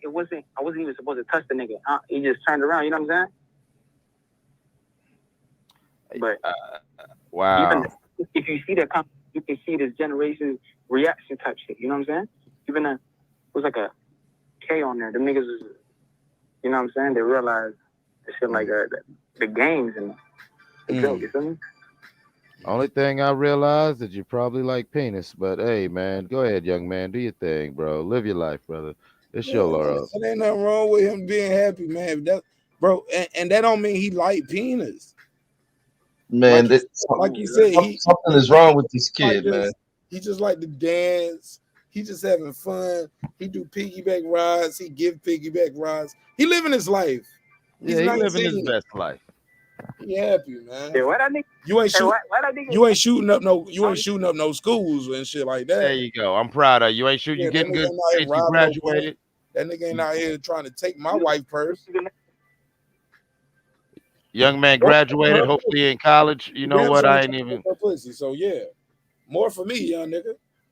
Hey, I've said that for years. Every time I do go gay, that's more for you. Clips, I'm joking with him.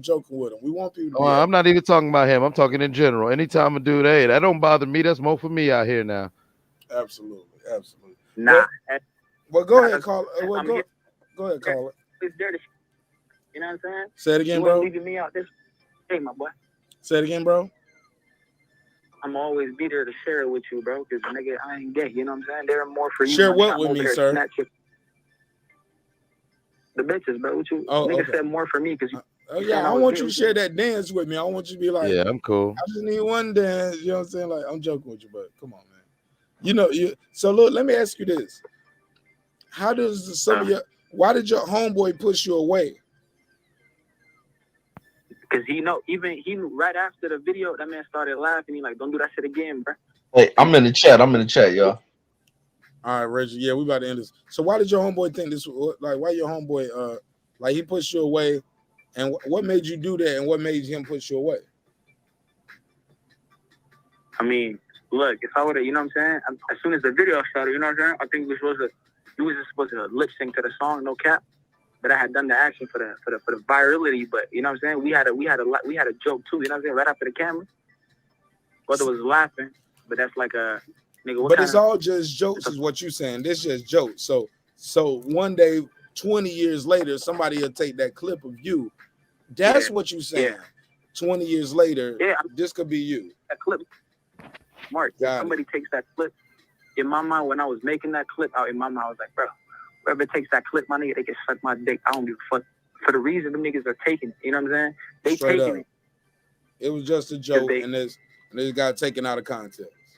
But you can delete it though. But in the world we live in, you could delete it. You didn't have to share it with marqnash and 6,000 people, 1.9 million impressions, an average of 70,000 to 100,000 views per month right now. Respectfully, we on the rise. Yeah, well, that video was shared to Instagram too. It's been like put into like plug channels and shit, so I can't even take that one down. But I got no problem with it. You feel me? But you kept it up on your TikTok too, nigga.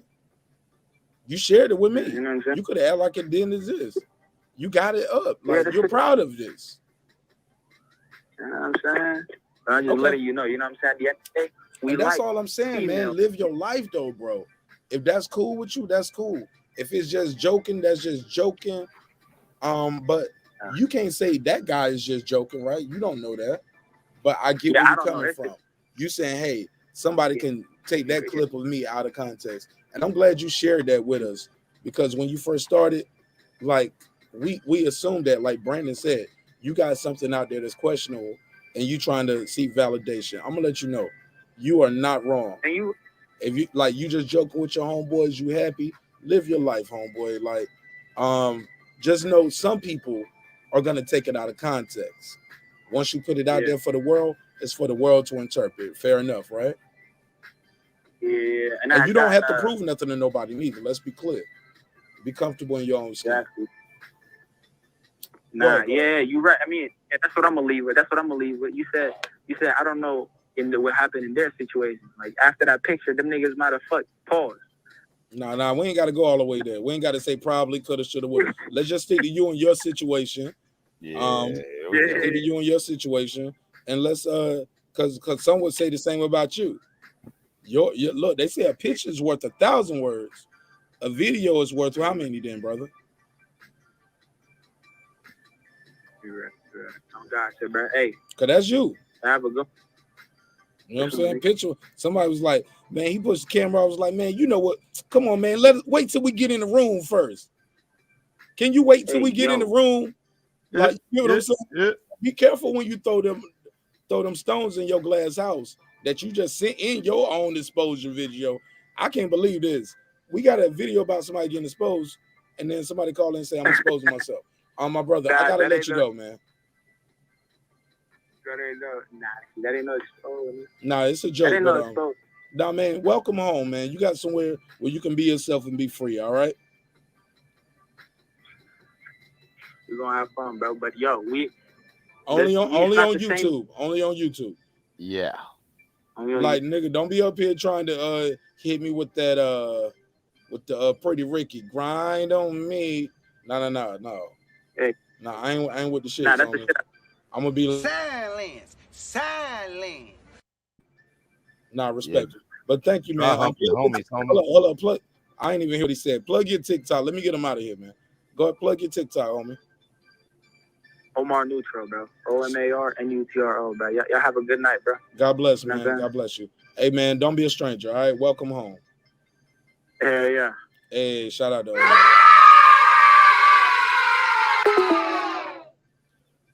Let me take the lead, please, sir. Please. By far, this has been one of the most interesting episodes. I never got to play that Steve Harvey clip about leaving his kids nothing. I'll add that in for the clip, but I got it queued up right here. Never got to play it. It was only 50 seconds, but damn, what a call.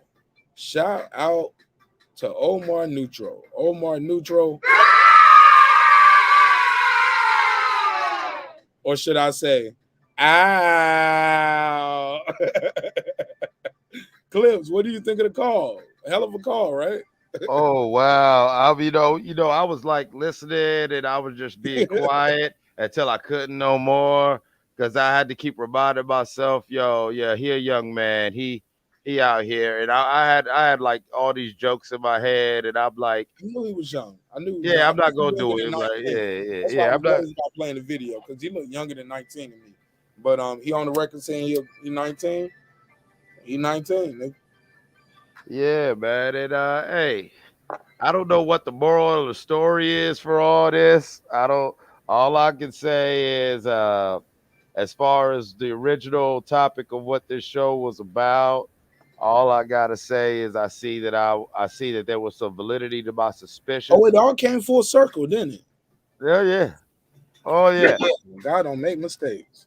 And then it was and you know what? And to the people who don't like the video or how we was taking, I see we had people who called in and chimed in the chat to defend these brothers. And listen, there's nothing really to defend at the end of the day, because if that's the way the man get down, that's the way the man get down. Whether he was just playing with his friends, laying in bed cuddling, or whether he was being serious and got caught on camera, it is what it is, though. You know what I'm saying? It is what it is, and it's a brave new world, man. I'm scared of the future. I do agree with you, Philip. Us old cats, we got to keep our blue chew, and we got to keep our testosterone levels right, because the way things are looking, yeah, I don't think these next couple generations going to be out here populating. I think they're gonna, yeah, I think they're gonna throw all that material on each other's backs. Mm.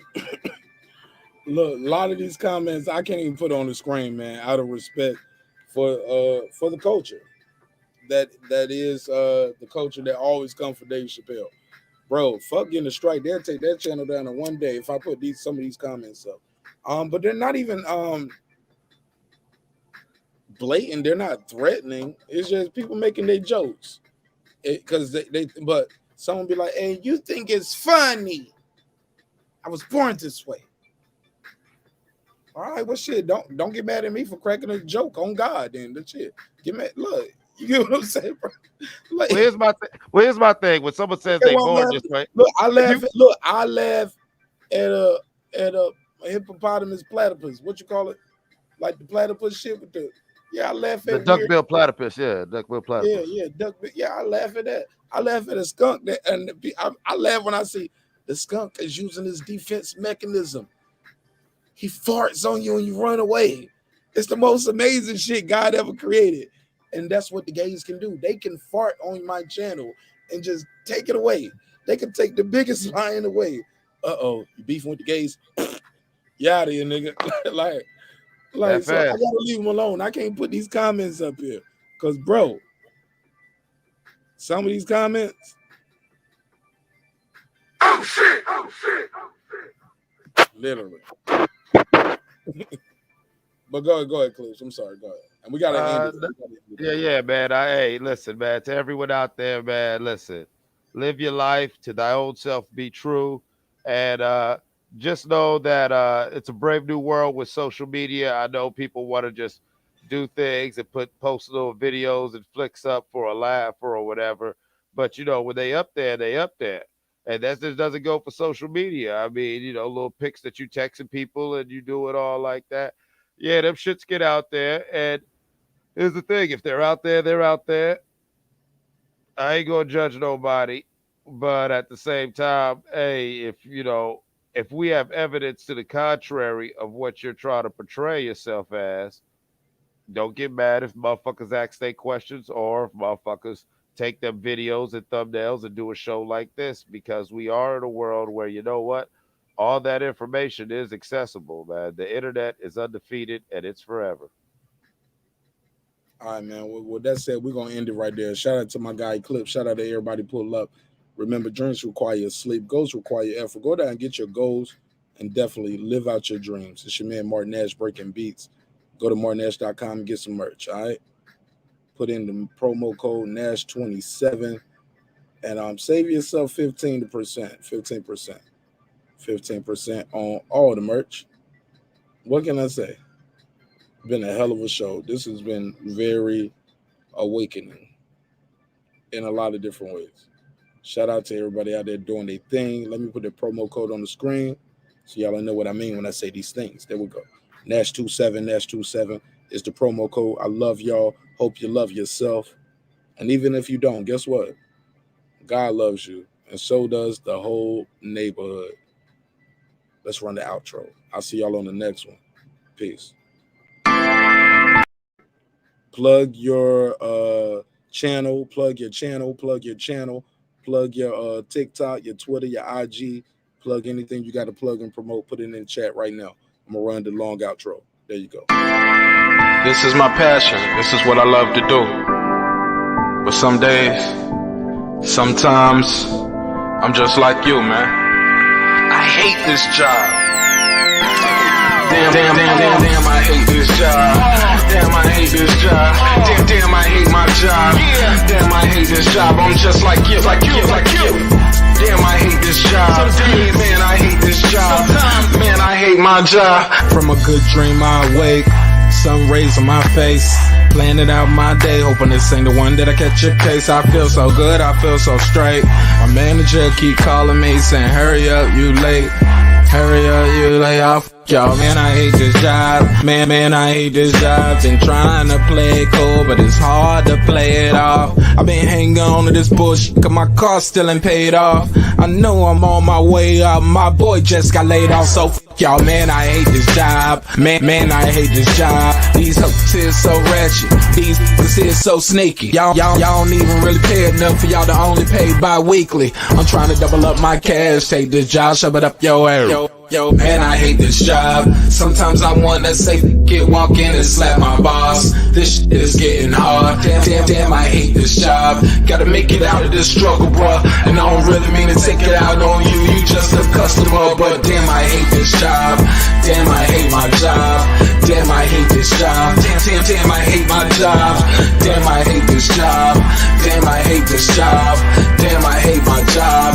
Damn, I hate this job. We're the reason why your stockholders always stay afloat. Yet I'm asking, are they hiring? Like everywhere I go, schedule will say 9, but I think it's fine if I clock in at 9:04. I work 40 hours a week plus overtime just to be bro. So y'all, man, I hate this job. Hate that I applied. So much has transpired since the day that I was high. Told me I could advance, but you were telling me lies. Gotta give your notice before I quit, but you don't say shit right before I'm fired. Damn, man, I hate this job. Sometimes I wanna say, walk in and slap my boss. This shit is getting hard. Damn, I hate this job. Gotta make it out of this struggle, bruh. And I don't really mean to take it out on you. You just a customer, but damn, I hate this job. Damn, I hate my job. Damn, I hate this job. Damn, I hate my job. Damn, I hate this job. Damn, I hate this job. Damn, I hate my job. Damn, I hate this job. You and your procedures, you and your protocol, you and your policies, none of that shit don't apply to me. You and your quotas, you and your standards, you and your 2 sick days a year. Y'all niggas bananas. Wonder why the postman's posted with hammers, going postal with Popo on camera. His wage got him enraged, stressed out, it's hard to maintain. He flips the middle, grabs his. He said, if you don't get the picture, I quit, you ain't shoot. Mother, man, I hate this job. Sometimes I wanna say, walk in and slap my boss. This shit is getting hard. Damn, I hate this job. Gotta make it out of this struggle, bruh. And I don't really mean to take it out on you. You just a customer, but damn, I hate this job. Damn, I hate my job. Damn, I hate this job. Damn, I hate my job. Damn, I hate this job. Damn, I hate this job. Damn, I hate my job. Damn, I hate this job. Look, man, I hate this job. I put my pants on one leg at a time, just like you. I'm out here trying to take care of my family. Damn, I hate this job. It's not always glamorous, for real, but I do what I gotta do for me and mine, you know? Damn, I hate this job. Damn, I hate my job. Damn, I hate this job. Damn, I hate my job. Damn, I hate this job. Damn, I hate this job. Damn, I hate my job. Damn, I hate this job. Damn, I hate this job. Damn, I hate this job. Damn, I hate my job. Damn, I hate this job. I'm just like you, nigga. Damn, I hate this job. Man, I hate this job. Man, I hate my job.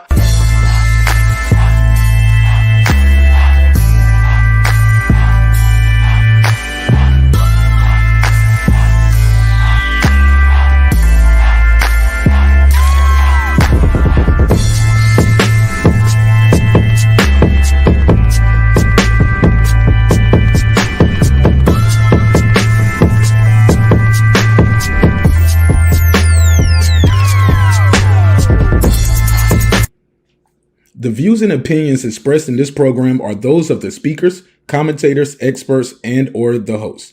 They do not explicitly nor necessarily reflect nor represent the channel's policy or the views held by the channel or broadcaster.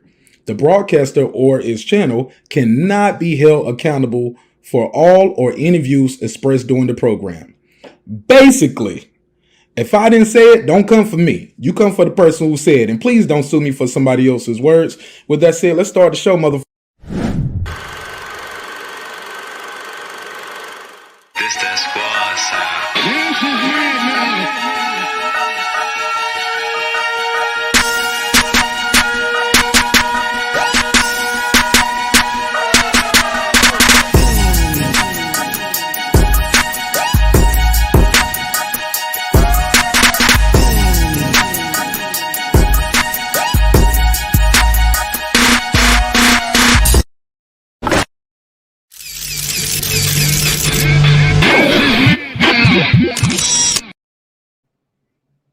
I love y'all.